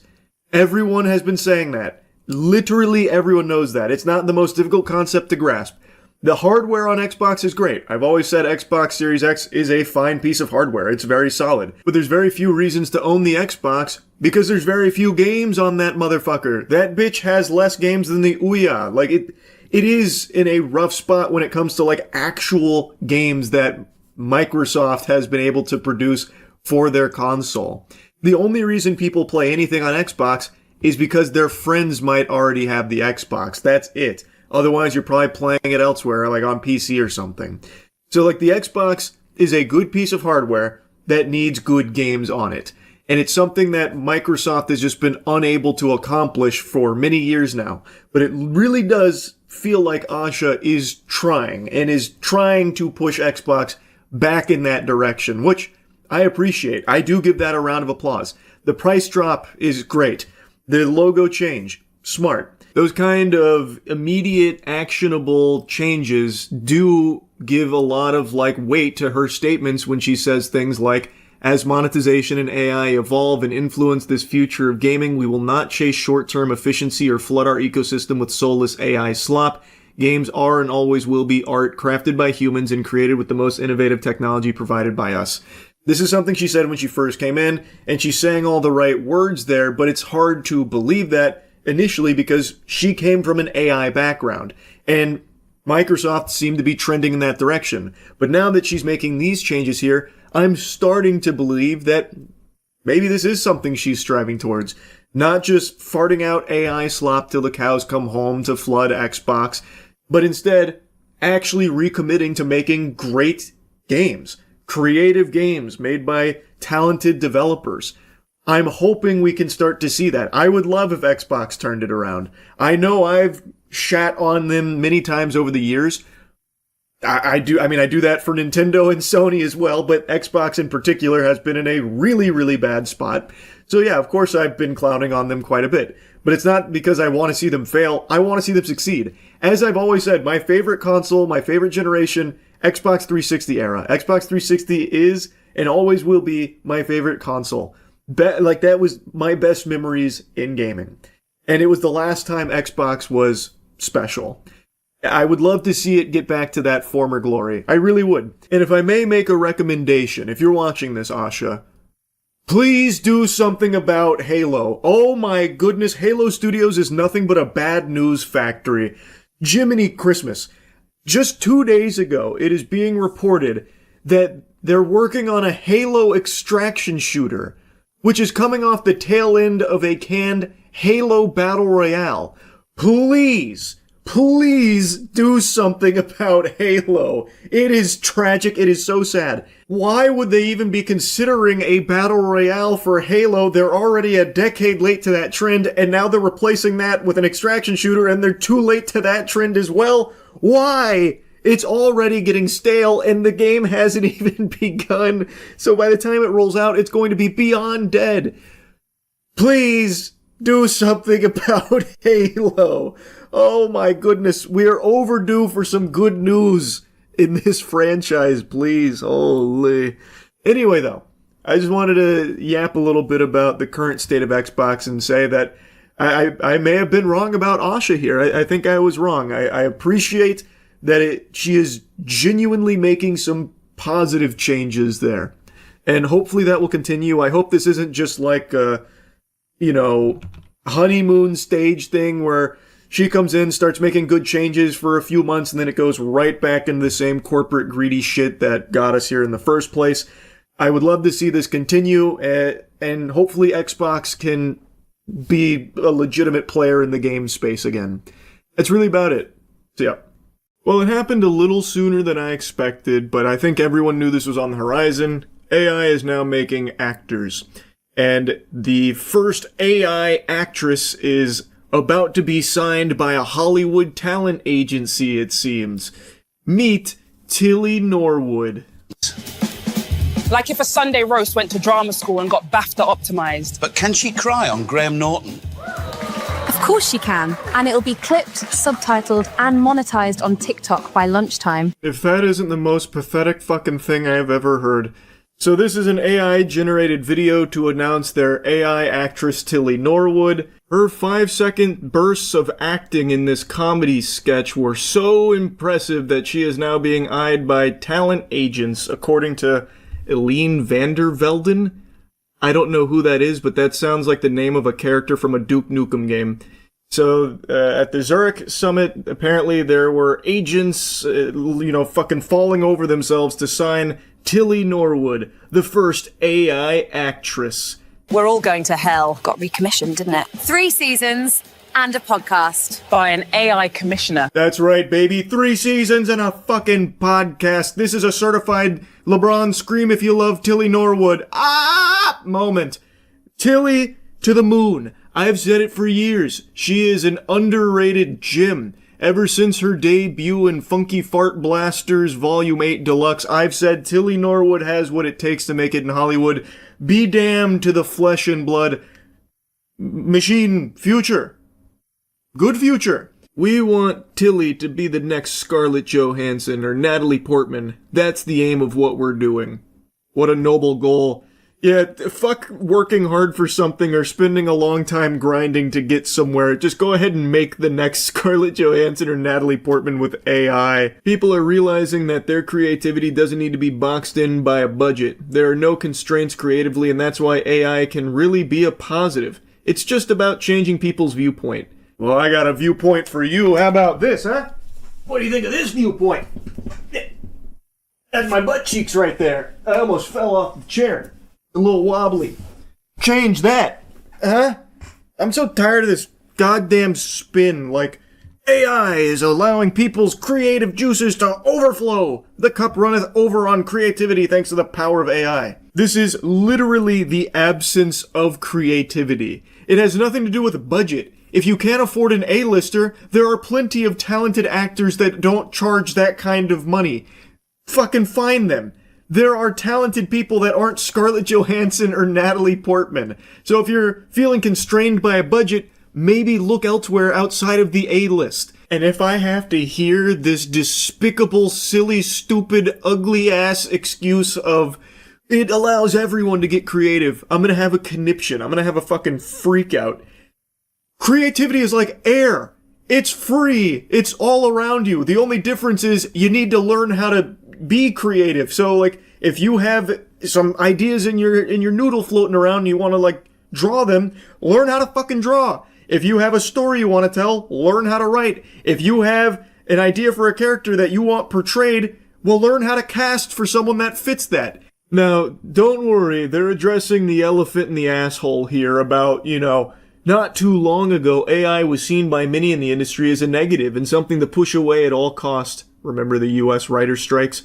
Yet today it is being embraced by an increasingly large swath of industry, partly because it offers a way around the seriously tough economic conditions that producers in particular are operating in. I like how they start this by saying not too long ago, as if this viewpoint has passed. This is still the prevalent viewpoint. People don't like everything being replaced by fucking AI slop. But I will say I appreciate their honesty, the going full mask off there about the whole goal of it, to just save money on the bottom line and nothing else, to cut corners and save cash. They just right in your face say that. So I at least appreciate they didn't try and sugarcoat it or anything there. It's the whole purpose behind it is because it saves the top of the food chain a lot of money. Oh yeah, this next section's super fun. It's a little sneak peek of what I imagine the Hollywood writing process is going to look like for all the big budget blockbusters in the next couple of years, because you can save a lot of money on writers because you can just have ChatGPT be your writing partner, I guess. She describes it as sort of a writing partner. It would come back to me with ideas and I would be an exec producer effectively. We worked together. I then got feedback from lots of people and we adapted constantly. There were so many iterations. I mean, it took a long time, I'm not gonna lie. And it's also about performance, right? Because every one of these characters will say the lines differently and you need to instruct them differently. If this comedy sketch is anything to go off of, boy howdy is the future bright for blockbuster productions. High quality material being shit out here, no doubt. I hate that they're trying to coin a new term here, by the way. AI directing.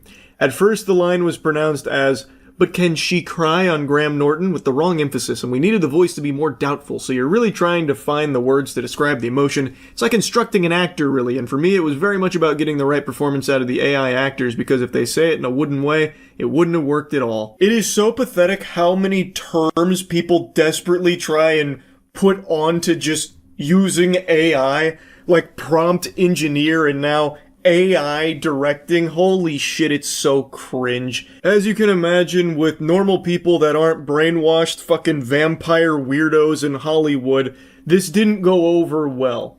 So they did make a response. To those who have expressed anger over the creation of my AI character Tilly Norwood, she is not a replacement for a human being, but a creative work, a piece of art. Like many forms of art before her, she sparks conversation, and that in itself shows the power of creativity. She keeps using that word, but I don't think she knows what it means. How in the fuck is this in any way, shape, or form creativity? Like, what?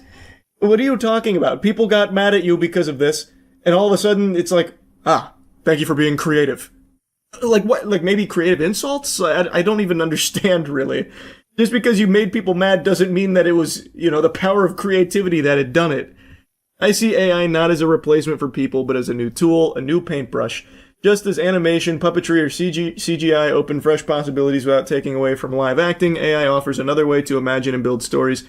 I'm an actor myself, and nothing, certainly not an AI character, can take away the craft or joy of human performance. Creating Tilly has been for me an act of imagination and craftsmanship, not unlike drawing a character, writing a role, or shaping a performance. If I have to hear this absurd cope one more time, I'm gonna have a conniption. This is just fundamentally no wrinkles in the brain type comparison here to say that AI is a tool like, CGI or animation. How it didn't take away from live actors, it's just an addition to. It is so far removed from that. I don't know how many times I have to teach you this lesson, old man. Like, Jesus Christ. You compare it to a paintbrush. Set a paintbrush down and then tell it what you want to be painted on that canvas. Tell me what happens. Nothing, right? Because tools cannot just do the shit on their own. You can't set a pencil down and tell it to draw James Corden fighting Goku. But I can go right now on any myriad of AI services and just type in James Corden fighting Goku and generate 1,000 images of it. I cannot do that in anything else that's not AI.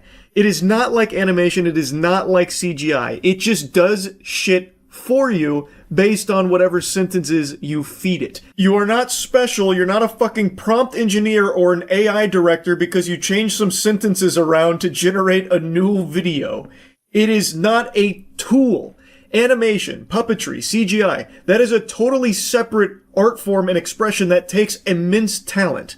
AI doesn't. There's no training required. There's nothing. You just type in sentences. So as long as you are literate, it'll just spit out something that loosely resembles whatever you fucking cooked up in your noodle and typed on the keyboard. It is a dog shit comparison.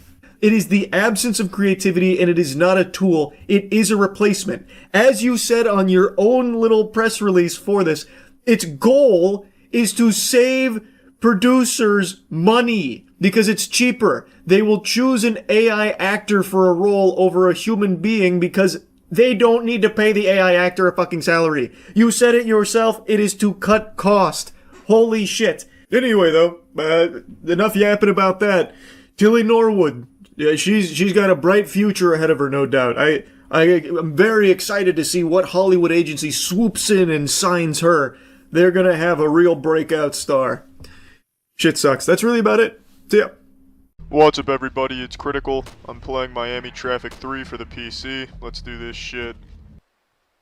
Holy shit. Everyone's sliding around like they're on an ice skating rink. Oh, I'm playing as Tony the Tiger. That's more than good. That's great. There we go. The jumping looks fluid and natural. What was that? Am I pointing at somebody? Is that my punch?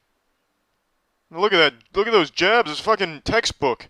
Come here, hyena. Let's have a little brawl. Oh, fucking incredible. Punched him into another realm. That's it. I'm gonna become a boxer. It's the only logical course now. What do we have over here? Everyone just sliding around in the street. They don't really care about incoming cars. But if the cool people are doing it, I don't mind giving myself a wet willy on the street while there's cars coming at me. I don't fucking care. Where do you think you're going? Take this. Yeah, go invisible. See if I lose sleep over it. Damn, he's just out of range. Let's try this weapon on for size. What the fuck is that? Oh, the smoke is coming out of the tiger instead of the end of the gun. Looks like there's a small phantom looming over his head. Safety first. What's this? A grenade launcher? Let's find out. It's a flamethrower. I've now incinerated a pedestrian. And this tree's next. Take this, yeah. Oh fuck, look at the tiger's mouth. He's the one producing the flame, not the gun. Fascinating. I tell you, this tiger is well equipped for any situation. Let's roll with this weapon. The sun has turned itself off, that's fine. Let's change perspective. These trees look like the real deal. It's like I'm actually outside right now. Take this tree. Looks like I just dropped a lime on the ground. Well, the tree just survived an explosion. I guess human technology is obsolete now. Hey, here's a tennis ball I found. Why don't you go pick it up? Did he take the bait? Oh, yes he did, yeah. Oh, it wasn't a tennis ball at all. It's a grenade. I bet he feels really silly about now. How do I get in? There we go. This is a snazzy little automobile. A Sharknado must have just blown through. How else would a shark end up this far on land? It's all over. This is how it all ends. Is that a UFO? I don't really care, fuck it. This car is extremely hard to control. Damn it. Damn it. Damn it. Alright, this isolated pubic hair is really hard to outmaneuver. Fuck! The legend of the Sandy automobile has been confirmed. The car that is half sand, half vehicle has been located. I am driving it. All the lady cars are welcome to fondle its exhaust pipe if they'd like. You can go fuck yourself, shark. Perfect. There's no sand out here, who would have guessed? You know, I really think the people in this game are just an evolved form of Legos. This shark is really friendly. Just the way they all move. Look at the way this tiger swims. Looks like he's signaling a successful field goal. He's keeping his head completely underwater so he can't breathe. You know, because you're taught to deprive yourself of oxygen when you swim, so that way you can drown. I mean, how else would you swim? Yeah, this shark wants nothing to do with me. Maul. Might want to rename that to Shit Hall. Yeah, get out of here. That's what you get for looking at the building, bitch. Is there an invisible volleyball net here? Did Susan Storm Richards, the invisible woman, set up a force field between these two trees? Why the fuck can't I get through? This is fucking preposterous. I don't care if my car's on fire, I'm getting through at any cost. Just in the nick of time, officers. I seem to be having a little car trouble here. Oh, game over? Oh, I'm going back in. No, that's bullshit. This is a spectacular apartment. I can even see the beach shark from here. I have 2 beds. One for each of my titties, and then I sleep on the floor. Can still see that fucking shark. I've seen you before, dog. In a picture you were playing poker with some of your buddies. But this isn't the poker table. These are the real streets of soggy Anusville. You gotta be careful walking around the road like that. I'm nearly faster than this car. I am faster than this car. Holy shit, I'm gonna catch up. Hijacking time. Well, what do you know? It was 2 cars in one. Surprise! It looks like Christmas has come early, ladies and gentlemen. Fucking terrific. If you low-life passengers would take a look to your left, you'll see a condemned building. That will be your new home. If you look to your right, you'll see how much better your lives could have been if you didn't enter my bus. I have no clue where I am right now. Half of my bus is in this hollow building. The other half I don't give a fuck about. Let's just go this way. If any of you scoundrels would like to exit my bus, you can go fuck yourself. I've now run over an innocent power walker, so you are all my accomplices. So if you would like to avoid jail time, I suggest you learn how to swim, because I'm taking us in the river. A captain always goes down with his ship, but you are all welcome to leave the bus, and I hope you get overrun by jellyfish because you're all scum. I can just hear my armpits crying out for deodorant. I smell like shit right now. I'm not even controlling this tiger right now. What is going on? The fuck is going on? It's fucking being taken over. This tiger needs an exorcism, quickly. What the fuck is happening right now? Oh, there we go. I can control the tiger again. Except now I'm being shot at. They don't realize they've brought a gun to a knife fight. Come here. I'll take it to him. Yeah, here, take this.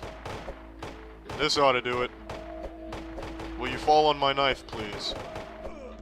Alright, the knife is ultimately ineffective. Let's try a real weapon. Let's try this. Take some of this. There we go, direct hit.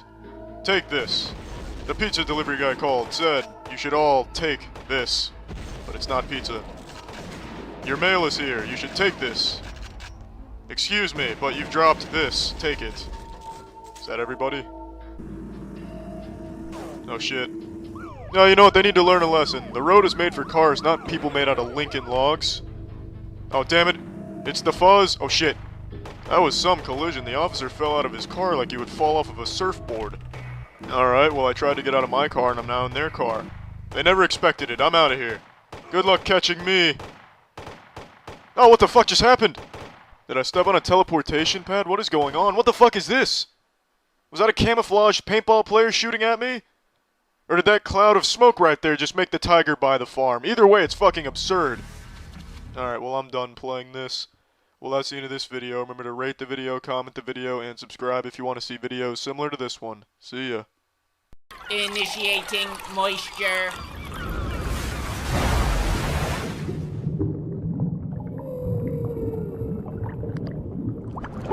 Well, a million times, but that doesn't take anything away. A really nice story, very well told. It's just nothing that you haven't seen before, and I'm totally fine with that. I don't think every story needs to be some type of landmark game changer that metaphysically challenges what we interpret to be storytelling as a whole. I love the story here, and it's simple. This show is beautiful. Even when characters are just talking or existing in this universe, it is so nice to look at. It has a very unique art style, and when there's action, it gets so grating and tiresome. You just want a break. So cool. I think I might love them. Oh, I just love them. I wonder what kind of bird that is. Oh, look at that tree. There's a tree over there. And it's just every single time these characters are on screen, they are committing 100%. So plugging Demon Slayer into the moist meter, I'm giving it a fat 90%. It has a lot. It is really, really nice, really great. And I really hope UFO Table comes back for a season 2 of Demon Slayer and doesn't pass it off to some trash studio like fucking JC staff who's just gonna... Good morning. I hope you're ready to put a frown on that face. If you happen to be smiling right now, get that off of there. Take it down. And I mean that because what we're going to be talking about today is very infuriating to any sane person out there. And it's something that needs to be talked about and is part of a phenomenon that's becoming all too common, which is child sexual abuse crimes no longer being taken seriously in our justice system. Minimal punishment to the demons that commit these crimes. Behold, Exhibit A. Robert Morris has just been released from jail after spending only 6 months in there. Robert Morris is a former Texas megachurch pastor, also former spiritual advisor to Donald Trump, who last year pled guilty to 5 counts of lewd or indecent acts with a child. In the 1980s, Morris was molesting a 12-year-old girl multiple times, numerous instances of him molesting a child. People in the church also lied and covered for him, even attacking the victim. And eventually, last year, it was all completely confirmed that he had committed these acts. He had even pled guilty to these acts. And the justice that was dispensed? A measly 6 months in jail for Robert Morris. And now he has 9.5 years of probation, which he will spend living in his luxurious lake house property. He also paid, I think it was $270,000 in restitution, which is peanuts to this guy's net worth. And he has to register as a sex offender, which, judging from the response from people, probably won't have any effect on him. People are like, well, he did the time. He's a changed man now. He's learned from his mistakes. We should welcome him back with open arms, which I think is unhinged lunacy. But if this current administration has taught us anything, it's that the sex offender label is a protected status in the government. Fucking Donald Trump appointed Lawrence Taylor on his Council of Sports and Nutrition. Lawrence Taylor is literally a level 1 sex offender, actively registered sex offender, and Donald Trump gave him a position that supposedly works with children here on this council. And of course, the government doing everything imaginable to protect those named in the Epstein files. It's pretty clear that the sex offender label doesn't actually matter to a lot of people in positions of power, and even to just normal community members, it seems like they're more than willing to just say, welcome back, Robert Morris, we're glad to have you home. It's just complete fucking insanity. I'm just gonna be honest with you, puppet pals, and again, maybe I'm just fucking boofing crazy pills here. It just doesn't smell like justice to me. That Robert Morris only spends 6 months behind bars in the slammer, even though he has been found guilty to molesting a 12-year-old girl multiple times, numerous instances of it, only spending 6 months in jail, and then getting to just live it up in his $1 million lake house property, and I imagine will be landing lucrative gigs in the future, even despite all of these known facts about him being a heinous, unforgivable demon. And like I said at the beginning of the video, this is a phenomenon that I think is becoming even more common. Another thing that I read today is that one of the January 6th rioters who's been pardoned by Trump turns out to have been a huge pedophile. There's actually been a couple of them, but the most recent one is Daniel Tochi. He was just sentenced to 4 years in jail for having more than 100,000 child sexual abuse images and videos on his devices. Authorities also found other disturbing things in there, like apparently he had saved videos of like a cat being thrown in blenders, stuff like that. But what I don't understand is, why is his sentencing so light? Why is he only getting 4 years in jail? It just doesn't make sense. It doesn't add up. He had over 100,000 images and videos of child sexual abuse material. Why is he not being behind bars for the rest of his life? This is absurd. This is just downright preposterous. 4 years in jail for that? 4 years in jail is like the same sentence they give to someone who fucking had an ounce of weed in their car or something. Like, this is completely inexcusable. And just even reading about this case makes me feel like Ed from the episode of Ed, Edd n Eddy when he had a fucking rock in his shoe, where he's just really mad. Like, that's how I felt reading this whole fucking thing. So apparently, Tochi's attorney had argued for dismissal because the evidence of all of this child sexual abuse material was gathered from the case for which Daniel Tochi was pardoned by Trump. The case against Mr. Tochi must be dismissed because the entirety of the evidence stems from a warrant that, according to President Trump, should never have issued. President Trump recognized the ongoing nature of the injustice against Mr. Tochi as the investigation took place over the course of 4 years, and the instant case is still being prosecuted. There aren't enough words that exist to describe this kind of evil, ghoulish behavior. So fundamentally, his argument boils down to, this case is unjust because you gathered all of this evidence of my client having over 100,000 images and videos of child sexual abuse material during an investigation from a case that President Trump has pardoned him for. Thus, all of this evidence is moot. Yes, all of it exists, but you didn't collect it appropriately. Thus, my client should be a free man, despite very clearly being a deranged pedophile. And they're falling onto, like, President Trump as, like, a means of shielding them. Like, President Trump said that this warrant should have never happened in the first place, thus you would have never even known that my client was a pedophile, so we have to dismiss this. That was what he tried to argue. Unsuccessfully, for the most part, though, even though they did lose that case, his client's only getting 4 years despite having over 100,000 images and videos of child sexual abuse material. That's not justice. He should be in jail for life. He is a fucking danger to a civilized society. This is a monster. Why in the fuck is he only getting 4 years in jail? It's just crazy that crimes like this aren't being taken seriously. Child sexual abuse crimes are not being taken seriously by the justice system anymore. And like I said, these aren't just some like fringe rare cases. It feels like it's only getting more and more frequent. I could go on and on. Another really recent example, a case that actually happened here in Florida, in Tallahassee.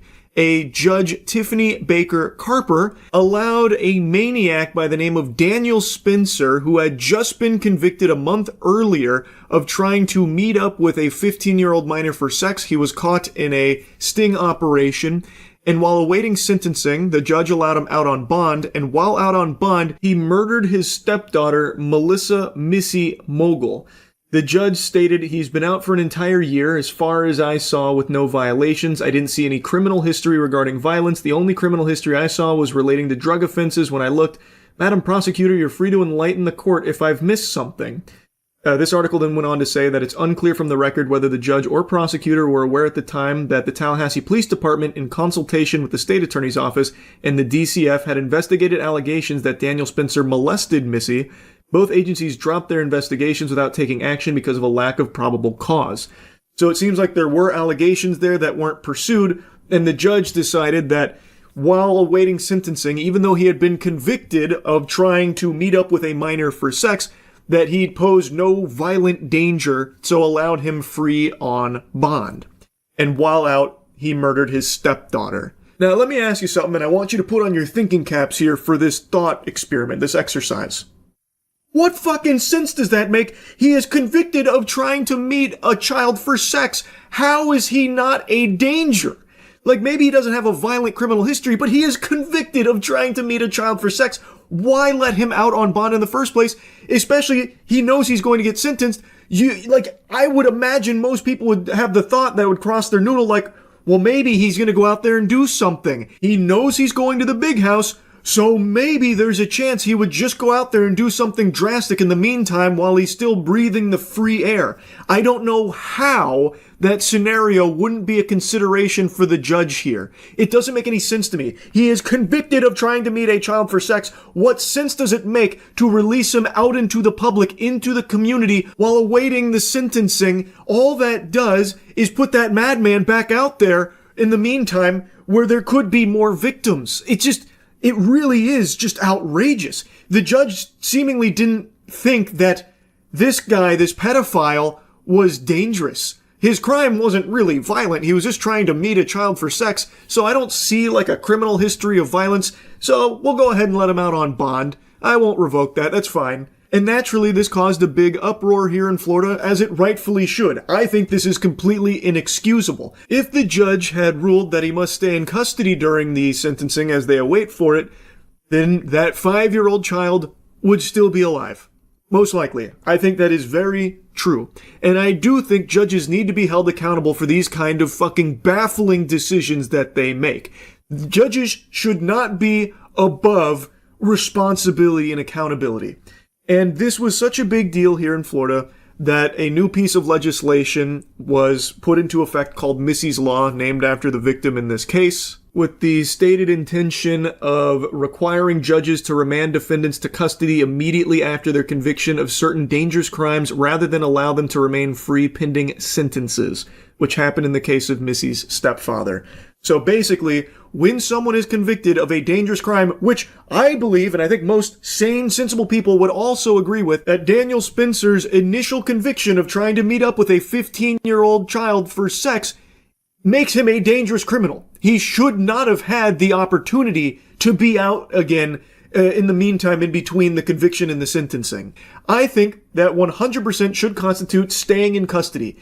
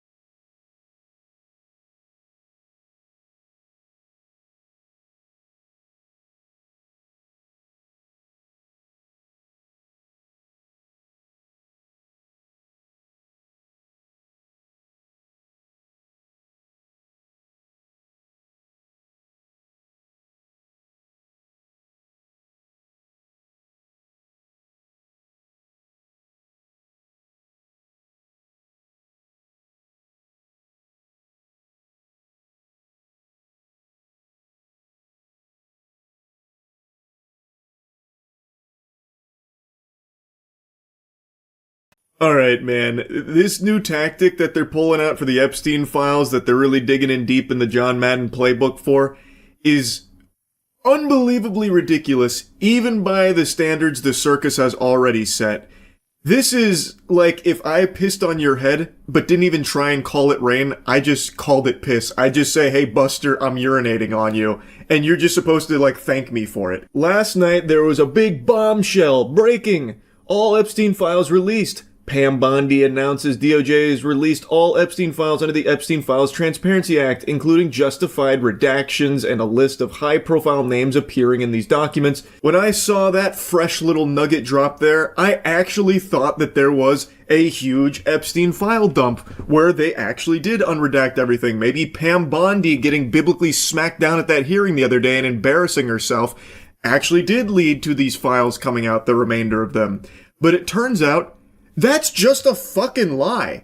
That's just a big-time, full-blown fib.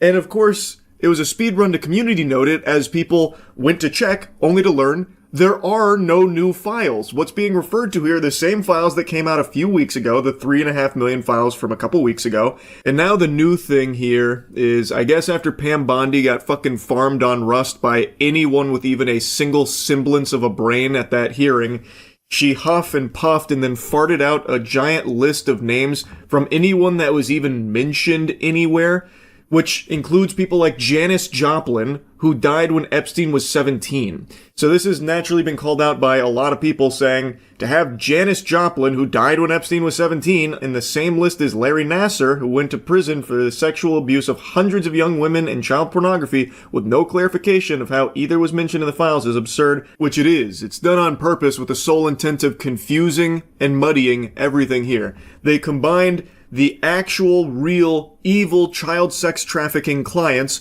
with just random people's names who appeared in emails like Janis Joplin. This is ridiculous, and it's just blatantly corrupt right in your face. There is no new files here. That is just a lie. Yet for some reason, it's being peddled by tons of people as if it's real. I guess they all got the call, so Alex Jones here preaching about how Pam Bondi just unleashed the full Epstein files. She dropped her trousers and took a shit on this whole narrative that the Epstein files implicate anyone in this administration. In fact, it backfired bigly on the left, on powerful Dems like Bill Clinton. And others busted while fake smears against Trump are bullshit. Vindication for Trump. It's crazy how Alex Jones, for years, was talking about this elite pedophile ring that was raping and torturing and killing children, and now he is finally proven beyond a shadow of a doubt to be right. He was completely correct on that, and now he has to pussyfoot around the subject, just tiptoeing, walking on eggshells because some of his friends are in there. Dude went from secretly filming Bohemian Grove to being best buddies with its members. So now, we all know that this is correct. Alex Jones could have taken a victory lap on this shit, but instead he's been preoccupied with 6'7" Labubu and whatever other dog shit that is, and anytime he mentions the Epstein files, he has to do so with Trump's cock in his throat about it. He only focuses on the most easy, low-hanging fruit of the Epstein files like Bill Clinton. Alex Jones explores the Epstein files like this with his hands over his eyes, really scared, making sure to put on the blinders so he could block out all of his friends' names, so he can laser focus on easy shit like Bill Clinton, who everybody knows is guilty in all of this. Real groundbreaking stuff, goober. It's incredible what a paid shill this guy is. And I just saw he's doing like a press tour about how all of this is the result of Trump, by the way. He went in there and said, you gotta release this now. It's time we fucking release everything unredacted. No more, softball in it. As if Trump was the reason this happened. Even after, for a whole year, Trump has been saying it's a hoax. It's not real. Move on, move on, move on. We gotta stop caring about this Epstein stuff. Does anyone still care about this? No one in America cares about this. Yeah, Alex, I'm sure Trump is the one that went in there and really strong-armed the release of anything. And again, Alex Jones is saying all the files are released now. That is just provably false. That is not true. There are no new files that Pam Bondi just released, Alex. It should be obvious to anyone paying attention, or even just a smidgen of attention. You don't even have to, have your eyes glued to it or anything. Even just glancing should be pretty clear, painting an obvious picture that the powers that be are using Alex Jones as a very convenient mouthpiece to regurgitate their shit and defend them, and do a lot of sweeping for them. We are in an era where you have this information at your fingertips, and they are telling you, disregard what your eyes can see and listen to us and nothing else. It's so fucking scary because people are willingly doing it. You can check yourself to see if there are new files that dropped, and it only takes a couple of seconds to get the real answer. No new files have dropped. You can find the truth yourself, and it takes seconds. And they know that, so they're relying on you just being too lazy and too blind and too much of a sheep so they can just feed you things and have you believe them without bothering to check. So they can just lie and say that Pam Bondi just unleashed the nuke on Epstein. All of it's right there, and it's only Democrats. Look at that. Backfired bigly. And you won't bother to check it yourself. It's craziness, and it sucks that it works so well. If you do bother to do any amount of actual research on the Epstein files, you'll find it's more than just Democrats. It's Democrats and it's Republicans. It's a ton of the world's most powerful people that have engaged in some of the most unthinkable evil actions imaginable. And these monsters, these fucking worms, treat it like a joke. CoffeeZilla just made a video on it. Howard Lutnick in particular, he's always busting a gut laughing anytime Epstein's even brought up. I am increasingly disgusted by the way this is all a big joke to liars like Howard Lutnick, who deceive the American public about the status of his relationship with Jeffrey Epstein. That guy was there. I wasn't going. Now he testifies under oath that he actually went to the island of the creep and brought his kids. We had lunch on the island. That is true, for an hour, and we left with all of my children. Nevertheless, every time Epstein is brought up, this guy can't stop chuckling. Here's Lutnick laughing again when Trump is addressing a question about Epstein. To talk about how to respond to the Epstein situation. I don't know. I could ask you that question. He thinks it's the funniest thing he's ever heard. And maybe it's because they really think we are buying it. Maybe it's because they think, hey, we're just going to get away with this. We can just keep, the lies are so brazen. They are literally laughing in your face about it. They know they're getting away with it. They're not even trying to hide it anymore. It's just so brazen, like CoffeeZilla said. And then you have people like Alex Jones that are just parroting that same shit like, everyone's absolved except for the people we don't like. And also, by the way, even if it was only the people you don't like that are implicated here and guilty, why aren't they being arrested? Ask yourself that question. Why aren't the people like Bill Clinton being arrested? Why is nobody getting arrested for the Epstein files? I know I've already said this, but even if the only people that were guilty in here are the people you personally don't like, why wouldn't Trump and this administration be going fucking full throttle, whole hog at them, trying to throw them in the slammer? Food for thought, I suppose. Perhaps it's because they know if they went down, it would put them at risk too, because it's not just the people you don't like. You are just so focused on the ones you don't like that you'll block out all of the other shit. You will not use your own fucking brain. Now, another big thing that's come out that it seems like a lot of mainstream media and a lot of Twitter personalities refuse to speak on is Epstein's potential ties to Israel. It's very weird. Yet no one really seems to want to talk about that connection. Why is that? I just find it odd how you have so many Twitter patriots and mainstream outlets that just outright ignore this potential connection of Epstein and Israel. And Israel is a very important subject in American politics, it seems. Politicians can't stop praising them, glazing them, and Trump in particular, his mouth has become a glory hole for Netanyahu. So don't you think it would be something worth talking about and investigating if there is potentially a tie between Epstein and Israel? I mean, I feel like that would be something that a lot of people would want to know more information about to find out if it's true or not or what's going on there. Because again, every politician in this country, this administration and even previous administrations love to bend over for Israel. I came into Congress 13 years ago with the stated intention of being the leading defender of Israel in the United States Senate. And I've worked every day to do that. We need America to wake up and prioritize Israel and bring home Israelis and make sure we stand by our number one ally in Israel. That's right. What cause is dear to your heart? Cause is dear to my Israel. Defense of Israel. What is number one? I have said to people when they ask me if this Capitol crumbled to the ground, the one thing that would remain is our commitment to our aid, and I don't even call it aid, our cooperation with Israel. That's fundamental to Miriam Adelson is amazing. What she has done for Israel, for our country and for this world is second to none. Thank you, my friend. The sad truth is, for way too long, anti-Semitism has been allowed to grow unchecked in this country.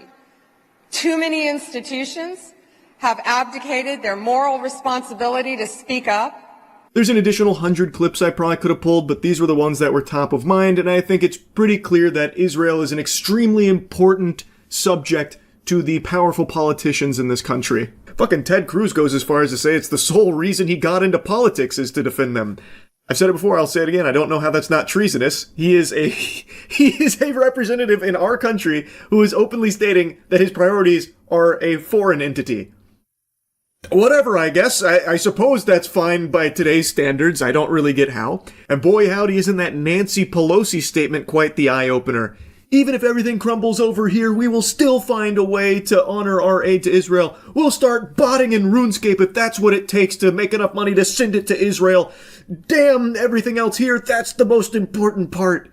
Pretty crazy shit, I would think. I feel like maybe I'm on the crack pipe here, but that should be a little concerning that the politicians that are supposed to be representing this country seem much more focused on the interests of another. But anyway, my point is, with the release of all of these Epstein files, even though hundreds of the files are just completely worthless garbage that are fully fucking redacted, just nothings, there is still a lot that remains that showcases a potential connection of Epstein and Israel.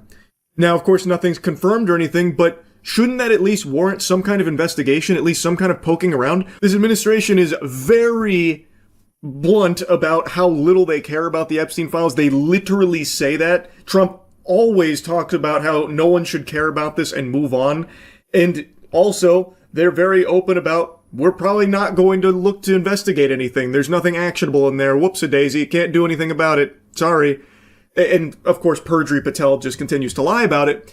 But anyone that actually takes a peek at it should at least find it odd that a lot of these outlets, like journalist outlets, a lot of politicians, and a lot of the paid shills online are not talking about the Epstein-Israel connection in any capacity whatsoever. And when they do talk about Epstein as a potential spy, they always make a mention of CIA, or, maybe not being a CIA spy, but never going as far as to talk about a potential connection to Israel.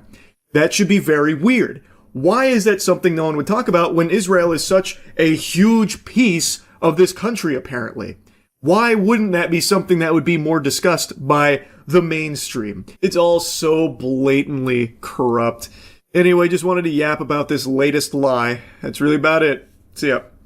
What's up, everybody? It's Critical. I'm playing The Wolf Among Us again. Let's do this shit. This is right where I left off, so let the adventure continue. Stay off the grass. Sometimes be a disciplinarian. Well, the good news is I didn't want to go on the grass anyway, so I will be obeying that sign.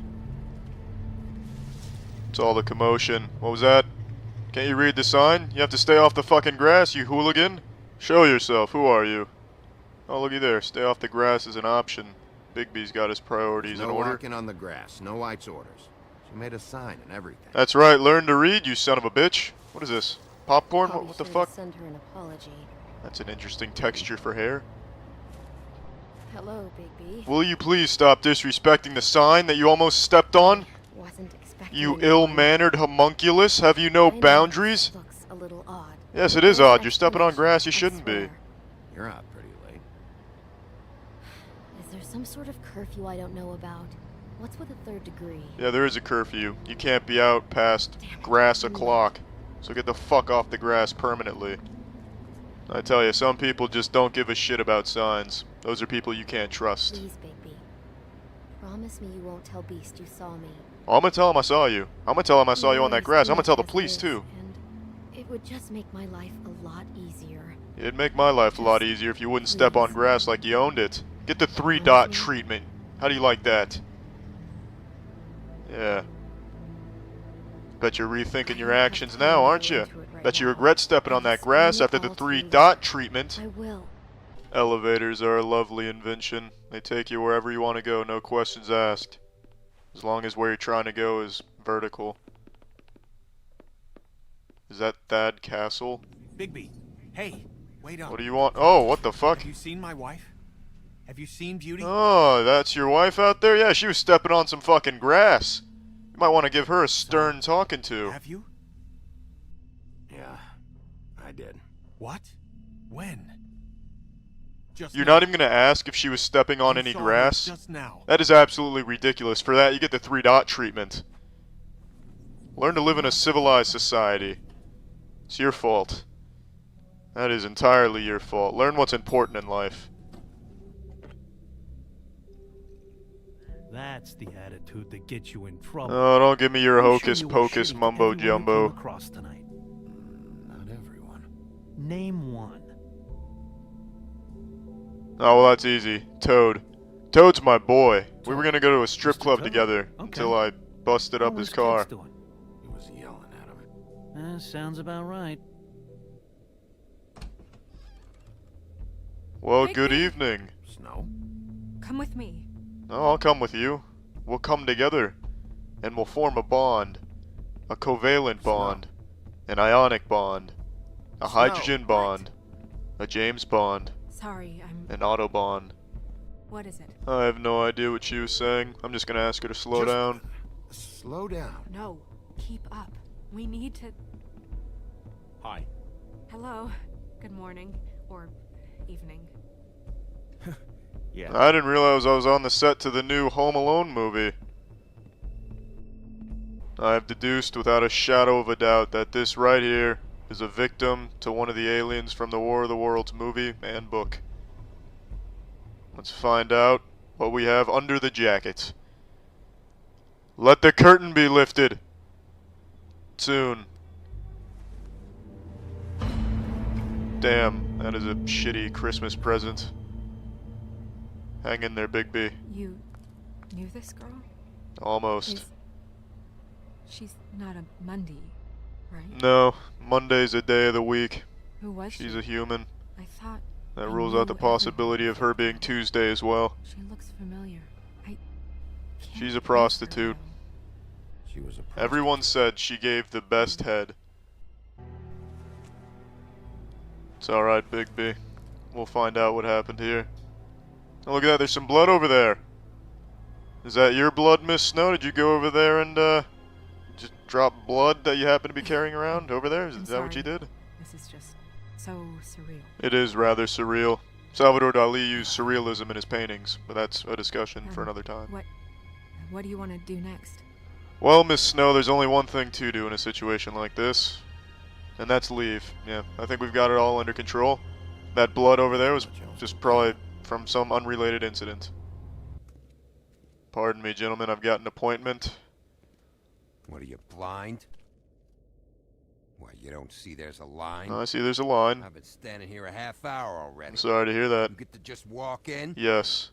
Must be nice being the sheriff. Do whatever the fuck you like. Enjoy the 3-dot treatment. Yeah, go ahead and remember that, tunnel snakes. Fucker. I don't fucking care. Doesn't matter to me, I gave you the 3-dot treatment. I'll remember it too.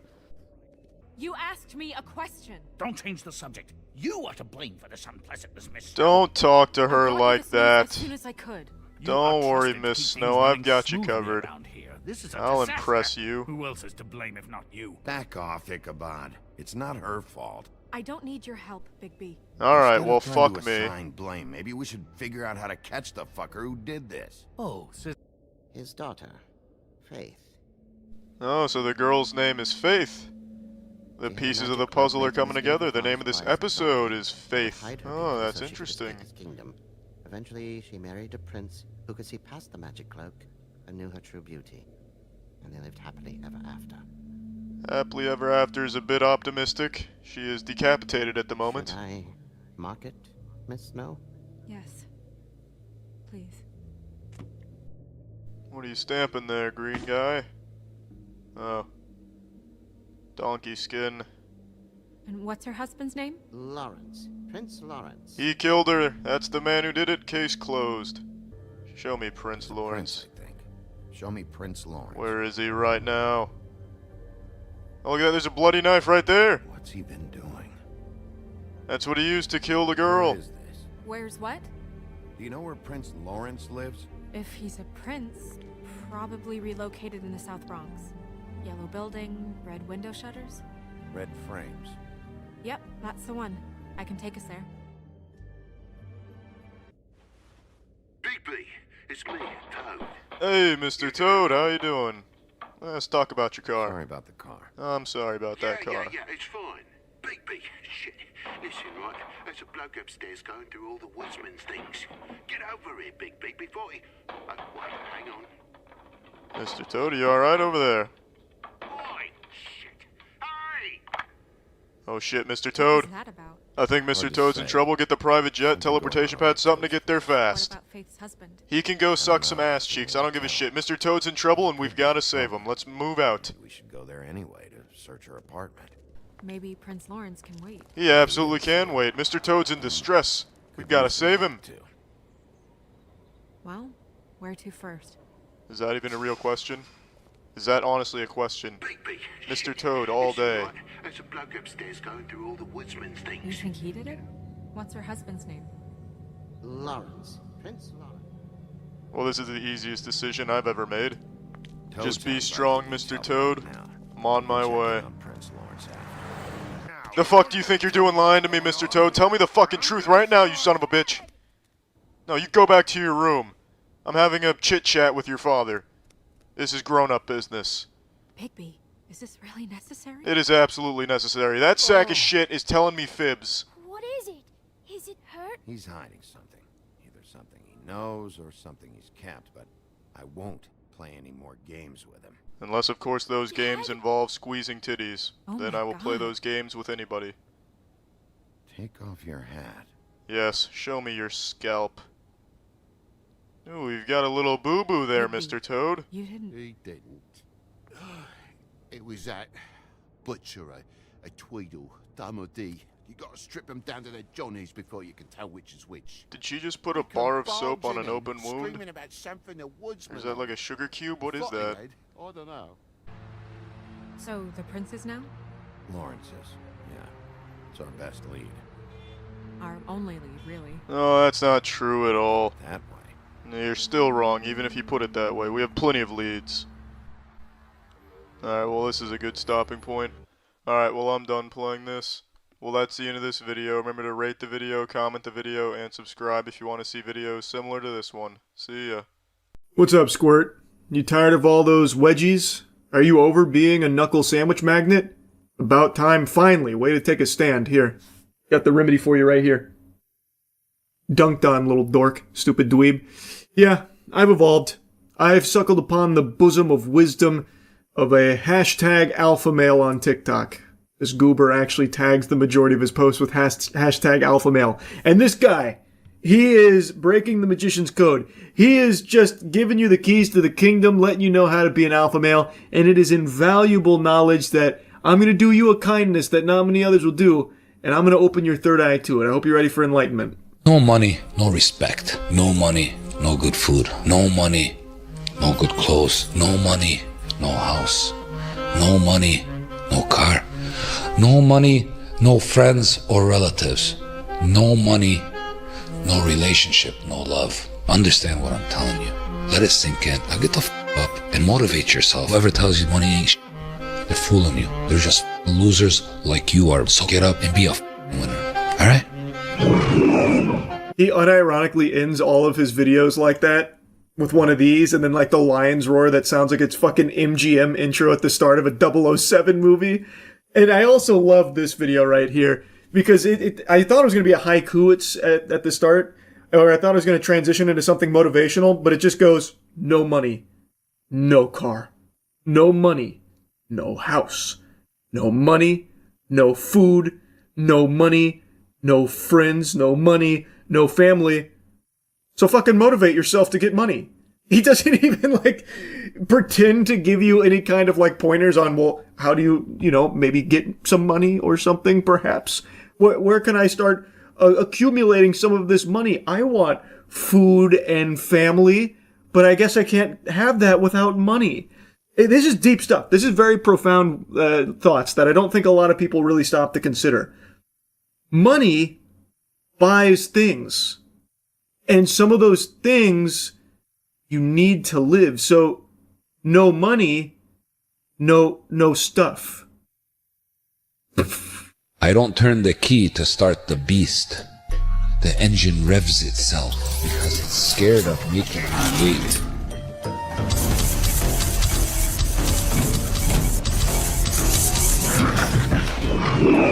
This is another thing he loves to do. He has so many videos like this, and it's by far my favorite content that he makes, where it's like these AI-generated videos of him being a badass.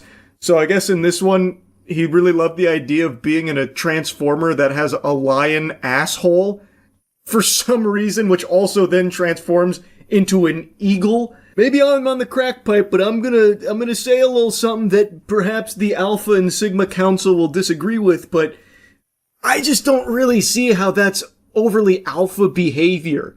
To play pretend and use AI to make it seem like you're in a fucking, like, Gundam lion. Make off one deal that I just gave him information about, $1 million. I think it's a good idea for me to find something that needs work. You go about it two ways. That way, that you give it that value, or you go to someone that's already making money, but also has it on a discount. Hey, listen, I got $1 million, I have $500,000, I'll give that to you right now. You don't need to wait for another guy to come do this due diligence. Boom, I'll give you this, because you already know it's a $2 million project, but he's willing to budge a little bit for 1.4, 1.5. I'll take that too. It's all about business. The numbers, if they make sense on already successful business, or they make sense on a business that's already sucked dry, they don't know what they're doing, does it make sense there? So each one has its own value. So many words and nothing was said.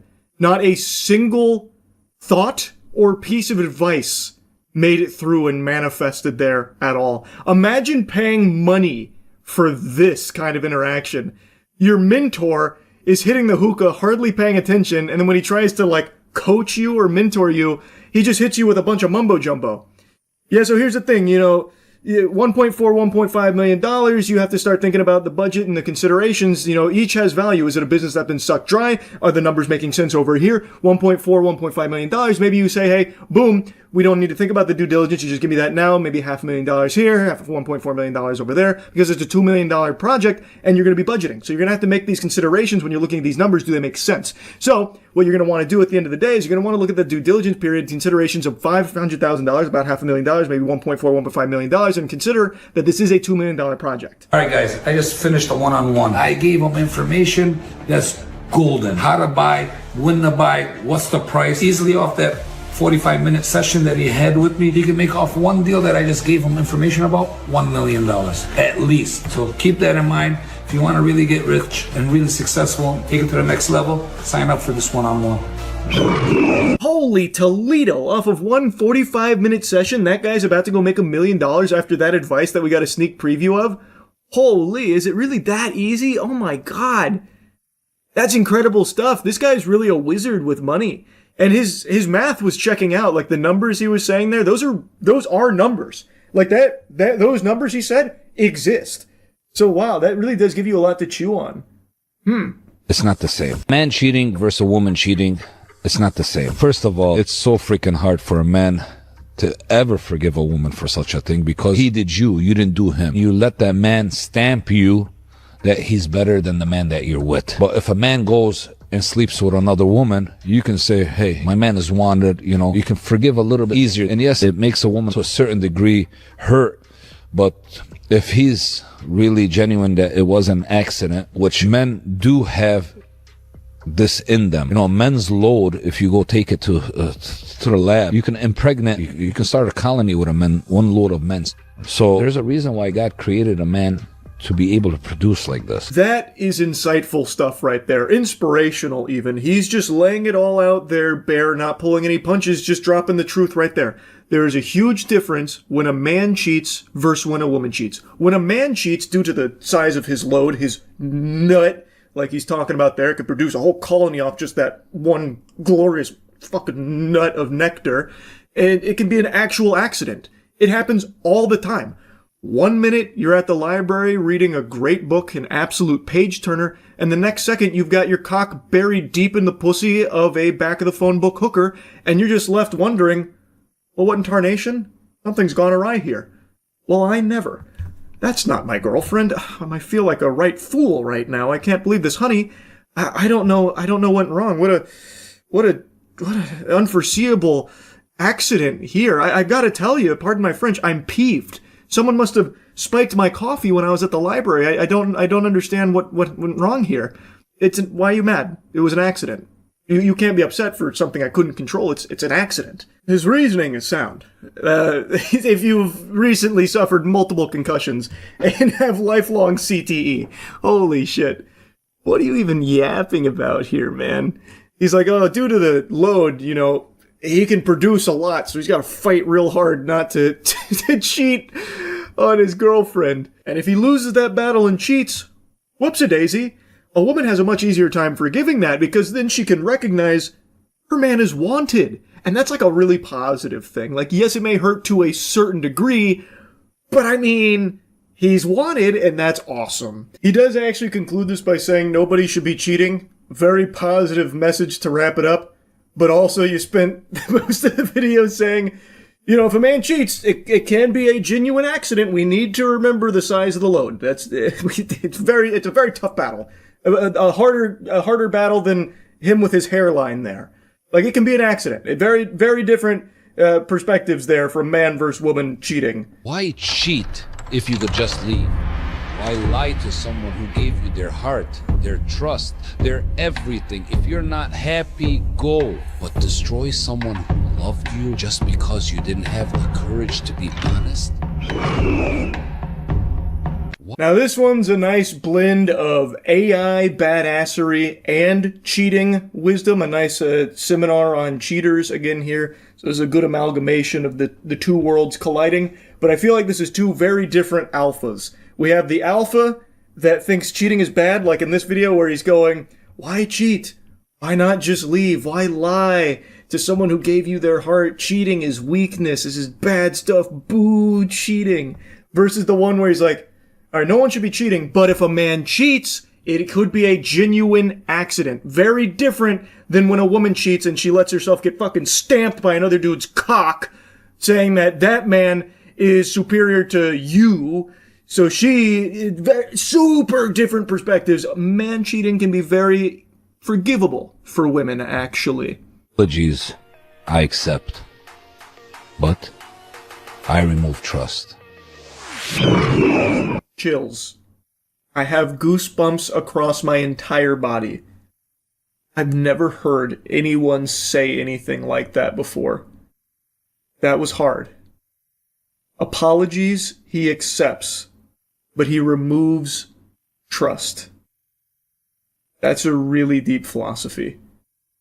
This guy must just fucking cruise Facebook status posts from like 2010 or something. Oh my god. You know what fuels me and I thrive on the most? The people that don't like me. I just get fueled by knowing that these guys don't like me for the success I keep achieving that they sorry asses can't achieve. I have always having this vision about these guys. Looking right now when I get this Rolls Royce, what they're gonna do right now, how disgusting mad they're gonna be. And I laugh about it at the end of the night, what I just did today. That all these people that don't like me because they cannot achieve what I can achieve. So thrive. You hear me? That is the most classic loser bait of all time. My haters fuel me. Yep, hater blockers on. I love my haters. It's like the most used platitude ever from like gurus and alpha males and shit when they're trying to sell a course, that kind of thing. And it's super effective. I guess the idea is that if someone out there feels like they're a big loser and they're watching this kind of content where the person delivering it always says, you're a fucking loser, but if you give me money, I'll make you a winner. They probably also think that there's a lot of people that don't like them in their life. So these kind of guys prey off that insecurity. They pounce on it and exploit it by saying like, yeah, you are a loser, but once you give me that money for this change, it's going to make you a winner. And then you can let your losers be your haters be your fans. That's what I do. The haters are my fuel in my engine, and my engine is a fucking transformer lion that I'm riding inside of as it jogs me over to my office building where I'm fucking my secretary.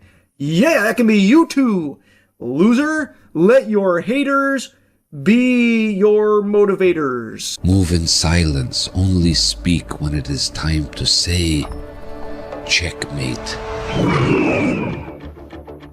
I really don't have anything to say about that one right there. That's just a masterpiece. That is a perfect piece of content. If you live your life like that, I hope you're ready to be CEO of a Fortune 500 company with billions of dollars to your name. Anyway, I'll go ahead and leave you with that little nugget right there so you can really put that in your pipe and smoke it. Only say words if the word is checkmate. Damn! That goes ballistic. Yes, that's really about it. So yeah. About 5 months ago, I made a video covering the tragic story of a streamer named Raphael Gravin, known online as Jean Parmenov. He was a streamer who was, for a long period of time, physically and verbally abused by people he considered to be his closest friends for their kick content. And they were in the middle of a kick marathon where Jean was once again the punching bag and the spittoon for them to basically torture throughout the entire thing. And after enduring so much exploitation and abuse, he eventually passed away on stream during this marathon. It is a disturbing, horrible thing to watch, and it is an extremely sad story. Obviously, people were very upset, rightfully outraged about the whole thing, so there were calls for action to try and get some justice here, get these kick streamers held accountable for their potential role in his passing. And I wanted to give you a little update because it's been a while. This had been a lengthy investigation that is still ongoing, but 2 streamers here involved in this have been taken into custody. Owen Sananzin,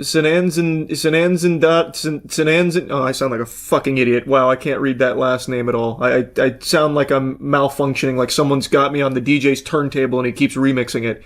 Owen and Safine Hamadi. They were taken into custody yesterday as part of a months-long probe into an on-camera death broadcast via the Kick platform. Now, many of you might remember the initial response from those involved in this marathon of abuse was to basically deny all responsibility, saying things like, his health was just bad, he liked to smoke and stuff, really bad stuff. Sucks to see him gone. He was like my best bud, my best pal. I love that guy, man. I'm real torn up over it. I can't believe it. But I had nothing to do with it. You guys are fucking stupid for thinking I had something to do with it. In fact, you're the monster for even thinking that me on camera beating him and, strangling him and all this had anything to do with his passing or anything at all. Ridiculous.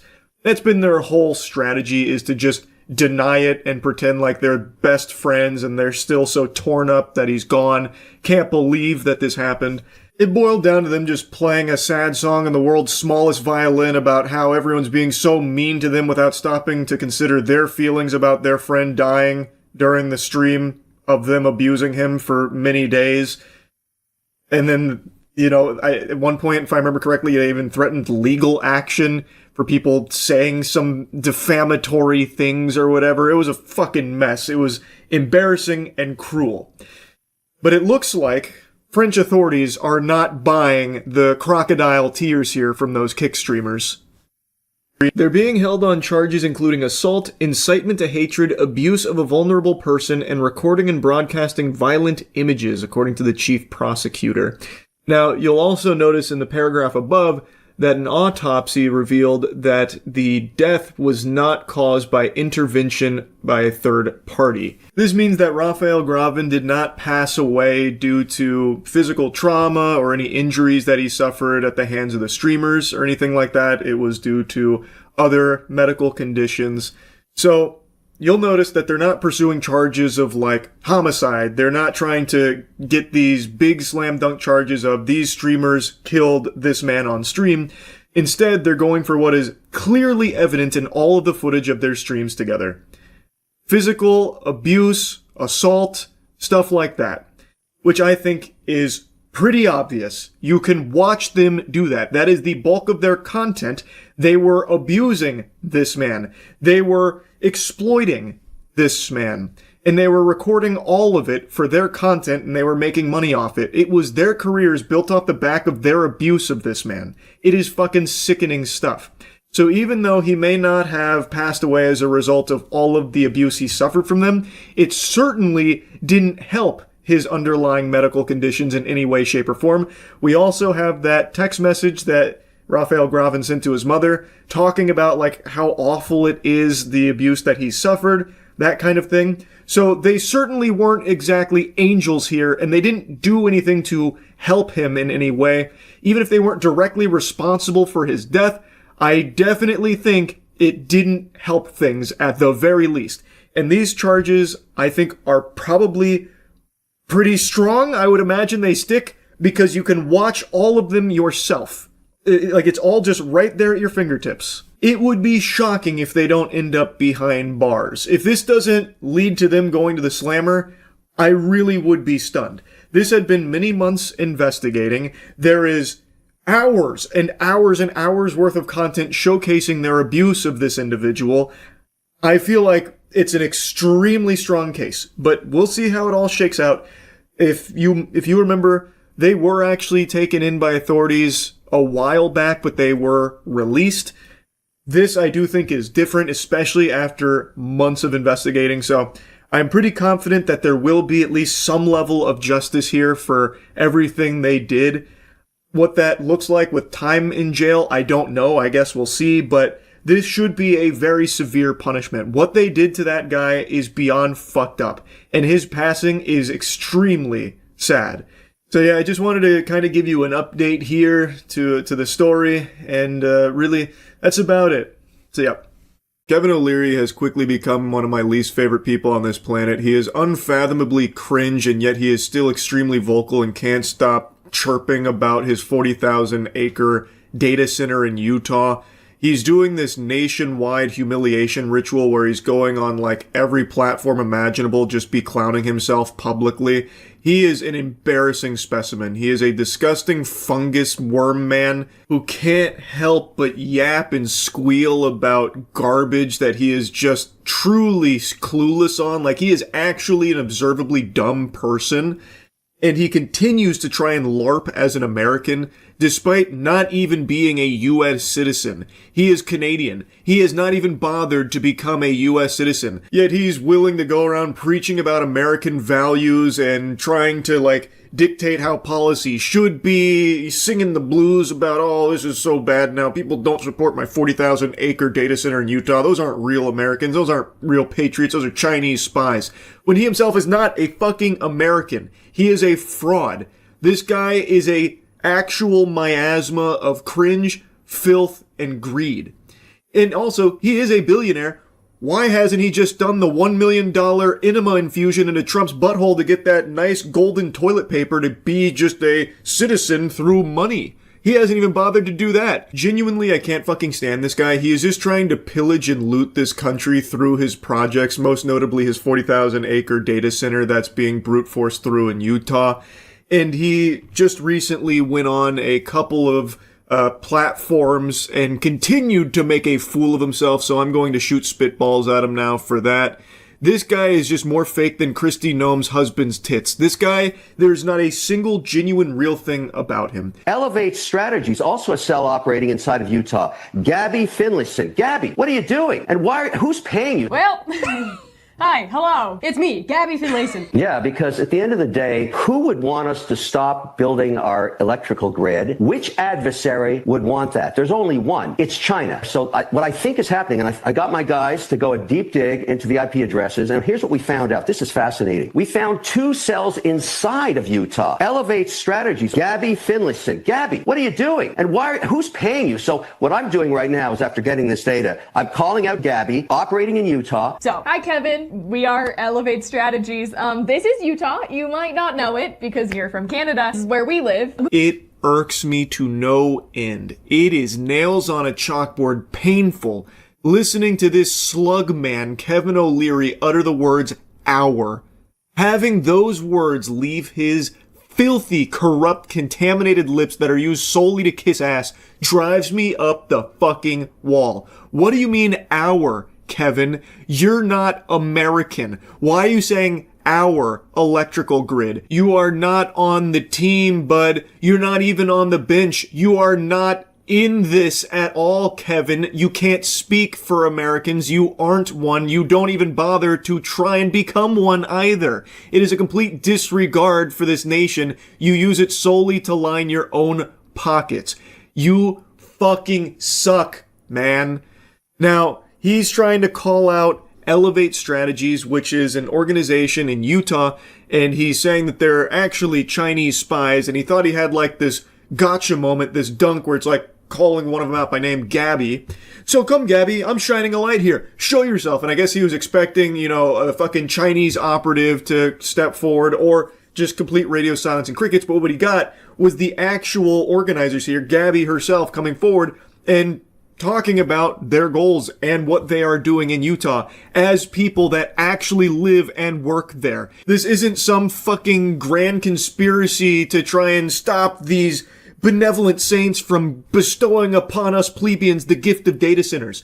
We have so many data centers that are blowing up across the country. Well, not literally. Don't worry, BlackRock's already taken that into account. I yapped about that yesterday.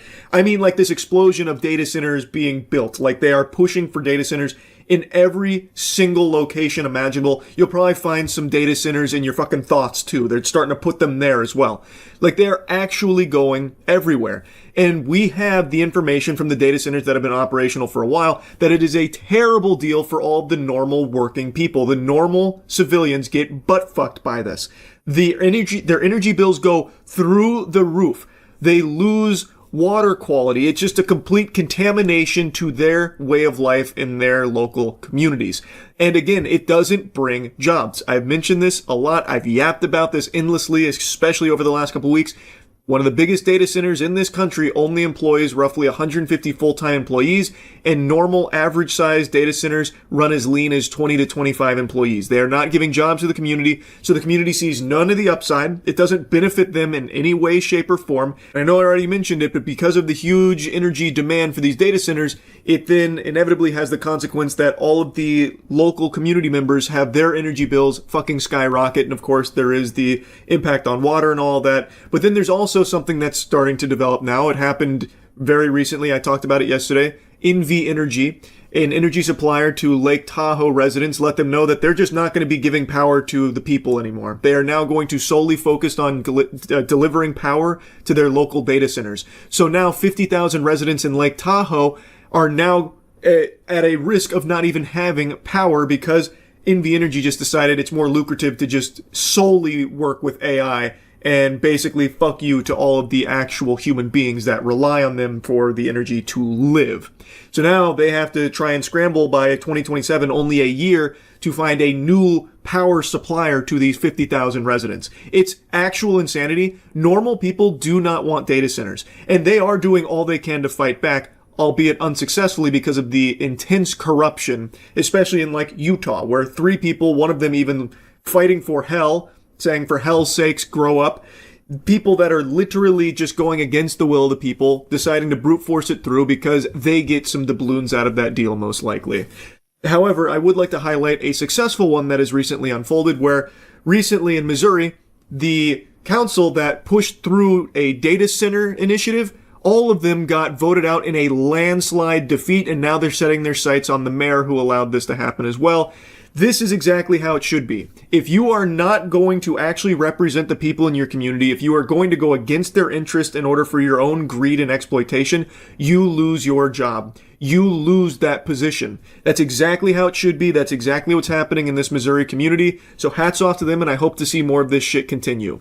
Anyway, back to clowning on Kevin O'Leary. Before we get into anything too serious, this is the very scary, very intimidating man that is threatening us. We are not taking the criticism of anyone who is wearing flip-flops and a suit on national television. You know, it's not every day you get called out by first and last name on Fox News by a Canadian billionaire trying to ruin my state, but here we are. Kevin is such a quirk chungus Reddit loser. He's wearing pink flip-flops with his suit and a Utah national security hat, because he's cosplaying as this big, rough and tough guy. It's like if you went into a character creator in a video game and intentionally tried to make the most insufferable looking asshole you could think of.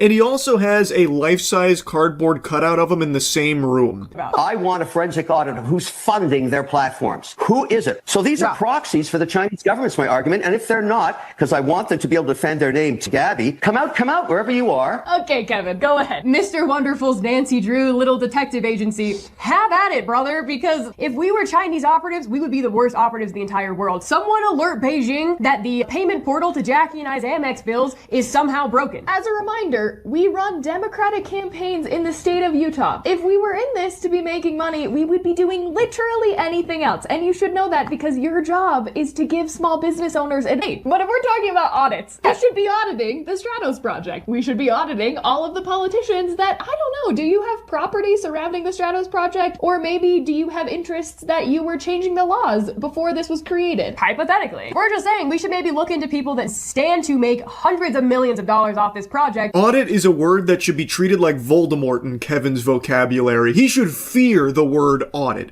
Because if anyone actually gave a fuck about Kevin's business dealings, they would uncover some extremely shady shit, I imagine.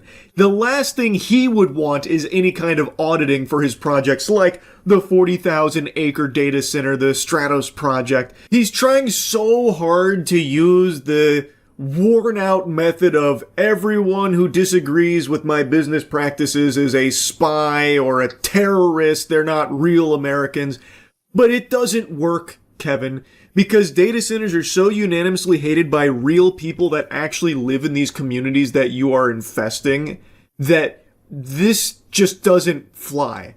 Because, again, average ordinary people are directly impacted by this in a wildly negative fashion, and they do actually go out and try and fight against it. So when you, a foreign billionaire, come over and start stepping all over them, insulting them and saying that they're not real Americans, they're being paid by China or being bussed in and aren't actually representative of the real enthusiasm true Americans have around data centers, it just doesn't work. People see right through the lie. He also just can't help himself but to go on this humiliation ritual where he makes it abundantly clear that he is just actually a stupid imbecile, like a bumbling moron.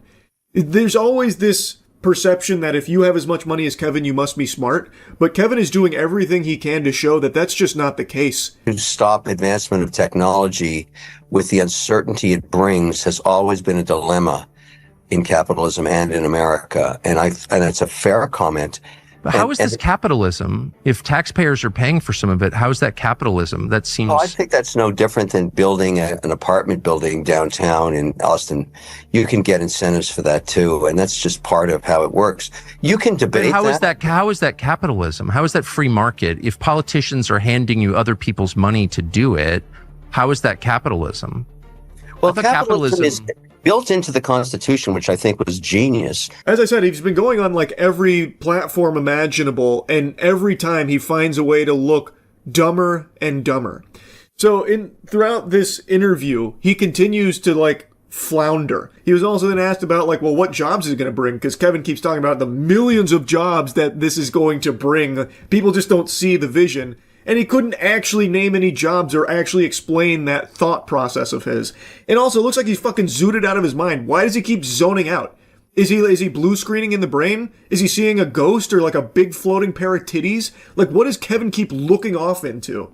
Is he that shy, maybe? I don't know. This guy just super sucks. And it's not just the AI data centers that he's doing his best to go to bat for and defend tooth and nail. He also just loves to go on and talk about, like, American policies and stuff and his view on how that should be. The problem with that sentiment is that you were born in 1954. Yeah. Okay? You're 71. Yeah. Right? In 1954, by the way, I'm a vampire. During your lifetime, we've actually had Brown v. Board of Education. I remember. Yeah, Brown v. Board of Education. I don't know how you remember it. I think 54. You were like 2 months old. But I'm not finished yet. Kevin can't help but perpetually interrupt when he's backed into a corner, which is always. This guy, if he didn't have money, would have just been the kind of douchebag, the kind of dweeb that just gets shoved into lockers. So he tried to pretend he knew what Brown v. Board of Education was. He's like, oh, yes, I actually remember that. Very, very vividly, in fact. And the guy there's like, no, you definitely don't. You would have been 2 months old. And also, you're not American. Kevin, You're not American. You wouldn't know anything about what he's describing here or what he's going over. I know you've never opened up a fucking American history book. You don't have a clue what he's talking about, but he likes to pretend. He's a LARPer. He is a full-blown red alert LARPer. It's all he fucking does. Well, to be fair, I guess it's not all he does. He also can't help but constantly remind people that he was in Marty Supreme. That's what you heard right there where he said, "I'm a vampire, by the way." That's a reference to one of his character's lines from that film where he plays a villain. It's like the only thing Kevin's done in recent memory where there was any level of praise for his work. So he's still riding that high, and he will not let people forget the vampire line from his Marty Supreme debut. It's actually a SpongeBob ripped pants moment. He just keeps doing it. I ripped my pants. I'm a vampire. Fucking loser, man. I hate Kevin O'Leary. Anyway, I'll stop yapping about it. He just goes on to keep embarrassing himself every time he does one of these shows. It is indefensible what he is doing in Utah with the 40,000 acre data center. This guy sucks major ass. Fuck you, Kevin O'Leary. That's really about it. See ya.